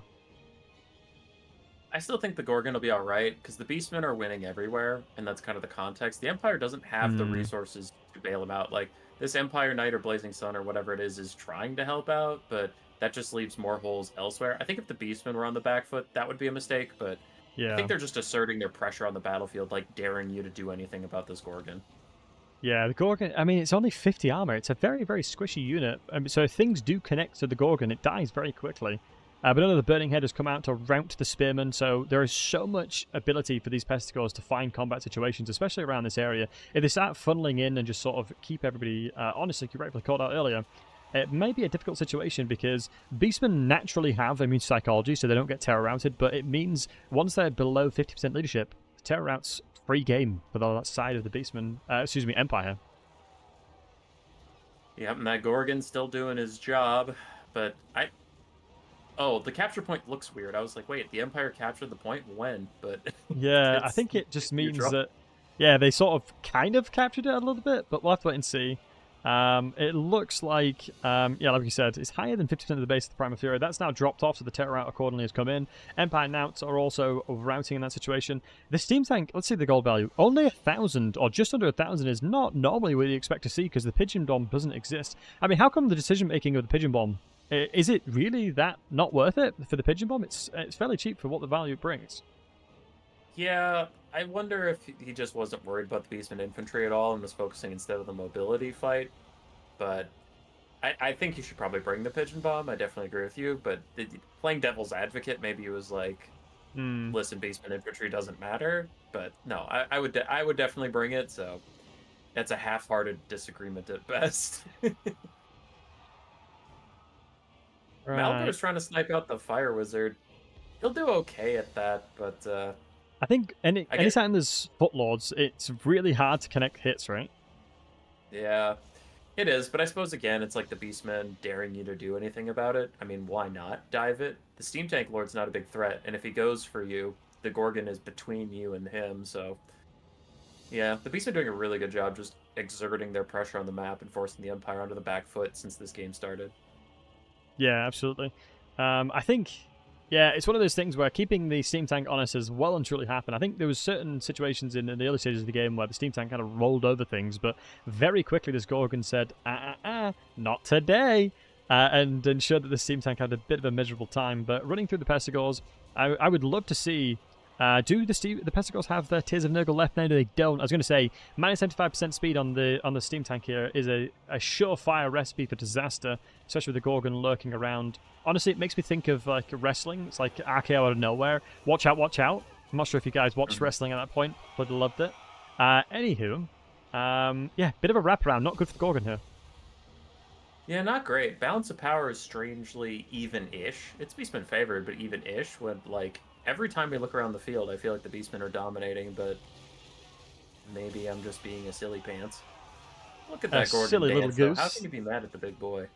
No, I honestly, Gorgon's one of my favorite units. It is such a cool addition to the Beastmen roster, and I feel like it just adds just one of those things where it's like, I can stat check you and kick your butt if you are anything that can't fight large stuff. It is a single entity killer for sure. It's just a terrifying prospect. I mean, it still has so much healing available while in melee. And at this point, I'm just looking around the map and I'm like, who could kill this Gorgon right now? It's a bit of a unit. Yeah, the Empire is doing its best, and they have routed a lot of the Beastman stuff, but now comes the final exam. You still have a healthy Gorgon. You don't have a lot left to deal with it. I think that's going to be a big problem for them. No, Malagor, don't die. Yeah, I feel like what is actually shooting? The Freak of the Meshes can do a decent amount of damage. I mean, it's not the most amount of missile resistance on Malagor's side, but not too bad. Gorgon is trying to lurk around to try and find the Steam Tank again, but we'll have to wait and see how that goes. I'm just trying to think to myself, who's remaining here? Yeah, Gorgon. Knights. I mean, you know, it is a tank. Like, a cannonball going through your chest can't really be understated, so Malagor needs to be a little careful about how often he lands in front of that thing. Yeah, a lot of damage coming out. Here's the Fire of Crusading Cloak coming out. Just give it a little bit more additional melee defense, but honestly, bonuses large of 30, I don't think it matters all too much. Malagor is now beating up the Bright Wizard once again. Flock of Doom coming down to try and keep these freaking blood militias and destroy some of the entities, but I am very terrified for the Steam Tank here. Yeah, this is the courageous last stand of an empire that knows it's crumbling. I honestly love the Steam Tank as a unit. Oh my god, that poor lad just got sent flying. But GG's to that one, absolutely banger of a replay. So the green one, unfortunately, taking the L there against ODM Soyboy SP. A lot of damage, surprisingly, coming out from Malagor, 1.6k, well, basically 1.7. Gorgon, only 2.2k. The Minotaur Great Weapons, only 300, which is surprising. Centaurs did a great job of providing tons of value. Pestigors, yeah, just sort of paying for themselves. But I just think that the main thing there was just the Malagor, Gorgon, keeping everything honest on the battlefield. Yeah, 1.4k across here. I mean, nothing really stood out too much on the Empire side, right? Yeah, nothing too terribly. Like, the 6 heavy cav did what they could around the battlefield. But the Steam Tank getting hunted by that Gorgon all game long was really the killer. Yeah. It's one of those things where the Steam Tank wants to be disruptive into inventory, and when there is things like the Gorgon, it's like, well, I'm in trouble here. So yeah, unfortunate situation. Since I know you're a fellow League of Legends enjoyer, this build honestly felt like 4 supports. Like, the Steam Tank is like, listen, dude, I'm going to disrupt. Don't you worry about it. And then the Free Company Bush are like, dude, don't worry. We're going to be like a hybrid frontline. We're going to hold forever. Don't worry about it. And then the Heavy Cav are like, don't worry, guys. We'll keep you nice and safe from backline threats. Don't you worry about it. And I'm looking around. I'm like, yo, where's the damage? What's going to kill anything here? No, I think you rightfully called it out. There is very, very limited damage on this side. And so that was obviously where the difficulty happened. 1 second. God, my puppy is trying her best to get my attention and being a nuisance here by trying to eat things, which is all right. Let's have a look here. So let's jump over to see if there's any more replays. So for context, guys, we're still having this one. So this is the semi-finalists. So we've got Sipper versus Sexy Boy game. So let's just jump into this one and throw that into the replays.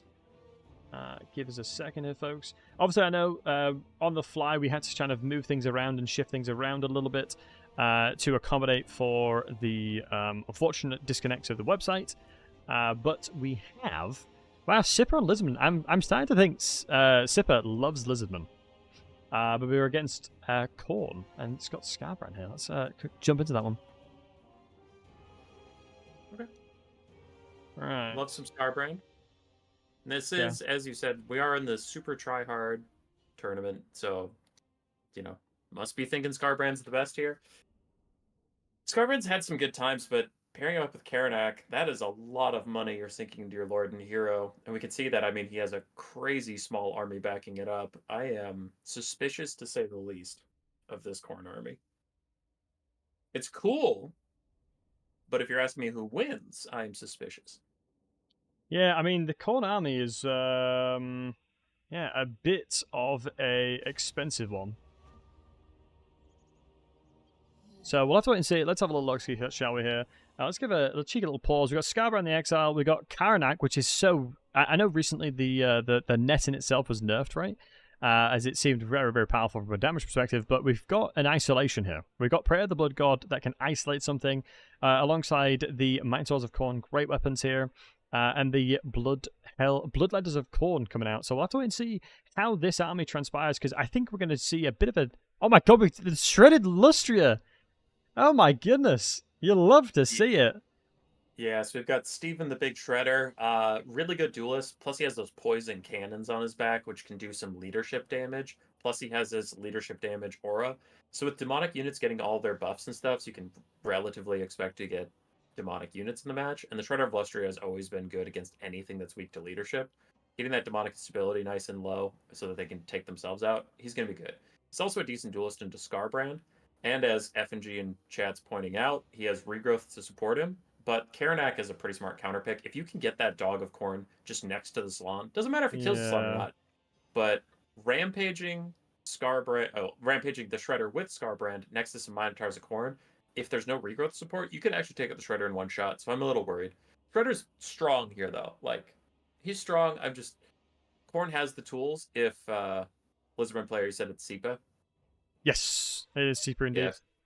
If Seepa's not careful, that Shredder could run into some issues, but, I mean, he has a ton of Saurus Warriors with spears, so he should be fine, as long as he doesn't venture too far from him. And he has 2 Solar Engine dinos. Khorne obviously doesn't have any range, so there's no reason the Shredder should wander off. As long as he stays tight, he'll be fine. Yeah, no, couldn't agree more. I think the thing that scares me the most is, like you rightfully called out, how is Karanak going to get anywhere near to silence this Slann, especially with there's so many threats that are going to be dropped down upon them? It's going to be difficult to see. Yeah. The Bloodletters might do some serious work here. They can tear through Saurus like nobody's business. It's just going to be a bit of a tug of war where, like, Scarbrand wants to keep his Bloodletters safe, so he wants to be close by so the Shredder can't go nuts. But the Shredder doesn't want to go so far out that he gets rampaged and pulled out of his spears, but at the same time, Scarbrand doesn't want to go so deep and just sit on Saurus spears, so it's like, I think you'll see the front lines collide, and then the big monster's going to do a little bit of a dotsy-do. Yeah, I mean, I love the Shredder. I'm not gonna lie. The Shredder is one of my favorite units. In multiplayer, I have oftentimes found myself wins I did not deserve just by keeping this thing alive. But Karanak is definitely going to change things. So a little bit of damage coming into the Minotaurs of Khorne with the solar engines of the Bastilons, alongside a lot of the Skink Javelins and a Saurus frontline. Not gone for the blob technology here, but as you can see, very quickly Karanak is trying to find themselves into a situation where the silence is prevalent. And obviously, no magical attacks as well at the same time is with the Brass Collar, which is a bit scary. Fleshhounds are trying to find their mark and try and flank around, but the RR Bloodletters are taking a lot of damage before they're getting closer.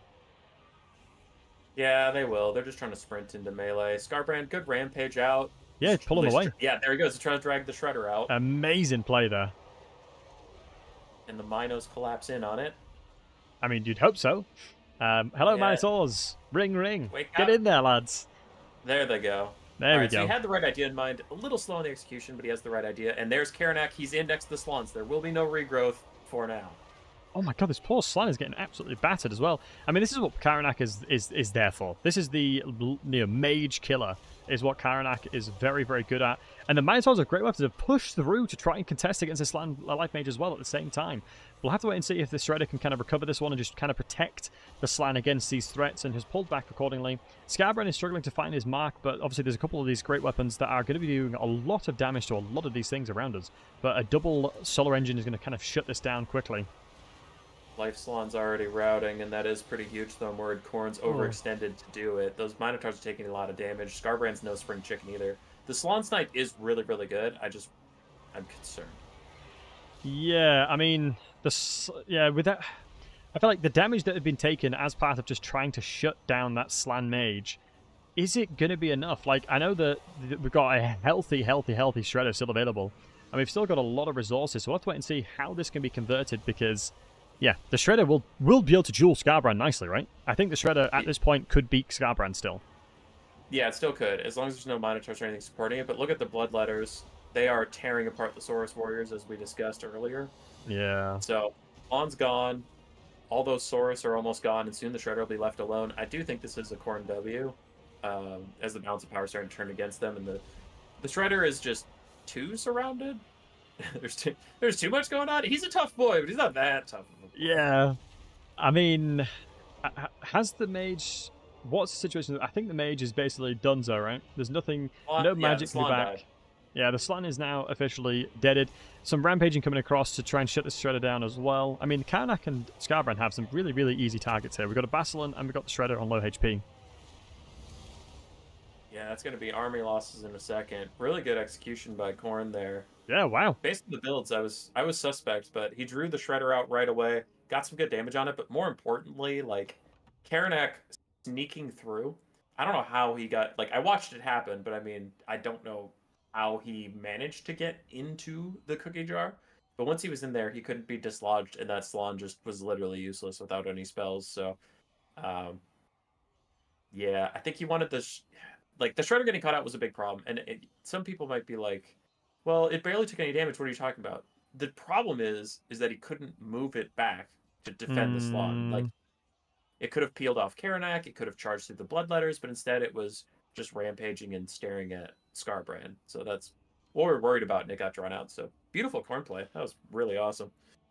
Yeah, no, I think fantastic play there. So classic, I think almost near perfected execution from the the side of the corn player there, and you can't hate it at all. Okay. So this we've got Pigman versus Hades as well, which we're gonna throw into here as well. Give me a second, folks. Let me just refund that one. I love that you can just drag in. When are you gonna scoop up a koi? In 7 minutes, my friend. So we'll probably want to just jump into this one, and then jobs are good.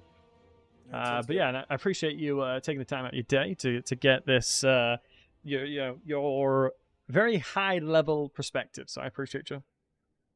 Dude, it's been fun. It's been fun watching all the different personalities hop in and out. Like I said, I loved listening to Sotek. It's been too long. I know he does some other streams, but I just, you know me, I'm a multiplayer fanatic. So when he's doing campaign stuff, I just don't tune in, and that's just my thing. But yeah, when he does show up for multiplayer stuff, I love his feedback. Always love listening to Legend, and then you, of course. And I'm excited to hear from McCoy after I dip out. So this has been a great event. You're doing a good job. I know there's been some technical difficulties, but I mean, yeah, there's not much you can do about tech difficulties. I know it's one of those things where it's unfortunate for the players that unfortunately cannot see as to why they were knocked out in certain elements. But from the brackets that we saw and the admins that checked it, we know the results are what they are, and so we validated it. But I know, obviously, without it being very clear cut because of the brackets and the website breaking. But anywho, we got Lizardmen and Vivas. Skirmish cavalry in general seems so dominant. Just flatline. It's just like something that you always want to take, right? It is just such a fantastic way to try and squeeze value out. But let's have a look here. So we got the Illyrian Beavers, and we got the Spearmen coming out as well. Insane amounts of melee defense on the Spearmen. Lothan Seaguard and some archers being thrown in there. A couple of them are light armored, which is interesting. I love the Dragon Princess, by the way. I love this Fireborn RR, one of my favorite aesthetic unit. I don't know why, but I just love this unit. It looks so sick. And yeah, let's have a look ski over at Teclis. Teclis is on his Phoenix, which is a good thing because Teclis is a bit of a nerd and he sucks in melee, in lore anyway. His bones are very brittle.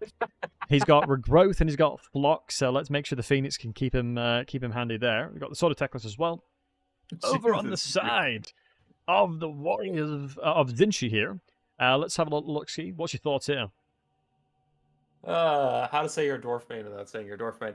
All right, we have Chaos Warriors of Tzeentch with halberds across the front line. That's a very tanky front line. They're lacking in melee attacks. They won't get through the High Elf Spearmen very quickly. I think they were just brought to hold. We have the Golden Griffin of Theurgy, Lord's Change ROR with some bound spells, and then we have the Chaos Lord of Tzeentch, Halberd Disc Lord. This feels a little weird though. I'm wondering where the oomph is in this build. We'll see how Tzeentch does, but I'm already suspect a bit. We have one Forsaken and some Spawn, but that combination, it's all about the armor sundering for the Forsaken, but they don't have, the Hives don't have armor you're worried about. It's their crazy high melee defense. I don't see a lot going on there. The Metalcaster, as you were just highlighting, does have Final Transmutation and Searing Doom, the Skull of Catan combo. Searing Doom will be a little more useful than the Final Trans here, because Teclis is such a tanky boy and he can heal himself up. Your bigger problem is going to be those Spearmen and Archers. And I am extremely concerned about the Tzeentch army ability to deal with these High Elves. This is looking quite lopsided, and if Tzeentch wins, I think that player deserves a gold medal. We have some Chaos Knights, and then something's off to the right where I don't know what it is. Is it a second Chaos Knight, or is it a Centaur of Tzeentch? Behind your camera. Behind my camera, it is Spawn of... Is that what you're saying? Spawn of Tzeentch and the Screamers on that Sky side? Rays. Yeah. Shrieking Sky Rays in the distance. Yeah. So I'm not seeing anything here that really speaks to me like they're going to bust these Spearmen. We're going to have to see how these Halberds do, but I think Teclis has got it. And I hate Teclis, so I don't like saying that, but I think Teclis has got this. Yeah, let's see if the Mr. Brittlebones can what he can do here. So let's go ahead and see a couple of volleys coming out from the Illidan Reavers. I mean, that's kind of expected, right? And we can see that the front line of the Chaos Warriors are moving up, but there's just so much range that can just whittle these guys down. So we're going to have to wait and see how the Tzeentchian player can kind of punish the fact that there's significant amounts of range. I mean, the golden thingy of change is a really interesting addition. We'll have to wait and see how that goes. And thanks for the Prime, man. I appreciate you. I think I'm undercrediting that. So there are 2 different powerful single entities that could dive into the archers and just be disruptive and annoying, and I think I should factor that in a little bit more heavily. So we'll see how they can do. They obviously don't want to get caught by the Fireborn, but they can be a nuisance for the archers. Yeah, I feel like the way that the barrier is going to be leveraged here is quite nice. I mean, it's such a long recharge delay. Teclis is in the air, obviously doing a great job of kind of finding the mark there. Tons of damage is just coming through on the Chaos Warriors of Tzeentch there, just absolutely roasting them. And obviously, it's a good idea to all cycle and focus onto one of the warriors instead of just kind of, tickle the barriers a little bit, just making sure you can focus on one. Yeah, that is a good idea, and they've almost gotten rid of one of the halberds. The halberd fight has engaged now, and we can see the Golden Griffin and the Chaos Lord of Tzeentch are just doing their best to do some disruptions. That is really good use of their time. The High Elf Skirmish Cav is actually running off something in the distance. The Shrieking Sky Rays. Oh, they're running away from him, but shooting at him. I gotcha. Yeah, it makes that's sense. Fine. Yeah, confused. I feel like this is not a fight you want to take. You've got so much armor in the middle here that you just don't need to try and disrupt them. Just from my perspective, I feel like you'd be better off just trying to deal with the range line that's supporting your melee infantry. Yeah. The Fireborn aren't over there to peel, but it doesn't look like the Illyrian Reavers need peeling. They're doing fine on their own. Yeah, I mean, 92 speed is just... you're outpacing everything on the Tzeentchian side, so... looks like the Lord of Griffin is just taking a bit of a beating. Cycled around the Dragon Princess here. Ooh. They've got obviously a lot of damage available to them, so you've got to be very careful with anti-large cavalry, especially with units that have, relatively decent armor. Yeah, no, that surround is actually really tough. And Teclis just chucked out a regrowth, I think, onto the Fireborn, just to make sure they don't take any damage for this, but they are murdering that Golden Griffin. He's down to half HP already, which is huge. I mean, he's a big monster. He looks like a little bird guy, but that is a big monster to take that much damage on. I mean, Lord of Changes in lore are an exceptionally terrifying concept. They are absolute units and not really, what you want to see in a face-to-face. Right, so we can see Flock of Doom's getting down just from Teclis trying to provide a little bit more of an oomph into this melee, as it does fantastic damage against the likes of armored things especially. Really good at killing elite infantry. Final transmutation over here. Nice cast. I think that was the skull combo. Because he did a lot of damage to the Fireborn. He was just like, emergency, I need to get out of this situation, cast that giant spell, and the Fireborn tanked the entire thing. They were not willing to let him go. They probably should have to try and dodge some of that final trans, but yeah, it is what it is. Balance power is very even right now. Yeah, very, very even. It's kind of scary how even it is, especially with some of the units taking as much damage as they have. I think in this situation, yeah, the combo, like you rightfully called out, was a great idea. And if the Teclis didn't throw that regrowth out before that, then the Dragon Princess would have been absolutely, completely deleted. Now the Illyrian Reavers are trying to look for some melee situations. I mean, they've been picking away at the spawn and picking away at these Forsaken with minimalistic shields, and they're doing a good job. And now they're finding themselves, you know what, let's throw ourselves into the battlefield here. But the Chaos Warriors of Halberds don't really care too much, and they will fight back. Yeah, that's pretty great from the High Elves. I hope they dedicate some of their resources to letting their guys rally. They're down to the balance of power right now, but you have a ton of archers in the distance with good ammunition. Just don't let these Forsaken and stuff run them down. Looks like the Forsaken are busy fighting other things, so that's fine. Committing the Illyrian Reavers to the frontline fight is fine as well. Obviously, the point is ticking up for Tzeentch in the background, something you got to keep in the back of your mind. But the High Elves, it won't do you any good to overcommit to the point and just die a bunch. So securing those archers is probably your best way to get back into this game, and they are trying to do that. Yeah, no, great job. Teclis is still just running around, trying his best to be a bit of a nuisance here.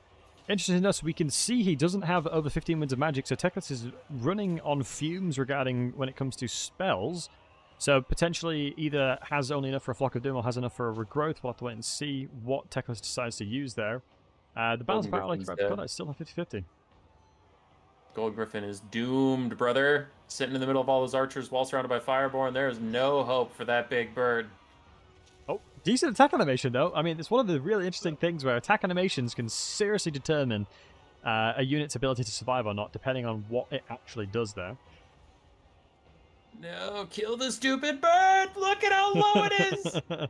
Kill the bird! Oh. The bird is the Okay, it's Night word. Spears. It'll die. It'll Okay, die. yeah, that wasn't probably the target to go into, but the bird is the word, still alive. I mean, the spears won't do a crazy amount of damage, but I think the archers are trying to just pin them down, and especially, like I called out, depending on these attack animations of the Golden Griffin, will determine how many of these shots from the archers come in and land.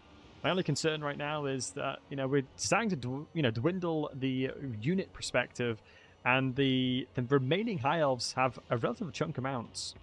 Some cast going down on the archers, not really too detrimental though, as there's still just a ton of available archers and ammunition available. Yeah, Zeech has 2-ish healthy halberds. One is below a third HP, but Teclis is trying to regrowth up. The archers are getting their shots in, so the High Elves need to delay. Now with the capture point, delay isn't always something you get to do. But if he can, the High Elves will be in a better position. So they want this game to last a little bit longer, and Zeech is trying to finish it as soon as possible. Yeah, I mean, it's rightfully call out. I suppose anytime you have magic, anytime you've got a ton of magic available to you, and especially healing magic with really strong single entities, the longer the game goes on, typically speaking, it'll favor you more and more because you can continuously keep topping up very, very powerful units, and sometimes it can be a real pain in the butt. But yeah, Teclis is a bit of a very sticky general at the moment, very difficult to kind of uproot from these situations. I mean, in fairness, the balance of power is 50-50, but I have a hard time believing Teclis can die here. Fireborn! Fireborn! Get him! Get him! Look at him die! Look at him! He's just getting murdered! Oh my god, that poor Chaos Lord of Zinch just got absolutely roasted. The Fireborns doing what they're made to do and just killing anything that is heavily armored and anti-large. I mean, this is a case of, due to it being a terror route, it can recover, like we can see here. If it was the white flag above the head, a unit could rally them off or walk them off the battlefield. But that poor Chaos Lord of Zinch has just taken a absolute beating. Yeah, Teclis is putting the hurt on him. I mean, the Fireborn, I was surprised the Golden Griffin lasted as long as it did in the middle of the Fireborn, but there was a much better example of what I'm used to seeing. When the Fireborn get their hands on you, you don't escape. Yeah, just insane amounts of AP damage alongside tons and tons of melee attack available to them. Yeah, that Chaos Lord is no longer with us, definitely going to perish very soon, and you can see that I think Teclis is now in a situation where he can just take any engagement he wants and sort of do okay, especially with how much healing he's still got available. The last stand regarding the damage available to the Zinchian side is these Chaos Warriors of Zinch, and in fairness, I think there's enough range that can just stagger it. The archers are doing, the Elite Reavers are doing a great job of just kind of keeping these Forsaken busy to allow these archers to keep on shooting against the halberds here. But I think the High Elves actually just lost. Wait, really? They only have 96 ticks left. Oh my god, yeah. I think they have what it takes to win this game if the point didn't exist, but the point does exist, and you're on a timer. They don't have enough time to sit and draw this out. Look how much ammo the Lothern Sea Guards have, the archers still have. Teclis is healing up the Fireborn as we speak, but there's halberds you got to deal with, and I just don't think they can quickly enough. I'm not sure if they got to go for army losses. Yeah, I'm not sure if the tickets in replays are bugged, where it'll only go up to 500. I think it will, even though this is a 600 ticket tournament. So I'm going to have to ask who actually, took this one down, if it does indeed, take this one down. But we'll have to wait and see. I still think, yeah, like you rightfully called out, there is such little troops that can actually clap on the High Elf side that it's nearly enough impossible to uproot them from this. Yeah, I don't know why these Chaos Warriors of Zinch just walked into archer range and are taking damage for free. Because you see they've stopped. They know they need to brace for the charge, but I don't know why they shifted position on the charge. Like, just sit on the point. And you didn't have to come out here, and now they're just getting shot a bunch. But at this point, army losses is not going to hit in the next 25 seconds. So I think Zinch is going to win this on points. If it went an extra 100, I don't know if that's the case. But I also don't know that's not the case. You have a Sorcerer of Zinch who's very healthy. Maybe he could hold on to it for another 100 seconds. Depends if Teclis puts the hurt on him fast enough, because there's no support. Like, looking around, it's not like Teclis and a million Swordmasters are coming. It's just Teclis. Yeah, it's just our boy Teclis. And yeah, it looks like the Zinchian player has won on tickets there, but we'll have to validate that one with the admins, as, yeah, I'm not certain if...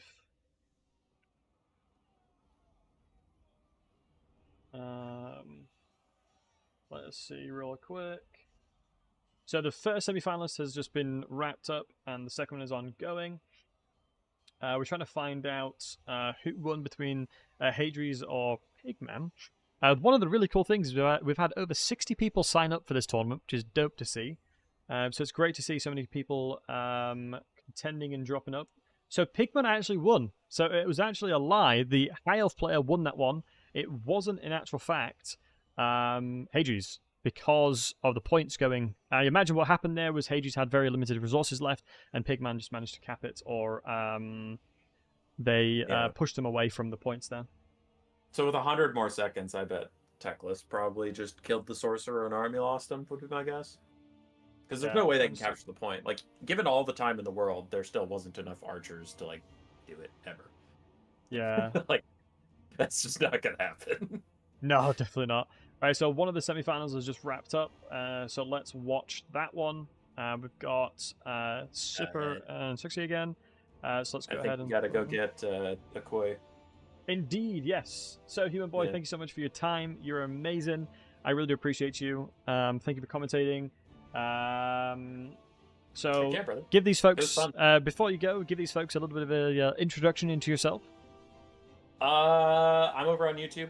I do mostly land battle casts, a little bit of Conquest, a replay every day, only multiplayer stuff. If you are a campaign enjoyer, I don't want your support. I don't want to talk to you. I don't want to see you. No, I'm kidding. I'm kidding. We're just, we're silly, we're trolly, we're fun. All right. In other words, he loves everybody, is what he was meaning by that. Dude, thank you very much. I love everybody. It's true. Thanks for your time, bud. Have a wonderful rest of your day, and thanks for spending time with us on the stream today. Yeah. GG's, dude. Right. Too bad Skaven don't exist. Yeah, so does Human Boy actually exist? Right. We've got an Akoi on the podcast now. Akoi, hello. How are we doing? The Ogre King himself. What up, what up?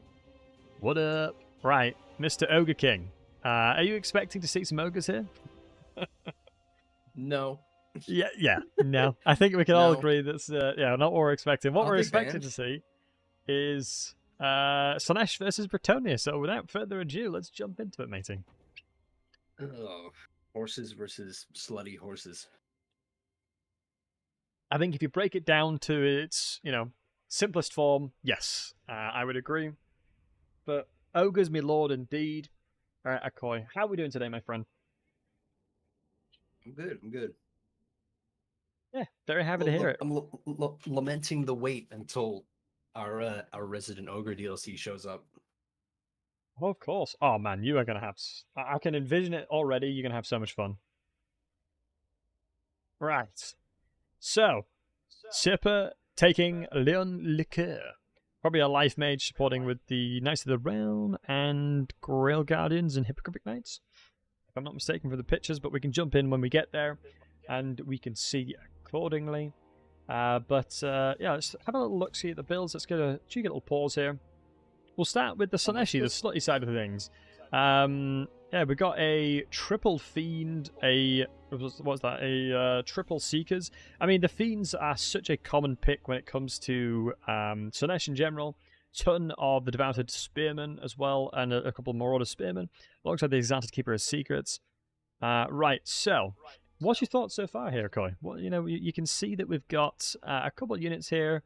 Do you see a lot of opportunities on the Slaanesh side of things? I see a lot of fiends. Fiends are gross. Are they good now? Yes, very, very strong. Fiends good now? Yeah, very strong. I just remember they're really off-putting because of their thigh highs. They're wearing 4 sets of thigh highs. 2 sets of thigh highs. They're really gross. I know I'm derailing. They're so gross. Dude. Wow. I mean, yeah. Okay. Grossness aside. Yeah. This is an interesting matchup though, because it's one very fast flanking kind of, the speedy boy Kev sort of faction versus the Kev faction, the main Kev faction. Am I supposed to be watching this on stream, by the way, or watching this on your? Let me share my screen, bud. Sorry about that. Oh, good. Sick. Sorry, yeah. Wow, I was giving a description of things, and you weren't even seeing the screen, so that's my bad. Live stream. Yeah. Right. Okay. A lot Okay. more infantry than I'm used to. Every time I play, personally play Slaanesh, I just take a lot of very fast-moving stuff. I don't really I don't really F with infantry. Mm-hmm. I see a lot of people taking Slaanesh in the PvP scene take a lot of infantry, a lot of marauders specifically. That still seems to be kind of like the meta. Give me a second. I just need to stop sharing my screen and then turn you up because it won't let me see it. Turning you up now. Let me know if that's okay now, guys. Thank you. All right, sharing again. You can better hear him. Is that better now? Akoi, can you just say hello to these wonderful folks? Oh, I'm good. Is that better, folks? Oh. Give us a 1-2-1-2, Akoi. 12. Wait, I'm 1 2 1 2. There you go. Thank you very much, Akoi. All right, okay. So testicles testing. Yep, testicles testing indeed. I mean, it is Slaanesh, so I mean, it makes sense. Exactly. So yeah, the triple fiends, quadruple seekers. We'll have to wait and see how that transpires. But on the other side, what have we got? We've got the Royal Pegasus Knights alongside Knights of the Realm, Grail Knights, and then we're also going to have a lot of cheap and cheerful inventory. Do you say cheap and cheerful a lot, Akoi? You're English as well. I'm very not British. I don't even like tea.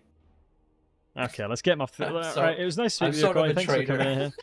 Thanks for I'm joining. sort of a traitor, you know. Yeah, no worries. Okay. I'm not seeing even a single unit of Grail Guardians and Grail Knights, which is kind of disgusting. Oh, there is one. There is one Grail Knight. Oh, okay. Yeah, all right then. here. No, that's fine then. That's fine. Grail Knights they've got to be the best cab in the game. Like, just every time I've brought them while playing as Bretonnia, I've won in PvP. Yeah, super strong. Just a ton of peasants and a lot of Grail units.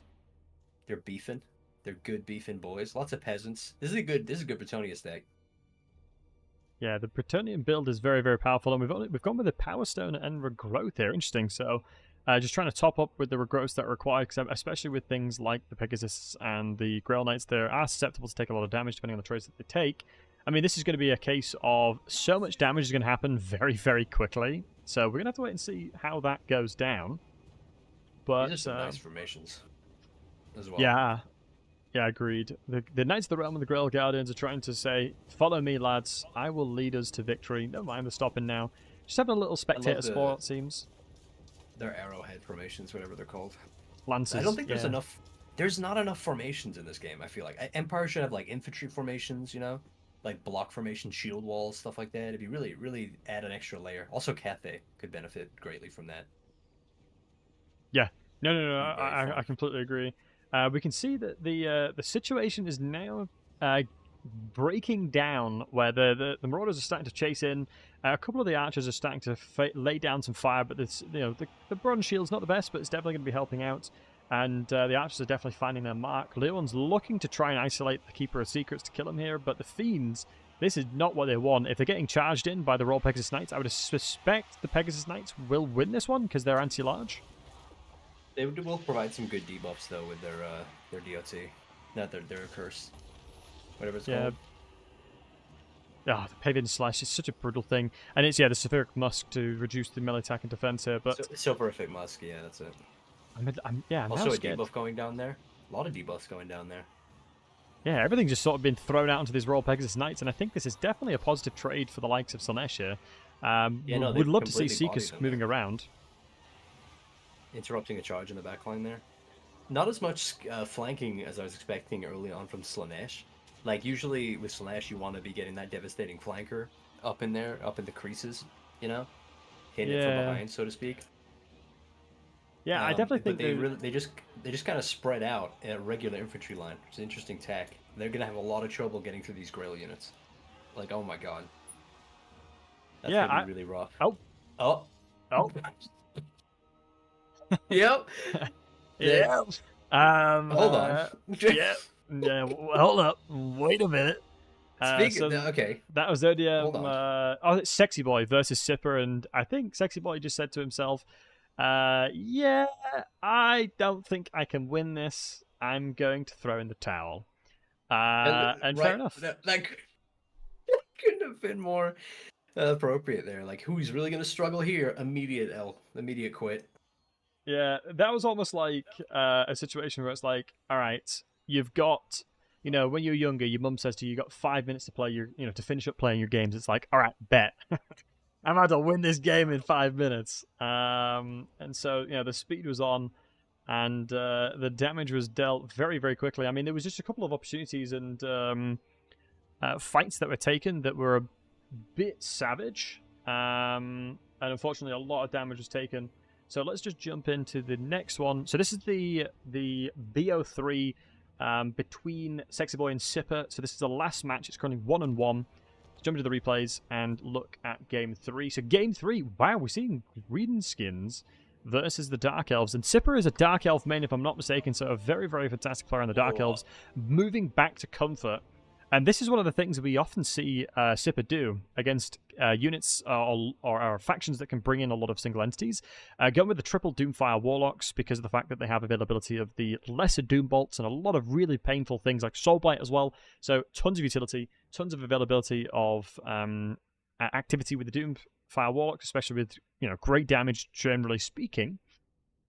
So we'll have to wait and see once this one loads in, and we'll have a little peek ski as to what it actually looks like, because spells, as I'm sure you can agree, Akoi, can really change the way that this will play. Yeah, I'm not great with spells, but these, I guess, are professional. Well, maybe not professional. You know what I mean? These are good players. I mean, yeah. I mean, interesting these build on the greenskins though. Lots of TW channel different on types Twitch. of chaff units. ATLC love. I mean, I believe Sipper got second in the Warpstone Cup, which is, this is we're talking about some of the best players in the world here. So these guys know what they're doing. You give them some tools, and they will absolutely take advantage of it. But let's just quickly go in and just say we've got the Bleak Swords, Dread Spears. Relatively common front line. We can see obviously the Doomfire Warlocks, like I said, is the lesser Doombolt. Very terrifying.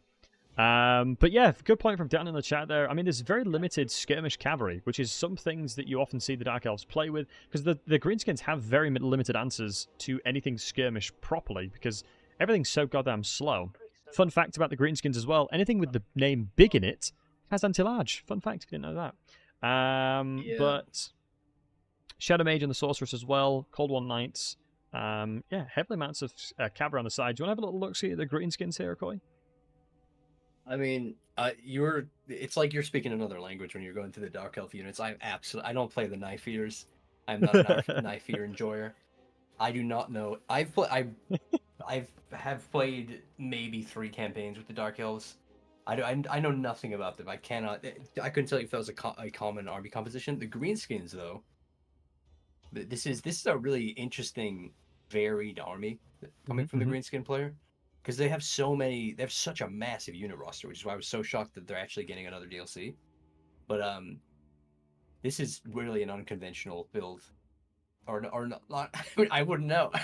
I would say, is yes. this common? Because this seems like I would say really it's big mix of different stuff here. Yeah, I mean, it's definitely a mixed bag here. That is for absolutely certain. I mean, the Squig Herds are so unbelievably cheap for the price, but they are so goddamn squishy with the rampage that they have. We'll have to wait and see what they can do there, but there's a lot of anti-large cavalry here, so I'm very afraid for the Doomfire Warlocks, but in fairness, the Doomfire Warlocks have so much more speed than anything these Orc cavalry can do. Arrow Boys, not bad. Savage Boys, Squigs, Orc Biggins as well. Once again, got big in its name, anti-large, baby. But the River Troll is going to be great when it comes to the melee fight, but I think the Dark Elves aren't going to let it become a melee fight, just due to the range and the skirmishing from the Doomfire Warlocks. I mean, Sipper has proven time after time that the lesser Doombolt is fantastic. So let's go ahead and play this one out, and we'll see what the River Troll Hag can do alongside the Swamp Things. Night Goblin, one of the things we've got to make sure to remember, fermented fungi. I have been caught out so many times with this Akoi, I'm not going to lie. The fermented fungi is awful. Because it's instant rampage right now. With the changes, right, Akoi? They changed the way rampage works, so you can instantly rampage stuff. Ooh. Lots of damage coming out on the lesser bolt on these poor boys. But yeah, when you're seeing this one, what are you thinking about? Dark Elves are going to have a distinct advantage here, I think. Greenskins are always going to suffer against ranged because they don't have a lot of armor across the faction, except for their very heavy infantry. Even then, no shields. Just a lot of boys. That's their theme. Many boys. And if they're not bringing like a hard-hitting front line here, it's essentially what? Just like mostly goblins here, some squigs. a couple Yeah. of troll units, so maybe 1 or 2 big uns. Heavy trading on the melee. If they can stick in the melee front here, they will break through the flimsy knife-here front lines here to get into those meaty back lines. Like, that's the thing. If they proc that Wog here in the melee fight, huge buffs. Yeah, no. Obviously, when you're playing greenskins, you want to go wide with the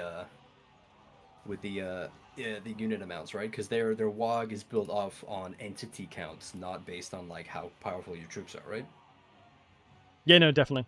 We'll have to wait and see. Yeah, because you rightfully called out when it comes to the wire coming in, it'll be fantastic to see how that transpires. Yeah, I think the Doom Bolts are a great pick, especially with the Doom Warlocks. Just anytime you've got single entities, you can do so much damage. But here's the War coming in. Yeah, the Doomfire Warlocks are in melee here, so they're going to take a lot of damage. Maybe they won't see the opportunity to use any further spells. I mean, Soul Stealer has definitely done a good job over here, but the RRR has Word of Pain, so can definitely nerf. Greenskin's trading quite well in ranged here as well, like getting into those back lines, taking down the Dark Shards. They're actually doing quite well here. Yeah, no, I think the Greenskins are doing a fantastic job of picking apart the Dark Elf roster here. So, yeah, very impressive to see where they're finding opportunities. I mean, we've got the Orc Boys chilling in the back line. Like we said, you know, the Doomfire Warlocks doing a good job, most likely, just continuously keep throwing out the lesser Doom Bolts. Fantastic spell. I really like to see this. I mean, Sipper has proven time after time that the triple Doomfire Warlock can definitely do a lot of damage because it's just like it's 200 range, so you can always throw it out there without much trouble. We can see the balance of power is definitely inside of the Greenskins' favor, but we'll have to wait and see how that kind of transpires because I believe Murderous Prowess is in the process. This is like a WA, but for what is it, like a hot 90 seconds, a minute and a half? Crazy. Yeah, dude. I always underestimate Murderous Prowess. It is an intensely. It might be one of the best army abilities, like automatic proc army abilities. You know, like the Tomb Kings, the Greenskins. Like Murderous Prowess might be one of the better ones because it's not predicated on any specific unit type. It's just getting kills. So you can go with anything and still proc Murderous Mastery. Yeah, so I mean that's the thing when it comes to the trading, right? Yeah, they're an underrated melee faction, I think. Yeah, no, completely agree. I mean, it looks like now it's sort of squeaking ahead a little bit for the Dark Elves now. They're kind of wrestling back that control. I think a lot of the, I would say, pressure points that the Dark Elves were fighting against have been shut down from the Greenskins. Or the Greenskins have had a lot of their pressure shut down. I think that initial charge devastating the melee front lines, popping the Wog, and then later in the fight getting the Murderous Mastery and then pulling it all back. Also, Elves having better leadership than the Greenskins, I think, is coming in clutch here. Like, most Greenskins units are shattered, running off now. I think all the Dark Elf Archers have come back. Like, pretty much all of them. I don't think we have a single routed off unit fully. Like, it's getting dominated now by the Dark Elves, I think. Yeah, I think it's a classic case of the Dark Elves have just got so many healthy units still available, and these Dark Shards are so unbelievably savage when it comes to just being attacked in general. Like, the Dark Shards just do so much damage when you give them the opportunity to shoot. Anything that it's able to shoot, like this poor little goblin here, for example, these poor buggers are going to be perished because it's 2 shots per volley from the Dark Shards, so they're an unbelievably potent range unit. They're one of the best, like, early tier range units in the game, definitely. Especially considering the fact they have silver shields while firing, which is unbelievable. Like really, if you're playing a missile faction and you're going up against the Dark Elves, it's always a nightmare chewing through those Dark Shards. Yeah, what? Actually, I don't know. Where the hell did the Mytha spell come from, lads? You'll have to help me out there. Where's that reduction of speed coming out? Is that the River Troll hack? It is indeed. The River Troll hack is reducing it. Nice. It makes sense. I think we're going to have to wait and see. Dark Shards over here are most likely going to be charging by the Goblin Wolf Archers. The capture point is wrestled into the Dark Elf control. I mean, the Greenskins originally had control, but a lot of that has been wrestled away. So we'll have to wait and see how this can happen, because we've still got miasmas that can be thrown out. I especially think the miasmas did a great job of killing a lot of the, cavalry units. So it was very difficult for them to do much there. Doomfire Warlocks, 846 values. They're definitely starting to pay for themselves, which is nice to see. I'm surprised the amount of morale that the Greenskins still have, despite being on the ropes this bad. Yeah, no, I definitely agree. Like the balance of power, I mean. Yeah, it seems like anybody's game almost from a balance of power perspective, but I'm just looking at this one, I'm thinking to myself, what do the Greenskins actually have available to them? They don't really have an awful lot of options, right? No.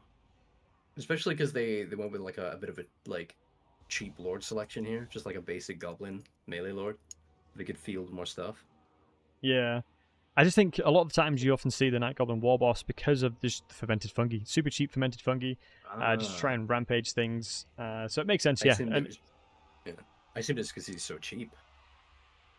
Yeah. I mean, I think it's just a bit of both, matey. It's a good thing to comment upon. I think both of them are why he's so good, because he's got the Spite of the Bad Moon, which is going to help kill any large things, and the fermented fungi alongside the tormented sword can isolate certain imagery and certain difficult things to deal with. But there's not an awful lot of things that are remaining from the orcs that are going to be able to pack a bit of a punch here. But yeah, we'll have to wait and see if there's anything that the greenskin player can do to recover from this one, because I think they may have... Oh, okay, never mind. So that is the Dark Elf player taking this one down. So GG's to the Dark Elf player. I think that was Sipper on his main. Yeah, love to see the Doomfire Warlocks being an absolute nuisance there. Yeah, I do not know much about the Doomfire Warlocks. It's like like I said, I'm not much of a Dark Elf player, so it's one of those units that's always fallen by the wayside. I never saw them taken that much in PvP as well. Like people, every time I fight Dark Elves, it's just a lot of Dark Shards, a lot of infantry. I think the Doomfire Warlocks are just finding a resurgence, because I think just Sipper is comfortable playing with them. I think in the Warp Zone Cup, he always kind of went with either 2 or 3. Just to try and be a bit of a nuisance, because he knows the limitations of them and plays towards it nicely. I mean, I'd be surprised if the Squigs, one of the Squigs I believe paid for themselves, but yeah, it's one of those things where if you've got a bit of points remaining, you might as well just throw them in there. The one thing that did surprise me was like no skirmish cavalry on the Dark Elf side, but clearly didn't need it. Not a crazy amount of gold value on the Goblin side of things, but the River Troll Hag came in with 900, Trolls is 700. I mean, Trolls are always a good bet for a good amount of value. I think they're, as long as you're not fighting something that has intensely damaging melee stuff, they can grind through melee, and you layer them in with some good infantry. They're a great thing, great supporting unit, with the regen and everything. Like for the greenskins. Yeah. Also, I think the Swamp Trolls are a little bit underrated. Like their AoE debuff always comes in clutch. Just nerfing those front lines a little bit.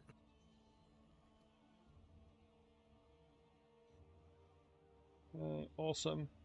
Right, so semifinals is finished. So we got Pigmen versus Crablings. So let's go ahead and jump into that one. And thank you all the players for providing the replays in a timely manner. Appreciate you guys. We're now down to the wire, folks, where we've got a very interesting, to say the least, Choff build. So we'll have to wait and see how this goes. Pigman is representing Kislev. That's the tallest army I've ever seen in a tournament. Holy shit. Yeah, wow. I'm interested to see how this is going to go down, because that is such expensive stuff. Yeah, I love that. Oh, more of this, please. More off-meta goof picks, please. Because that's I would say that's like a pretty normal Kislev build, maybe. I don't know. Like, I'm not super familiar with it. Not a lot of range from Kislev, which is weird considering 90% of the units are hybrids, but that's the best. That is such a good Chaos Dwarf army. Holy crap. Yeah, just some I mean, goblins and some tanks and bulls. I think one of the things that I love Crabbling on the channel was somebody that actually took on. So basically, I had 4 of my mates that used to stream Vermintide 2, and they were called the Rat Slappers. And so what happened was I got Crabbling, and I can't remember the second person from the clan he's within, and they basically fought against 4 people as 2 and won. Wow. And the second game they lost it. Finances or just like... No, they actually... Well, I think overall, obviously there's different pools of Winds of Magic, but like money-wise it's similar. Yeah. Right, so we got a Dreadquake Mortar. My god, this thing is expensive. Perfect Vigor, file on moving. The Centaurs, this is what you love to see. These are the replays you love to watch. So Skullcracker, Goblin Laborers across the board, and then we've got we've got the Vial of a Shut. So 20% additional damage for fire. So anytime that this mage kind of gets themselves in a bit of a situation, I think honestly it can be nuked, especially with the Vial of a Shut. I mean, is there any other availability of fire damage? No, we got a metal mage, so... Right, okay, this is going to be a banger. Right. So, Akoi, we can see on the other side a triple snow leopard situation, so I'm a little bit afraid for the Dreadquake, I won't lie to you. Yeah, that's what I was just thinking, like, because it can take out this entire army single-handedly, pretty much, except maybe the things from the woods and the single entities. But 3 snow leopards in this specific circumstance is actually kind of bad. For, like good for them, bad for the dwarves. Yeah, no, absolutely. I think the snow leopards are basically a perfect pick here. Great pick up there. We can see now that we've got triple Streltsy. Excuse me, is that a double Streltsy line alongside Corsair Spears? We've got Things in the Woods and Kislev Warriors and a distinct lack of range though from the Kislev faction, which is very interesting. Yeah, oh wow, Dreadquake actually did land their mark reasonably on the Streltsies there. So a lot of Dreadquake moving about and trying to skirmish here is going to be required. So the range shots, like you rightly called out, very limited range. So if the Streltsies do come over and try and shoot the likes of the Wizard, then clearly we can just get the Dreadquake in there and just have some fun there. As long as the Kislev player is mobile, they can avoid most of the Dreadquake damage. Yeah, Streltsy also very bad unit. I love Streltsy. They're so cool. They are not a good unit in my opinion. They need a rework. They are phenomenal looking though. I think it all goes down. Beautiful Dreadquake hit there. I think it all goes down to line of sight. I think that's one of the nemesises of gunpowder units is really janky line of sight. They're also, though, they have a really slow fire rate and very low missile damage for a gun unit. They have good range, and they're also proficient in melee. I think that's what the trade-off is meant to be. Is they're pretty decent in melee or okay in melee. Their shots leave something to be desired. If you buff them in the campaign, they're good. But like you could say that for any unit. Yeah, I think absolutely. they need a baseline buff in my opinion in the range damage. I've never seen them really come out with enough value that you can't get out of one of the other Kislev hybrid units.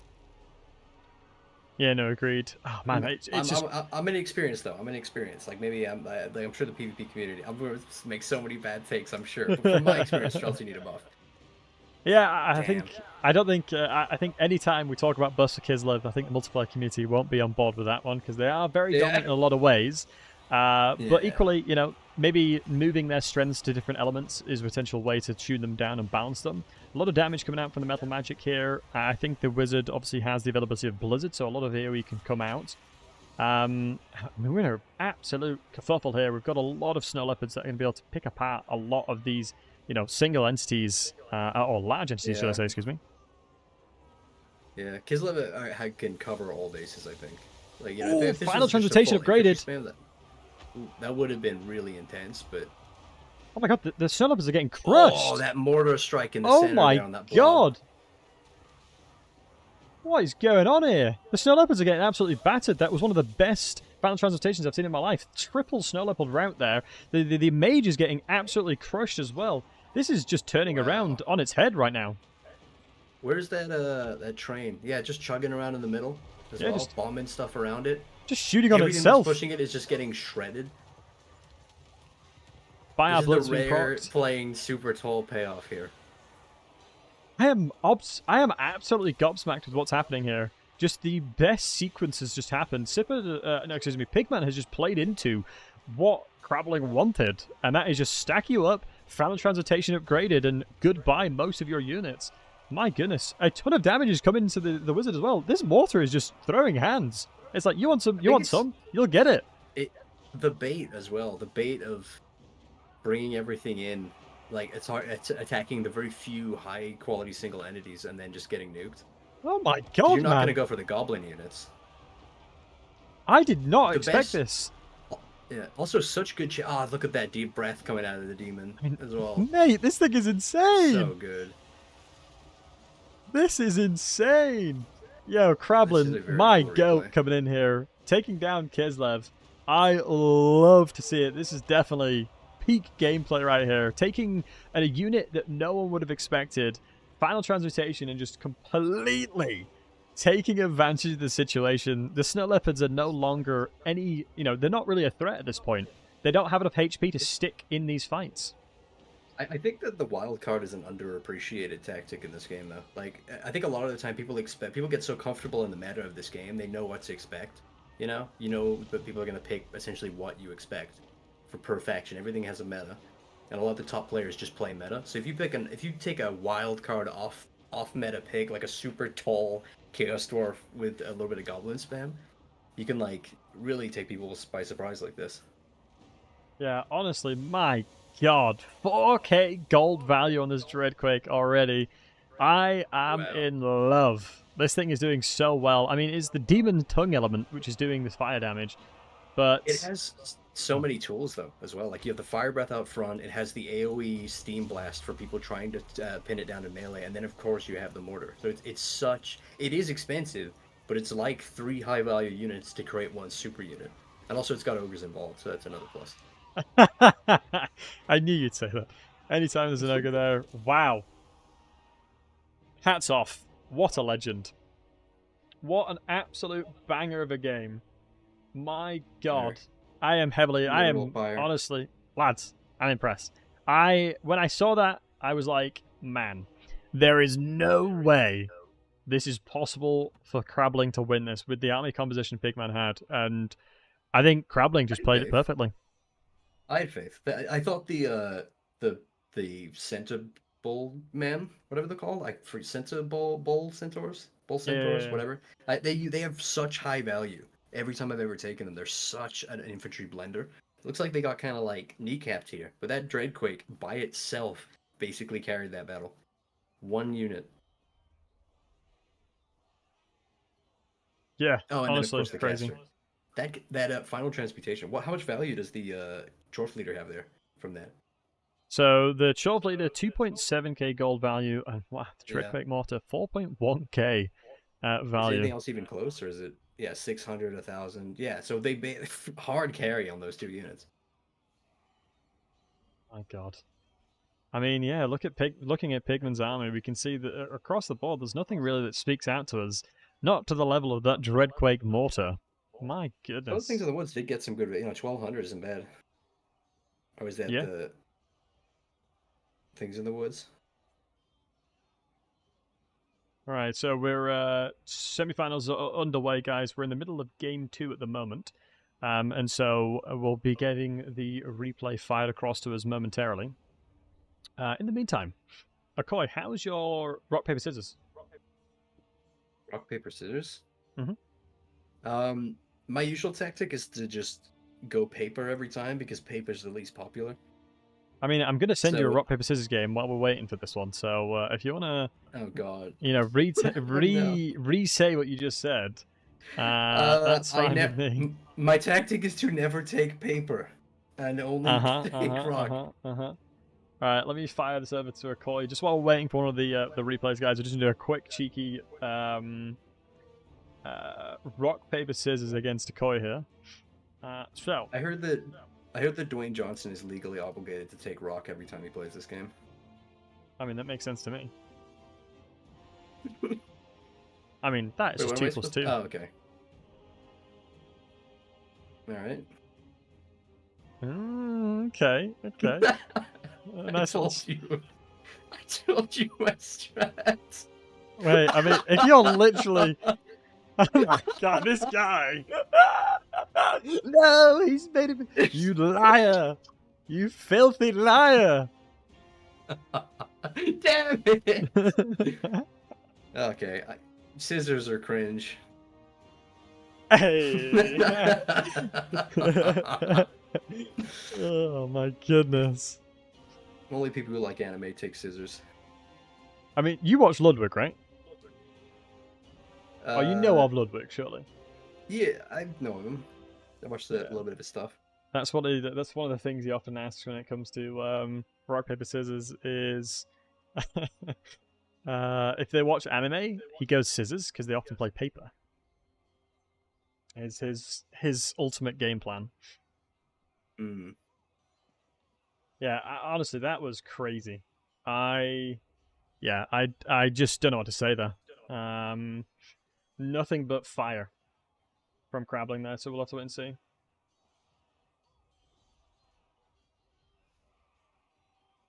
Has anybody played Ogre so far? Has there even been one Ogre player so far? No, not that I'm aware of. No. Okay. That's fine. Our day will come. Our rework is upon us. Just a couple more months. And then hopefully the community actually plays the best faction for the first time.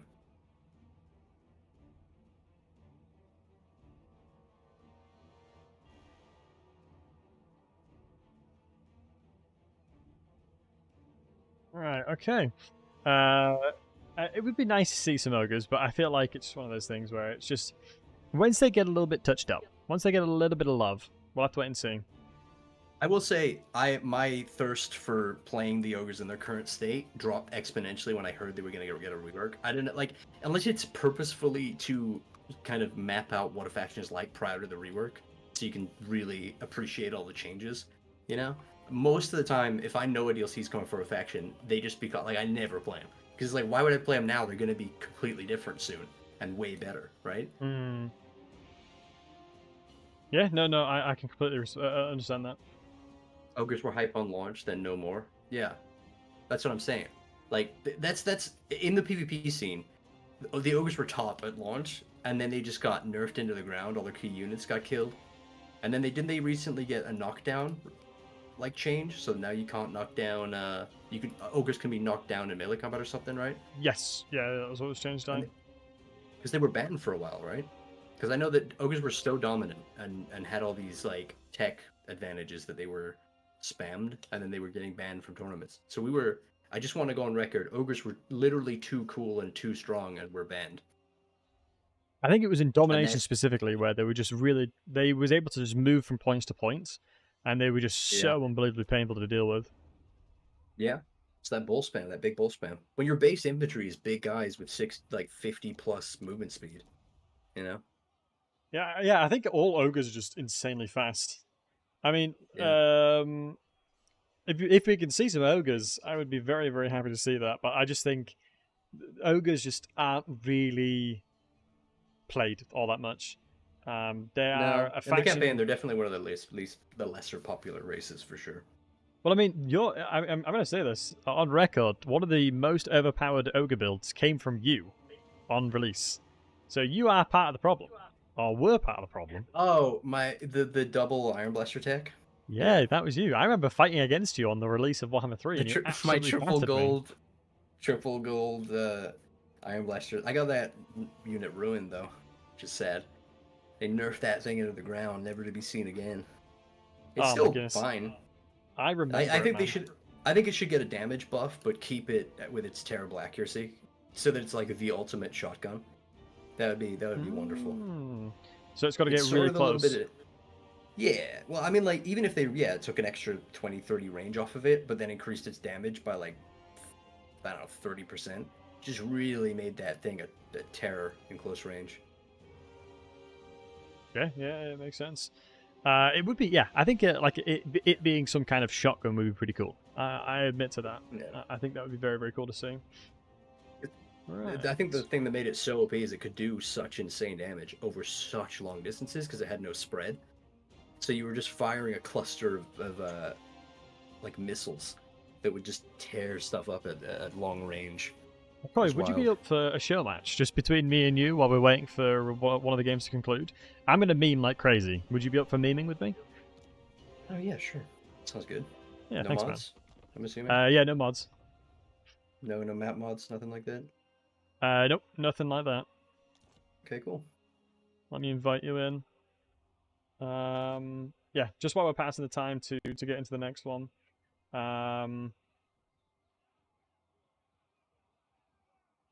Just so we can, I'm gonna go pure meme ski. I have no interest in going anything remotely meta.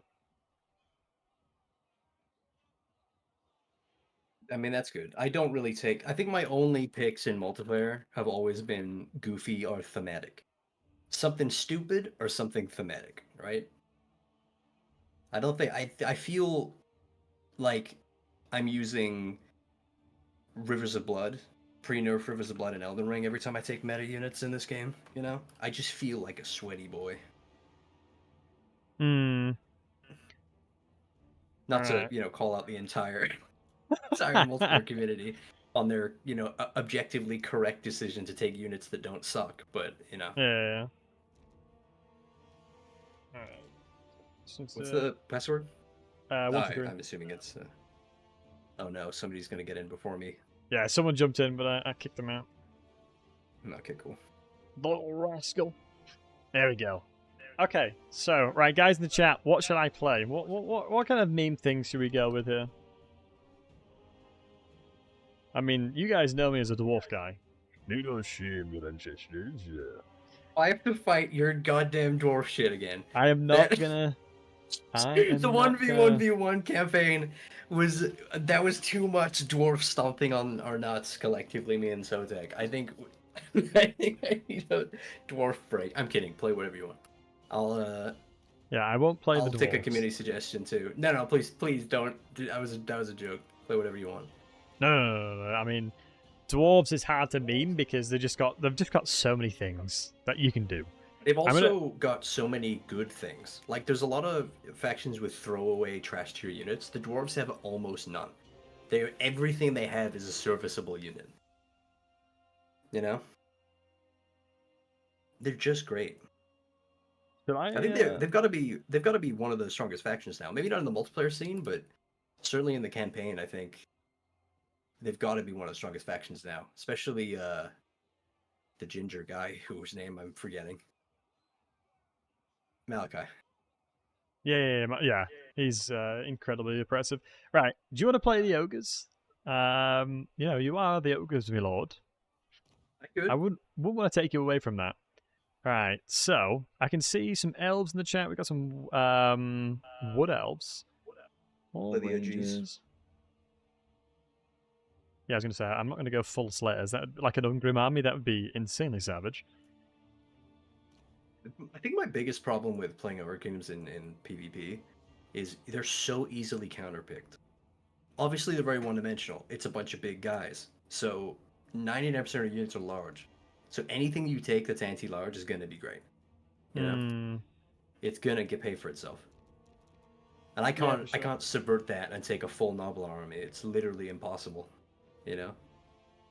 Yeah, no, you got to be a little bit careful. Right, I'm going to go with the wood elves, I think.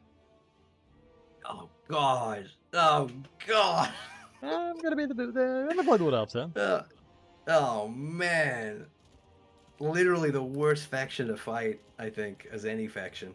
I think the only faction that doesn't struggle with wood elves might be dwarves, right? I feel like you'll be Because they're surprised what I pick. Alright. I feel like I may be doing things that don't make a lot of sense, but for the sake of for keeping it spicy. Oh yeah, I forgot you're going. Yeah, you're going meme stuff. I forgot. I am. Yes. We're not going with the nothing but spice. I think this is this goes hard. I think. Right, I'm raring to go, bud. I'm raring to go. I'm raring to throw hands here. I'm gonna be very interested to see what you do. Hold on, let me actually remind myself. Yes, I'm fine with that. I mean, you could say that I am very hard right now. Ew. My units. Pause. My units. Right, that was really bad. Like with my dyslexia, I was reading chat, and then the only thing I read in the chat was hard, and I was like, okay, yeah, I'm really hard right now. Yeah, okay, never mind. Swiftly moving on. That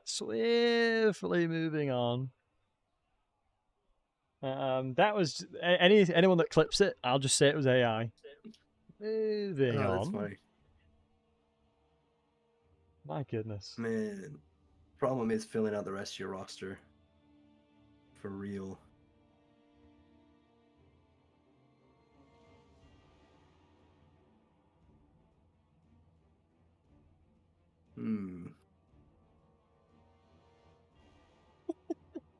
I might have been bricked up. What? I don't even know what that means, if I'm honest. I don't even know what that means. You don't know what bricked up means?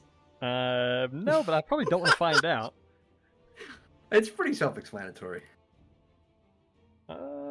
I mean, let's banish the Slaneshi thoughts away, and let's PG stream. Yeah, let's keep it.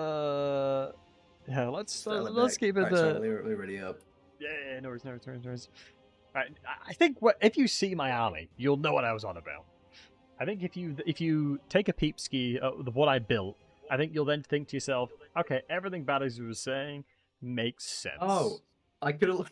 I forgot. I could have looked at Discord to see what you had. I could have I'm sharing my sniped. screen. I could have stream sniped. You could have done. But as part of being an honourable gamer, you wouldn't dream of it. I probably would have. I just forgot. Ogres are not honorable. I'm going to be intrigued to see what you've actually built here, lad. Also, our connection should be pretty decent, both in Glado. So. Oh, shoot, I should probably have actually deployed my troops. Just straight up put you on the timer there, so I do apologize. Man. That was very PM. Greasus is in such deep need of a rework, man. Wait, you've gotten greasy? I mean, even just some AoE buffs and debuffs.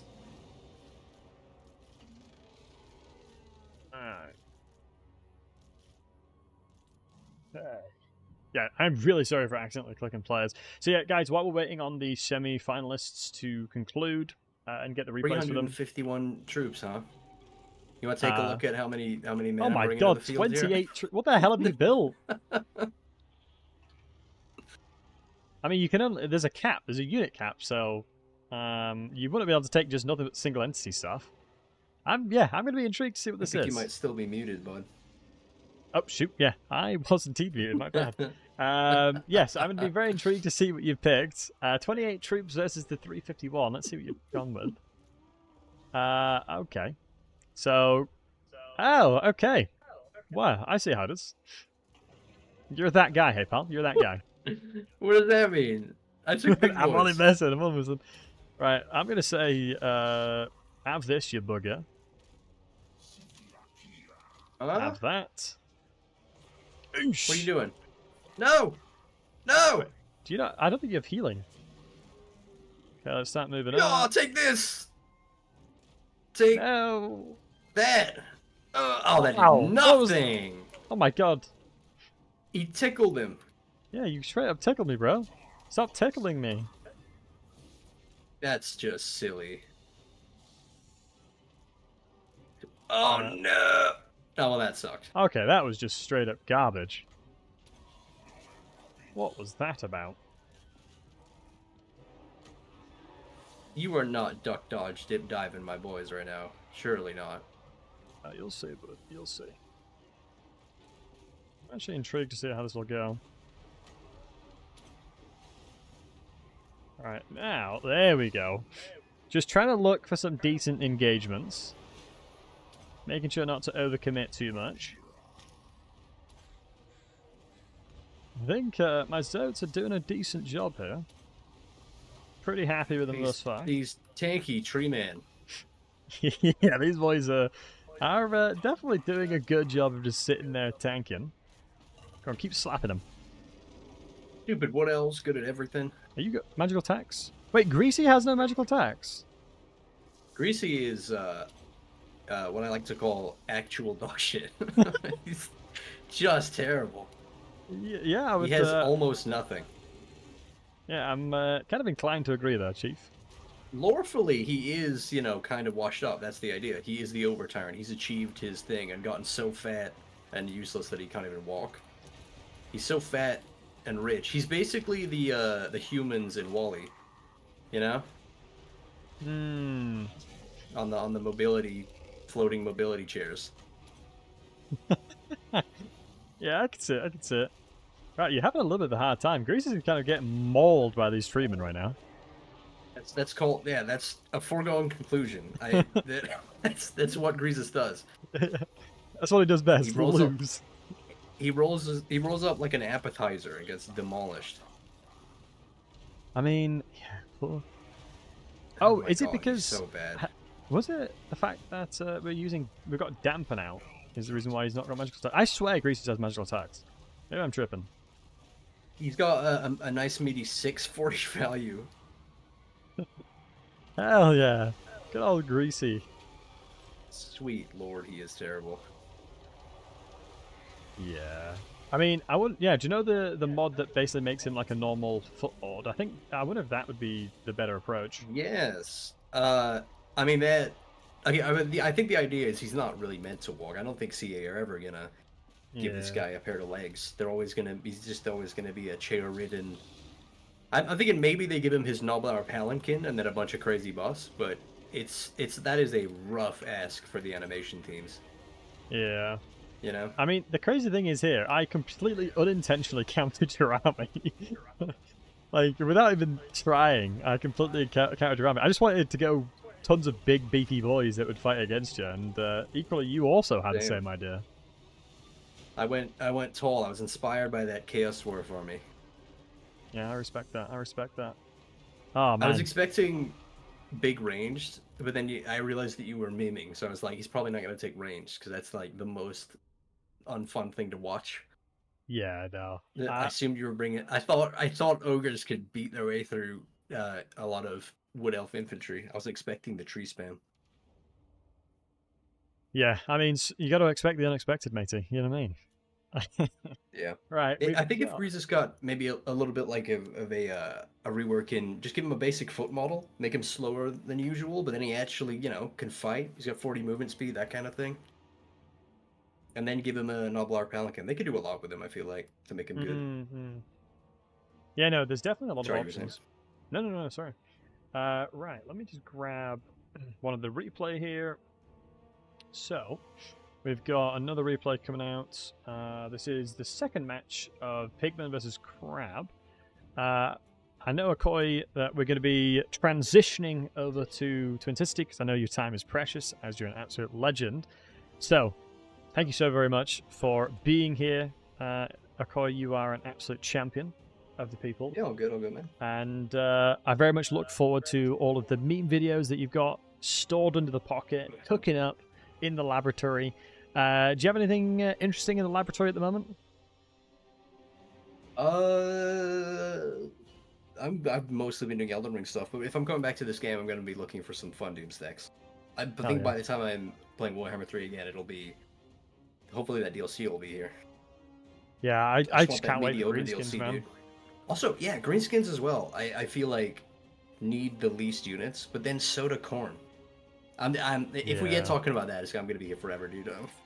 Thank you for having me. Honestly, dude, I seriously do appreciate it. You joining, man.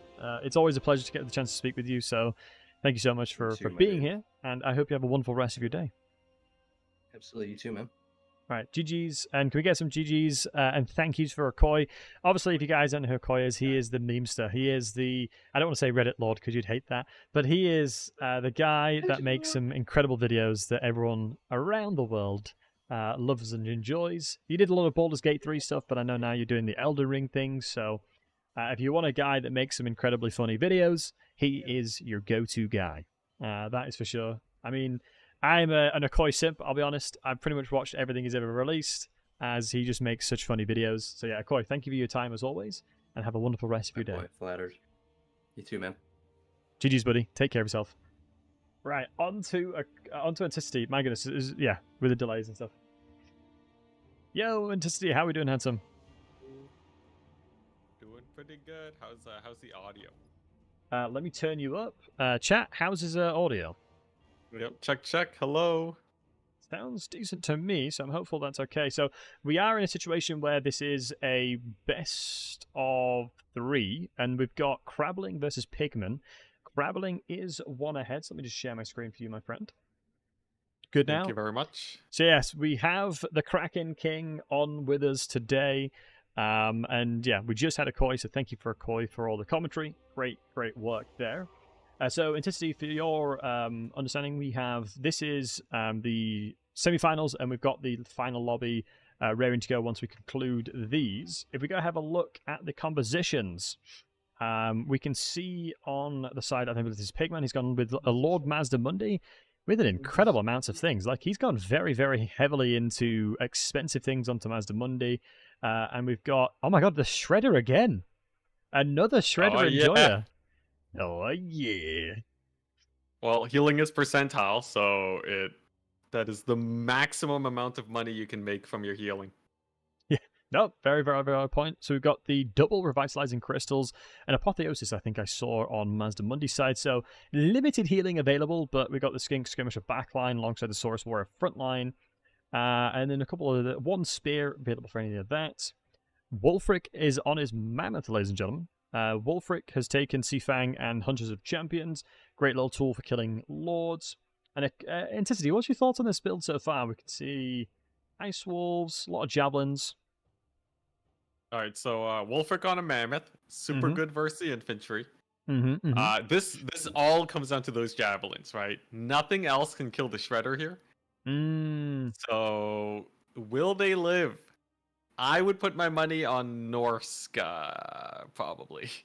Yeah, I think Norska definitely seems favored in this one because I agree with you. I think the Javelins can very quickly take down the Shredder because, I mean, the missile resistance is 25%, but that's roughly about it. So there's a lot of damage that's going to be available here for the likes of the Norskan squad, and especially with how wide Norska is, with the Ice Walls to kind of like sneak around the outside. But ultimately, it's going to come down to points, right?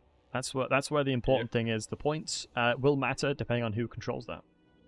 Oh, actually, I don't think so at all. This is going to be a fast match. A lot of DPS here. I think I'd be surprised if it comes down to who actually holds that capture point. Yeah, I mean, it's one of those things where a lot of the time people have just ignored the conquest point, which is quite interesting. Treating these like land battles, which is fair enough. I mean, it is one of those things. I mean, yeah, Crabbling is definitely bringing out the memes. And we can see the Shredder with the range damage. Surprisingly, a lot of range damage. 671 is terrifying, but let's see how this goes in. Lizardmen have started to position themselves in the middle, and Wulfric saying, Wulfric, no. Those chameleon skinks are going to annihilate him. That is not good for him at all. Terrible trade for Norska. They're already gone. I'm calling it now. I mean, saying that, the Saurus Spears have gotten absolutely obliterated. The Skink Skirmishers have done really very limited things, and the Ice Wolves are now trying to hammer and anvil them. Okay, actually, that was a very good surround. This is actually really bad for Lizardmen now. Oh my god, yeah. Javelins, the back and forth. Okay, so Javelins taking some heat. Like, one unit of Javelins cannot kill the Shredder with the healing, I think. So there's a non-zero chance the Shredder just kills everything. But, what, we still have 2 units of Javelins left? Yeah, but most of the units. Javelins, have revitalizing crystals, sort of being a bit of a nuisance, but anytime they recover and come back into fight, we're going to see them very quickly come into this. But the inventory side of things, the Lizardmen have very limited inventory to stop this Norska from running them over. Oh yeah, infantry, they did absolutely nothing. Actually, almost like a liability.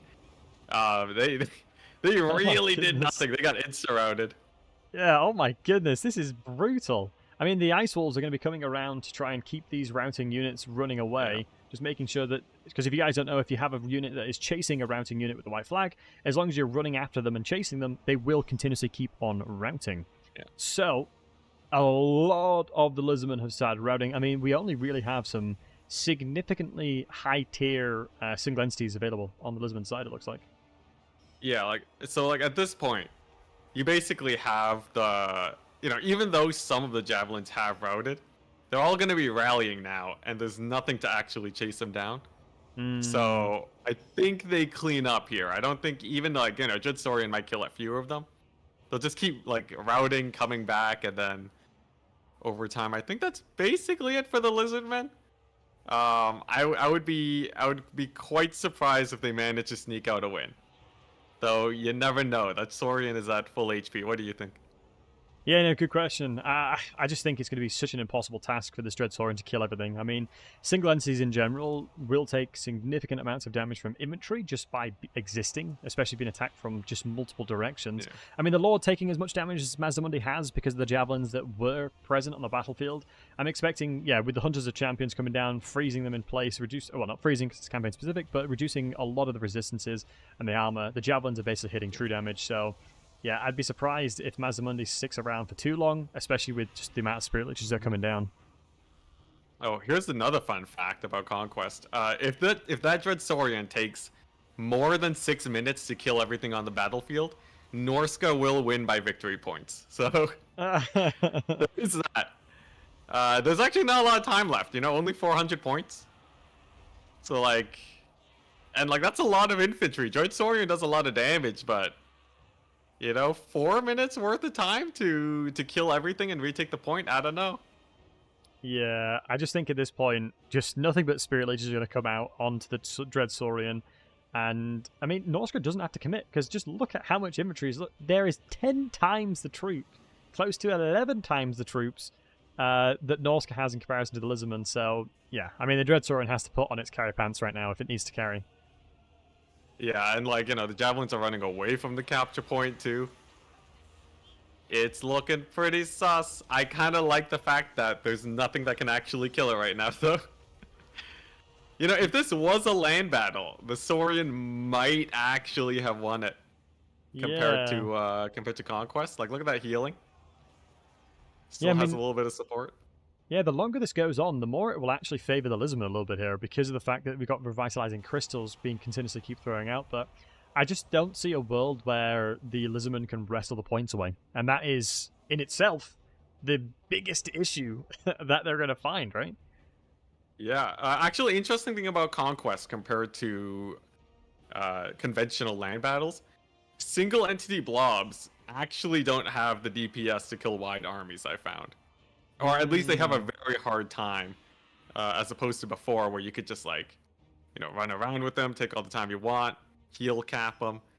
Now you actually have a lot more pressure to take points. Although, if they just stand on that capture point and hold it, because like there's only one Marauder there, feasibly 3 single entities could out-capture them, and maybe if Norsca has to blob up, they can, Lizardmen can win it.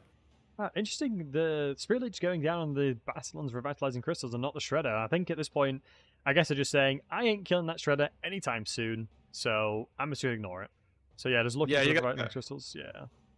Yeah, kill the medic, classic strategies. Yeah, no, gotta take them out. Yeah, it's one of those things where if you allow the medics to survive, they're going to keep on healing and healing and healing, and you can't really have that. So, yeah, capture point is actually being wrestled away a little bit. Yep. Let's see here. Does 1 infantry unit hold it? No, actually. Dang. Oh, we've okay, but 2 units does. So let's just go back to this one. You can see the capture weight is 3.3. What's the Shredder's capture weight right now? The Shredder capture weight is only 3. So we can see from a capture weight perspective, we have very minimalistic. It's what? Is it 6 capture weight coming in from the Lizardmen right now on the point? And so anytime we have Marauders coming in with 4.8, so we just need a unit and a half to be on this point to stop the points from being taken away. And yeah, Wolfric's just trying to wrestle them off of the point here, doing a great job of just trying to take damage and pulling things away from the point.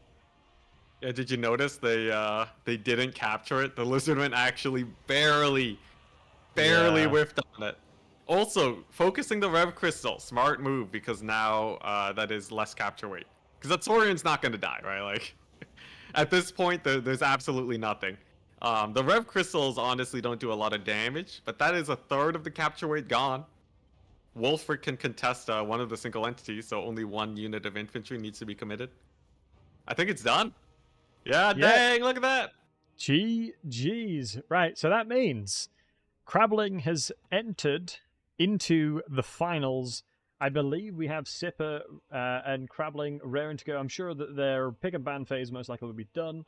But yeah, GG's to those folks. Let us go ahead and jump on over to the lobby in question. And now this is the finals, ladies and gentlemen. So we had 60 players sign up for this tournament, trying their best to fight against everyone else in the world, deciding who is the best player in the world here. And we're now in the very finals. So let's jump into the multiplayer battles. And let's go ahead and find where this lobby is. Let's just find it. So 1 versus 1 crab. I believe it'll be this one. So let us go ahead and see this one. I suspect these players have done the pick and bans. But yeah, we got Sipper and Crabbling. But yeah, there we go. So we've got the 2 players here. So let's go ahead and see what the situation is here. These guys are raring to go, and so whenever these guys are ready, they can ready up. But yeah, very excited to see how these players, what these players are going to do. Yeah, what is this? It's gonna be Kislev versus Dark Elves. It looks like, Kislev and Dark Elves. Pretty fun, pretty fun. So you've obviously been casting a lot of games. Have you seen this matchup a lot? Obviously, I saw there was a Kislev game, there was a Dark Elf game. Yeah, so I think a lot of the time when it comes to Kislev, usually you see him a lot, right? I just think Kislev are just so goddamn dominant for the most part that you just see Kislev so much, and I think Dark Elves definitely have a lot of answers that Kislev kind of struggle a little bit with, but I just think that the Kislev roster in general has an edge, just because of the fact that there's just so many things that they can do, right? And it's very difficult to then counteract that. Yeah, for sure. They have they lean like slightly harder into like their many different specialties than Dark Elves, I say. Dark Elves are kind of like, they're more one note. As you can kind of see here, very common, just like front line, a little bit of cavalry, some ranged. Yeah, so this is the finals, Crabbling versus Sipper. Let's have a look at what Crabbling has brought to the table here. So we've got Armored Corsairs. Is that a triple or quadruple? No, it's a triple Armored Corsairs, tons of Kislev Warriors, and Griffin Legions. Oh, these guys are absolutely devastating with a Glorious Charge. That change for the Griffin Legions was huge. Kivzite Dervishes, and another Griffin Legion, and then some Streltsies. Ooh, the Ambushes with the net will be interesting to see how that goes. We've got the Tempest Mage as well, Ice Witch, not on the Frostworm. So let's go ahead and have a little look-see over this side, shall we? And to Steve, what's your thoughts so far on the Dark Elf army? Well, there is a larger cavalry count. Right, we got the, we got Dark Riders, we have Cold One Knights. So, I don't know, right? So obviously more cavalry is generally better. The question is, like, does a Dark Rider and a Cold One Knight beat a unit of Griffin Legion? Do they about even out? Because the Dark Elves have spent a little bit more money on that front. So it's really important too. So the Dark Elves, obviously their win condition are their archers here. I think they outshoot Kislev in this case. But if the Griffin Legion dive in on them, right? Like if the Dark Elf cavalry die, it's over. I think that's probably going to be the main point of contention here. So I don't know. It's like a little bit close for comfort. What are your thoughts? So do you think the Dark Elves are going to hold it? In this situation, I just think the Dark Elves have a lot of simplified victory conditions in that they have really great threats with the Dark Shards, and obviously, like you rightfully called out, the cavalry can do so much disruption to continuously keep these, Dark Shards alive, especially since they're shielded, right? If they weren't shielded, it'd be a little bit different, but when it comes to consistent ranged pressure, there's obviously no Corsairs, so it's either, they have to get into the position where they see them due to the way that line of sight with gunpowder units works, so the only real unit that can kind of provide a lot of hurt down is obviously the Ambushers, but we'll have to wait and see, especially shooting into the likes of Silver Shields. You're going to have a little bit of a hard time pushing through that, whereas on the flip side, there's a lot of things that are relatively free for the Dark Elves to kill. Yeah, also, is that a Melkoths on the Griffin Legion in the back there? Let us have a look. I don't think... Yeah. Is there Shadow Back Magic? middle just took almost a quarter of their HP and damage. Ooh, there you go. Yeah, So that is a little scary. It is actually very damage efficient for the Winds of Magic, because cavalry have pretty low HP. That probably tips the cavalry fight in the favor of the Dark Elves, I'd say. Weirdly enough, it didn't show damage gold value, but anywho. The range fights are now skirmishing in the middle. We can see that the point is being taken in the Dark Elf favor. The cavalry is trying to charge and break through the middle here, but I just feel like that's a bit of a mistake because there's so much available range here. But I guess it's a consolidation of your forces trying to push in at one point, and maybe I'm going to bite my words here. Yeah, two of those range units aren't shooting for the Dark Elves right now, so that's a little bit sus. But my goodness, the Griffin Legion though. Yeah. Okay, yeah, they're Let's see. Looks like the skirmishing is being handled pretty well on that left flank too. Although, if the middle collapses, right, and Kislev can run through, it'd be a little bit scary for the Dark Elves. But, like, they have their passive coming up soon, and the Kislev infantry isn't especially strong either. If I had to give my put my money down for an early lead, I'd say the Dark Elves have absolutely. Slightly better positioning. I think you're rightfully called out. You know, the middle is now breaking for the Dark Elves. There's a lot of availability to move through and start to shoot and get on top of these one, but so much of the cavalry game has been shut down by Kislev, but it seems that they've recovered and they're actually starting to set up some shooting lines to deal with this. Yeah, although that one unit of Streltsy is going down. Kislev ranged against this many shields, probably not going to do too much. Although... So the middle's a little bit sketchy, right? The question is, will those Griffin Legion rout now, as soon as their passive wears off? Or will they be able to continue disrupting the Dark Elves here? It seems like they're going to be routing, and that will probably mean, unless suddenly those Dark Shards get jumped right now, probably means Kislev is going to be in a rough position, I'd say. You think so? I mean, there was a spell of Blizzard that came down and absolutely smoked the cold ones here. And there's just so much armored Corsairs and so many availability of really powerful hard hitters here. And there's some spells dropping down in there, trying their best to disrupt. I mean, so many of these archers have been absolutely bottlenecked through with these dervishes.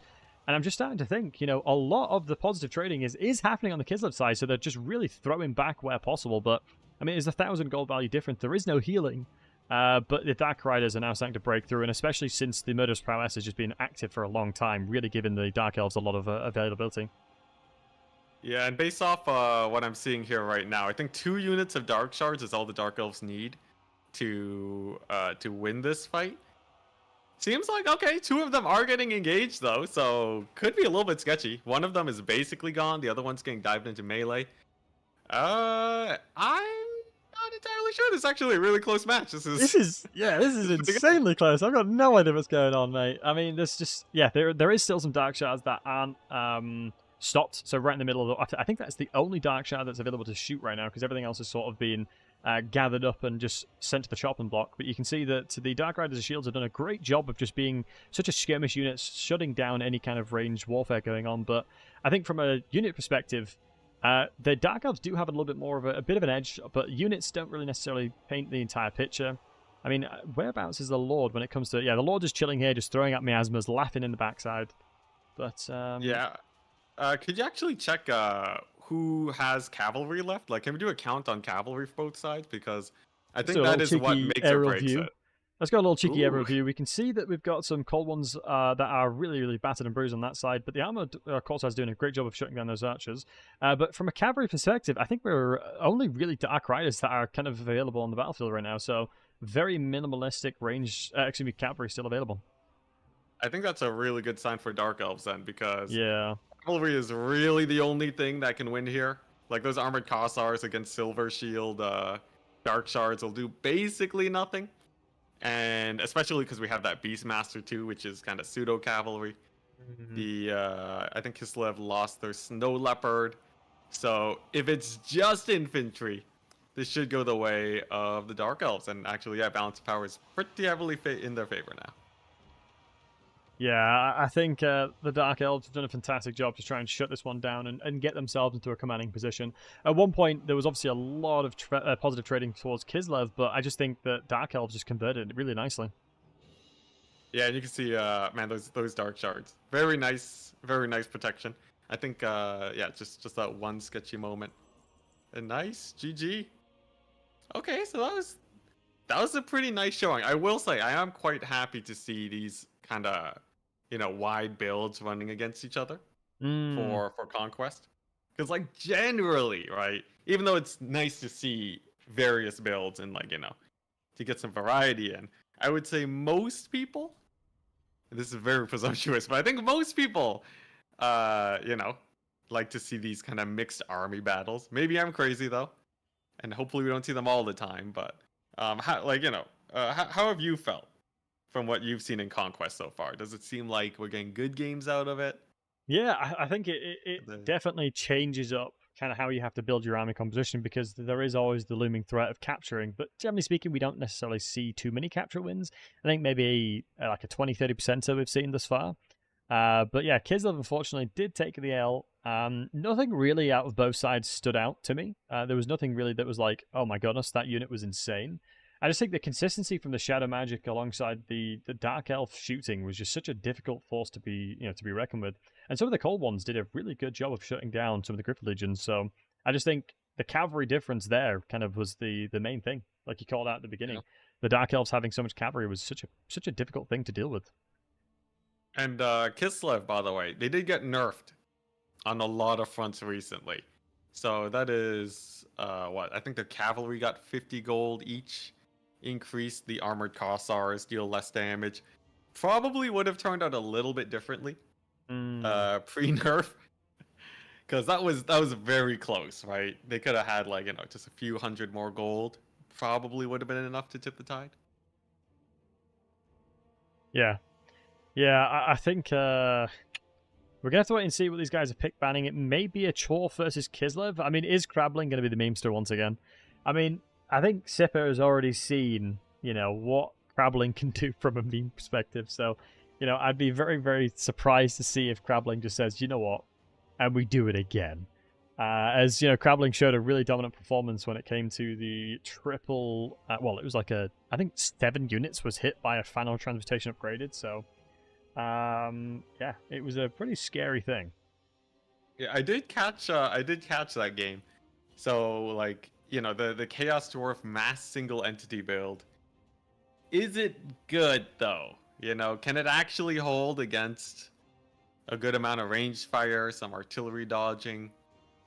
Possibly just going hard on single entities themselves, since there really isn't that much outside of the Lord for the previous build to do fighting. I feel like it definitely has a lot of counters, right? So like, let's just assume here that Chaos Dwarves are going for. Let's assume that they're thinking they're going to get countered. Mm-hmm. What type of other builds can they actually field that are viable right now?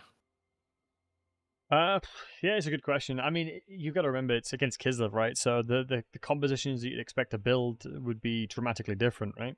I think typically speaking, Hobgoblin builds are very, very common with the skirmish Hobgoblins alongside, some relatively cheap laborers as your core of your front line.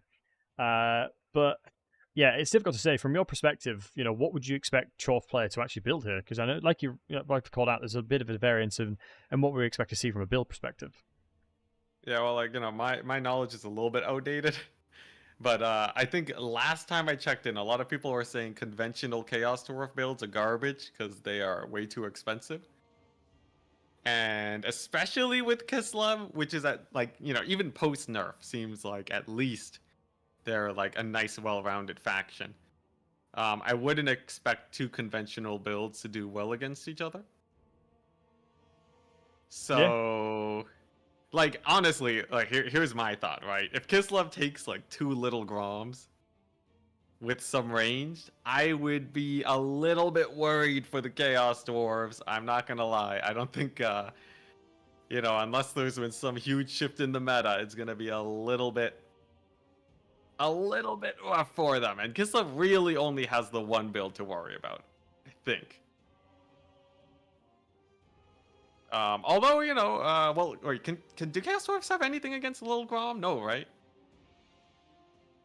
I guess magma cannons or hell cannons are a very viable option when it comes to kind of having artillery. I think, yeah, the Chorf's artillery, even though they're known for their artillery, that's sort of their vibe, definitely doesn't seem that, there's a lot of opportunities that can do well against Little Grom. Yeah. But I mean, these guys do have global bans, right? These guys can globally ban these factions, and this is the spillover. So they've decided that, Chaos Dwarves, Kislev is not a problem, and they're happy to face it. Yeah, with Chaos Dwarves too. Although it could just be like, a counterpick situation where Kislev is kind of the least of the evils. Could just be some memery. Yeah, skeptical. Skeptical is putting it lightly, in my opinion, for the Chaos Dwarfs here. Though I am happy to be proven wrong. These players are very, very strong, and they be theory crafting. But Yeah, like, I don't know. I feel like Dreadquake Mortar should be pretty dodgeable unless it's like close in melee. Would Kislev be able to run a single entity build? No, right? Unless you take the bear. 5. So there's 5 caps on single entities in the tournament at the moment, so they can't take anything over 5 single entities no matter what. So like if they took a hero and a lord, they can only take like 3. Oh yeah, but like single entities, yeah. Can they take 2 bears? Because that's like a third of your army right there, plus a lord. That's I mean, they can if they you want. You can take probably wouldn't suggest it. like half your army could be single entities as at least as a hard counter. But yeah, I think it's on Kislev to make sure the bases are covered and they don't get cheesed, I would say. Since they naturally have the advantage. Yeah. I'm inclined to agree. I think, yeah, Chorfs can come in with so many wide opportunities. I mean, maybe Sipper's thinking to himself, I'm going to have to deal with a very wide build, but if Crabling memes again, just be an absolute unit, bring in some crazy units again, but I don't think Sipper's going to fall into the mistake of, being final transmutations down. But yeah, we'll have to wait and see. I will say, a wide build with laborers, I feel like 2 units of cavalry probably annihilate that. I think Kislev does not have to worry about a wide build, because like after that line of laborers, what's really going to be behind them, right? Some range, that's going to die to cavalry. Artillery, honestly, Chaos Dwarf artillery probably doesn't do much against Kislev unless it's like a Dreadquake at close range. Yeah. Let's see here. I think the biggest out that I haven't really dug into deeply is probably the Cav. Chaos Dwarf cavalry maybe have some sort of edge here. Yeah. If they can win against, do they win against Griffin Legion? I would say, yeah. I mean, if the anti-large variant, you'd be surprised if the Centaurs don't take that down, as they're incredibly powerful fighters, especially since they have such high HP per entity. But yeah, we'll have to wait and see. And Anticity, give me 1 second just to mute for 15 seconds. So guys, once again, I just wanted to shout out the guys that have sponsored the tournament. That would be Holy. So the cash prize is being paid by the wonderful sponsor. So let's jump into the sponsored video. Check this out.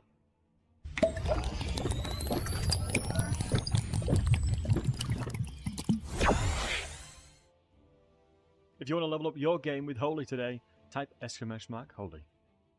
So yeah, shout out to Holy for sponsoring the stream. If you guys don't know who Holy is, it's basically like a G4 competitor, but I would argue, better in every way. Super delicious flavors, super delicious in general. If you guys are interested in what I like the most from a hydration range, I really, really love the Fruity Frog. If you're looking for recommendations, this is the energy range. There's also the hydration range and the iced tea range. So they have a lot of products. Was that a Fortnite sound? It was a Fortnite sound. But yeah, thank you again for Holy for sponsoring the stream. So let's jump back into the gameplay. Right, sorry about that. Just had to plug the sponsor. So we're waiting on Crabling to pick his army. I definitely should have said should have had in the rules that players have only so much time to pick things, but it is what it is. It's my bad. But in fairness, we're in the finals. These guys should be able to cook up an army, but maybe they overcook. Do you know what I mean? Sometimes when it comes to the build, yes. Sometimes you can cook too hard, and you want to make sure to play towards your victory conditions. But yeah, we'll have to wait and see. I'm going to be intrigued to see what they do here. Kislev seemingly Sipper's ready to go. I mean, what would you expect from Kislev here? I would expect something probably pretty standard. So like obviously you're going in pretty confident. I would expect at least 1 little Grom. At least 2 to 4 units of cavalry, but like at least 2 cavalry in case dwarves go for something crazy wide. And then probably like a decent amount of range to shoot single entities. Yeah, that's the scary thing, Yeah. right? Yeah, I think that's yeah. Do you want to do a quick rock paper scissors while we're waiting? I want to see how your mind works. I don't know why, but the rock paper scissors has been pretty goated. I mean, Legend 3-0'd me. He was. I mean, that man is just operating on a whole different plane. He completely mind games everything I was doing. Right, so. All right. Get ready for rock. Here. Get ready for rock, you say? Okay, he's a liar. He's a filthy liar. He's a filthy liar. Yeah. All right. Here we go. All right. Oh, you're going for rock? Crazy. Oh my god. That's come on, man. I watched Ludwig. I know. Okay, this guy. All right. Anyways, that was fast. Play again. Again. Okay. Yeah, one more. All right, I was throwing for content. All right. Oh my god, he's in my head. That is a rough, dude. Don't go rock again. One more. Thank Yeah, one more. You got one. Oh, he's in my head. Oh, pretty sus. We double down, baby. We double down. You crazy. I'm crazy. You're going paper again, aren't you? I know you're going paper again. Okay. I knew it, you mad lad.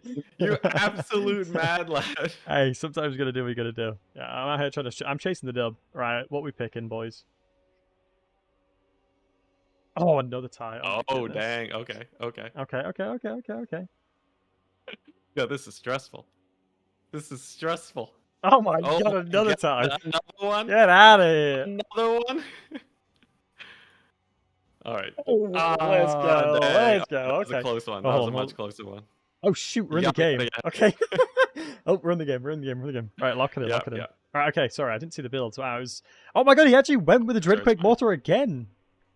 Yeah, just the one though, and without a lot of extra support. Like it's kind of a wide dwarf army. My goodness. Okay, so we've got a triple light war sled.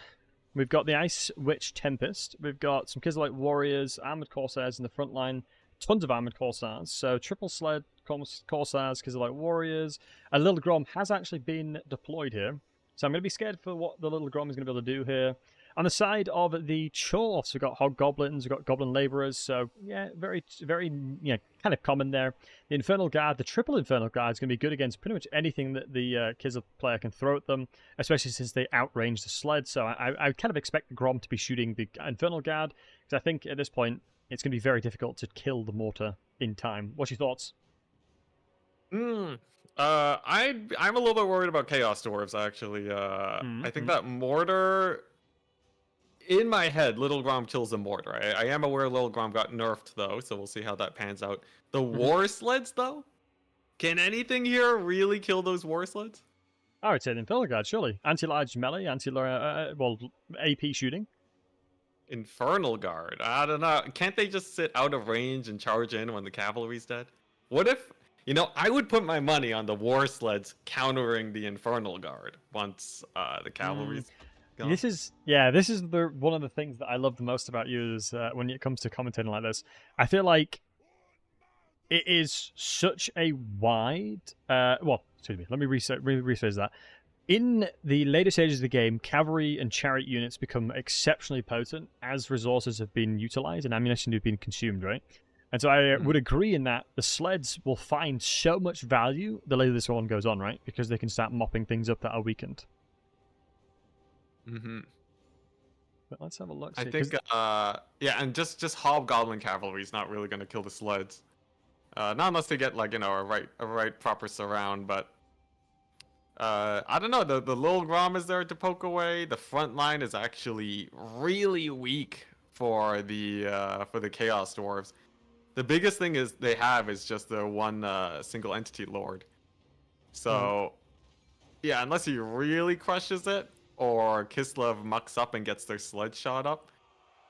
This could be pretty bad, right? They also have to deal with these ranged Cossars. All right, well, there you go. Oh my god. A direct hit. Yep, that is what happens if you lose track of their mortar. My god, it's just a half HP there's thing. Not a lot of dodges. Yeah, not. The thing is, it telegraphs its shots super hard. I'm Yeah, for actually, sure. I'm disappointed in Sipa. I thought you were better. No, it can actually be really hard to dodge, but still though, that's a lot of value. This is exactly what the Chaos Dwarfs need to pull it back. Yeah, so we're seeing the sleds are engaged by the Hobgoblin Riders, so we'll have to wait and see how that transpires. I mean, the sleds definitely should be able to disengage that, especially with the Ice Witches protecting. Some Metal Magic's coming onto the Infernal Guards. Definitely doesn't want to be around there, especially since the Armor Corsairs will shoot. But this is exactly the punishment that Crabling's doing. You know, they start shooting. Okay, here we go. I'm going to chuck in the Dreadquake Mortar right on you. And especially with the Vortex that spawns afterwards, super terrifying unit, right? Oh yeah. That's probably that little bit of extra damage really does help. Can also get these guys to route a little bit easier, even though they are Kislev. And I will say, I'm a little bit surprised how little damage that little Grom is actually doing. Yeah, that little Grom is taking a vacation from being useful. So it seems that it's just missing, kind of relatively point blank. Maybe it needs to recalibrate a little bit, and whoever's firing with it needs to be fired. Okay, direct shot, decent damage. We'll have to wait and see. That's what we would like to see. So here's the Infernal Guards. I mean, line of sight. It is perfect line of sight, but we'll have to wait and see how the Infernal Guards react to that one. Hobgoblin should be utilized to protect any kind of engagement by the cavalry, so volley off and then just try and surround there, which is what you love to see. Hobgoblin's pulled back, especially to shut down. That's not a good engagement for the Chariot here. Yeah, actually a really bad engagement for the Chariots. Full surround on them, and the Fireglaves can still shoot. I would say, honestly, probably a miscalculation on my part, and probably Sipa's part too. The little Grom is not enough to shut down that artillery.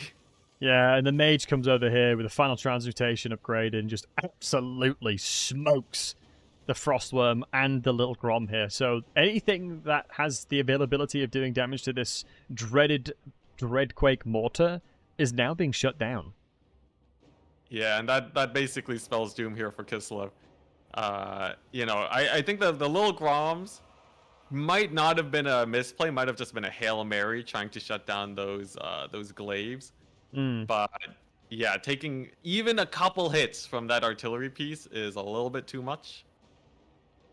And because of that, no frontline for Kislev means that the Fireglaves are free to roam. Yeah, apart from these poor buggers getting chased.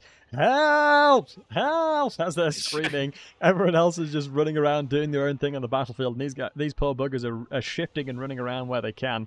Dreadquake Mortar just still in melee, being an absolute terror, just charging through everything. And we can see that the Lord is now starting to reposition, especially with the Infernal Guards, now knowing that these guys need a little bit of support. But I think the crossfire between the Infernal Guards is going to be pretty devastating for the Ice Tempest. Which we'll have to wait and see how that goes. But the gold value is relatively even when it comes to the battle, but the balance of power is a different story. You know, we've got a couple sleds that are very much battered on the outskirts, but yeah, Hobgoblin's done a great job shutting down these sleds as well. Now, I will say, though, we have seen a lot of these Frostworms, and I believe last I heard about them, they sucked. Did anything change? Is this just the model a bad showing for them? Yeah, no, the entity was changed. I think they were made smaller. Yeah, it made it a little bit more useful, and I think they have anti-large, I believe, as well. They were given they may have been given more anti-large, but yeah, just a little bit more of a fighting force there. I mean, the Dreadquake Mortar has now got its more power trying to move out that way, but Frostbite plus Monstrous Impact of its own shot definitely makes it super, super slow. Sorceress Wizard is probably saving up from the Frontal Transmutation to do some devastating damage here. And I will say, it is interesting to see Kislev continue to scrap. The balance of power hasn't moved too much. But like, unless the Frostworms really prove themselves as single entities right now, it's looking pretty bad, I'd say. And speaking of, Frostworm just said goodbye, folks, and is taking a swift back on home. And we can see the sleds now. Quite a lot of sleds still remain, but ammunition is depleting. Saying that. 47 and 50, 120 base ammunition. My god, these guys can shoot for days.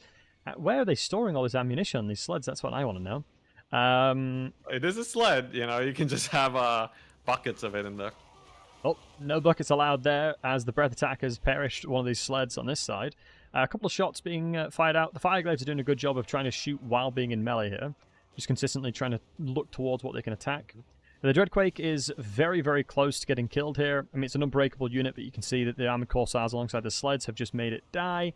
I mean, the capture point is in the side of Kislev. I think we've got to remember that. I mean, Sipper is now clawing back away, so, I mean, hats off to Sipper. You know, very much recovered the situation, you know, and you rightfully said the sleds have done a great job of just doing so much. Yeah, I actually was not expecting that. I thought the sleds were out after that one bad engagement, but now with the train gone, it's a bunch of range units against one single entity. Yeah, and he probably can't do it. I think Kislev actually managed to pull back at the final quarter. God dang. Yeah, final transition come out, but the sleds understand that they can't be around there, and so run away accordingly. Doing a good job there, and yeah, things seems like the writing's on the wall. Crabling's build does not work once again. Sipper does not fall into the trap of stacking up a lot of their units, especially against the final transportation, and doing a fantastic job of just putting pressure down where possible. There's very limited, entities that can actually capture now on the Chorf side. So even with the points being a thing, but I think that is Lost bonus, and Sipper is our grand finalist, taking down Crabling. What an absolute banger of a game. GG, well played to Sipper. Yeah, overall fantastic player. I mean, Sipper in many tournaments has always come up clutch and has always been an exceptionally powerful contender to these matches. And yeah, Crabling's an old school player as well, doing a great job representing VM today. Going along with a ton of Goblin Laborers, like we said, and the Triple Infernal Glaives did a decent job. But can we get some GGs in the chat for our grand finalist, Victor, taking it down? GG well played to Sipper. Fantastic build, fantastic opportunities, and just in general, just playing towards his victory conditions in a really, really really smart manner. You can't really hate it, right? Yeah, those 6 remaining war sleds, like, they were so low, but the damage was spread across them. Yeah, I think they've definitely done a fantastic job there. And so, what we're going to do, folks, it was an absolute pleasure. I hope each and every one of you beautiful folks had enjoyed yourself. I mean, as an outro, Anticity, would it be possible? I'm going to put your YouTube channel in there. He streams on Twitch at the same time as well, so in both links there. But yeah, Sipper scrapped exceptionally well. I think, yeah, you're not wrong. He very much scrapped it and just made it really, really messy there. So yeah, GG, well played to Sipper there. That will be our the winner. So well done to Sipper. But Anticity, what? Yeah. Tell yourself to these folks. How would you describe yourself? I am a hardcore Warhammer masochist that also plays Stormgate. And are you playing? Are you doing any Stormgate soon? Stormgate, I actually played a little bit earlier today. I'm just kind of dabbling in that for fun, though. Most of my time is still going into Warhammer. Contrary to what some may believe.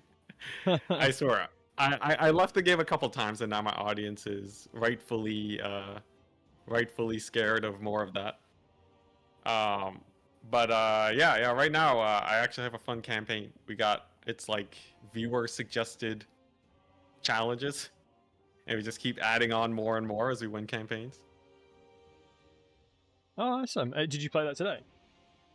This was like a couple days ago. I also haven't won one of those campaigns yet, but yeah, there's that. But yeah, I don't know. It's the usual Warhammer fare, right? Just some love. I didn't mean to play the. If you want to level up your game with Holy today, yeah. So type exclamation. I know we both kind of do content. I would say relatively similar, or we have similarities. I mean, if you guys don't know, I learned a lot of YouTube from the wonderful Anticity. This guy taught me when I was a mere plebeian at YouTube, and so a lot of my YouTube stuff. Honestly, you could probably look back at my videos and just see when I started speaking to Anticity, because it becomes very apparent. I'm not gonna lie. You could literally see, yeah, this is when Battlesey starts speaking with Anticity, because yeah, I have a lot of love for Anticity. Great guy. It's always a pleasure to see you back. I know that I was, whispering in your ear to be like, dude, you should start streaming Total War again, and it is absolutely a pleasure to see you back. But yeah, what's your usual schedule for these folks? Do you stream? Is it consistent on days, or is it just whenever you fancy it? semi-consistent. Around 1 p.m. EST, you can probably catch me either doing Stormgate or Warhammer content.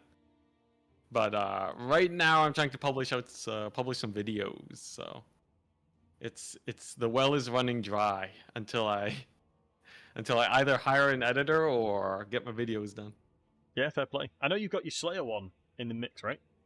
Yeah, it's taken forever, man. There's like 40 hours of footage. Oh my goodness. But it's almost done. The wait is almost over. Are you creating, you have any videos out right now? No, honestly. Working full time plus trying to organize this tournament. It's been very difficult to try and figure out. I mean, there was just so many random things, but no, massive shout out to Lucy. Unsung hero of today's tournament.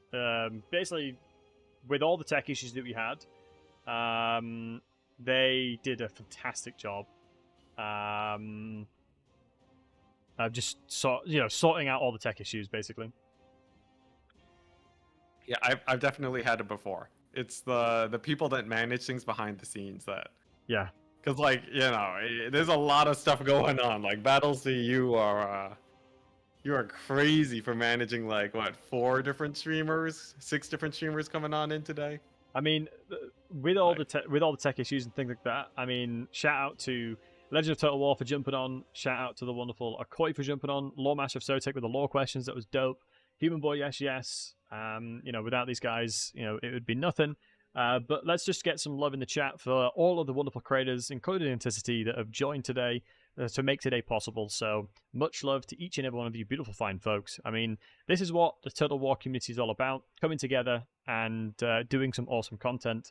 So yeah, Anticity, I hope you have a wonderful rest of your morning. Well, night. Well, evening. Is it evening time? Canadian, right? Evening. Yeah, it's Canadian. Yeah, so you're a Canadian. But yeah, thank you everybody for watching. And Anticity, yeah, thank you for being here, man. I'm just going to drop off and just say bye to chat. But yeah, you're awesome, Anticity. And dude, thank you so much for coming out. Yeah, you too. Thank you for hosting. See ya. GG's. Oh my goodness, guys. Yeah.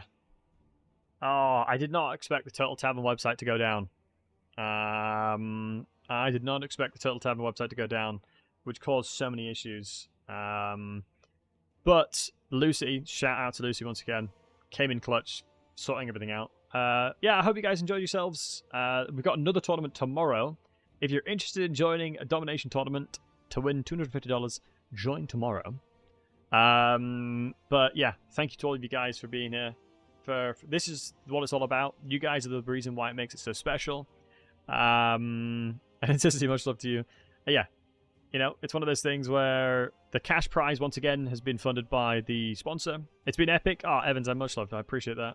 Yeah, I'm very lucky to have all the amazing creators that helped out today.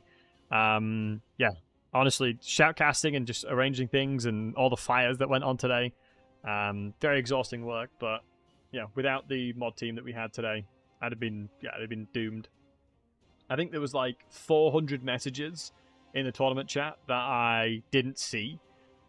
So obviously, Lucy and everyone else who's helping out smashed it. Also, look at this, lads. I got a new keyboard recently. Look at how beautiful this keyboard is. You can't tell me this keyboard is not beautiful. So I never sorted out my camera, but do you guys know recently, I think Razer implemented a certain technology where it is basically a cheat fundamentally for shooting games, and the camera, the Wooting 60HE has it as well in it, and it made the camera super smooth, so I didn't need to change anything, just due to all the delays. But let's go find you guys a new home. Let's go see if we can find anybody to send you wonderful folks to. Yeah, man alive. It was a banger.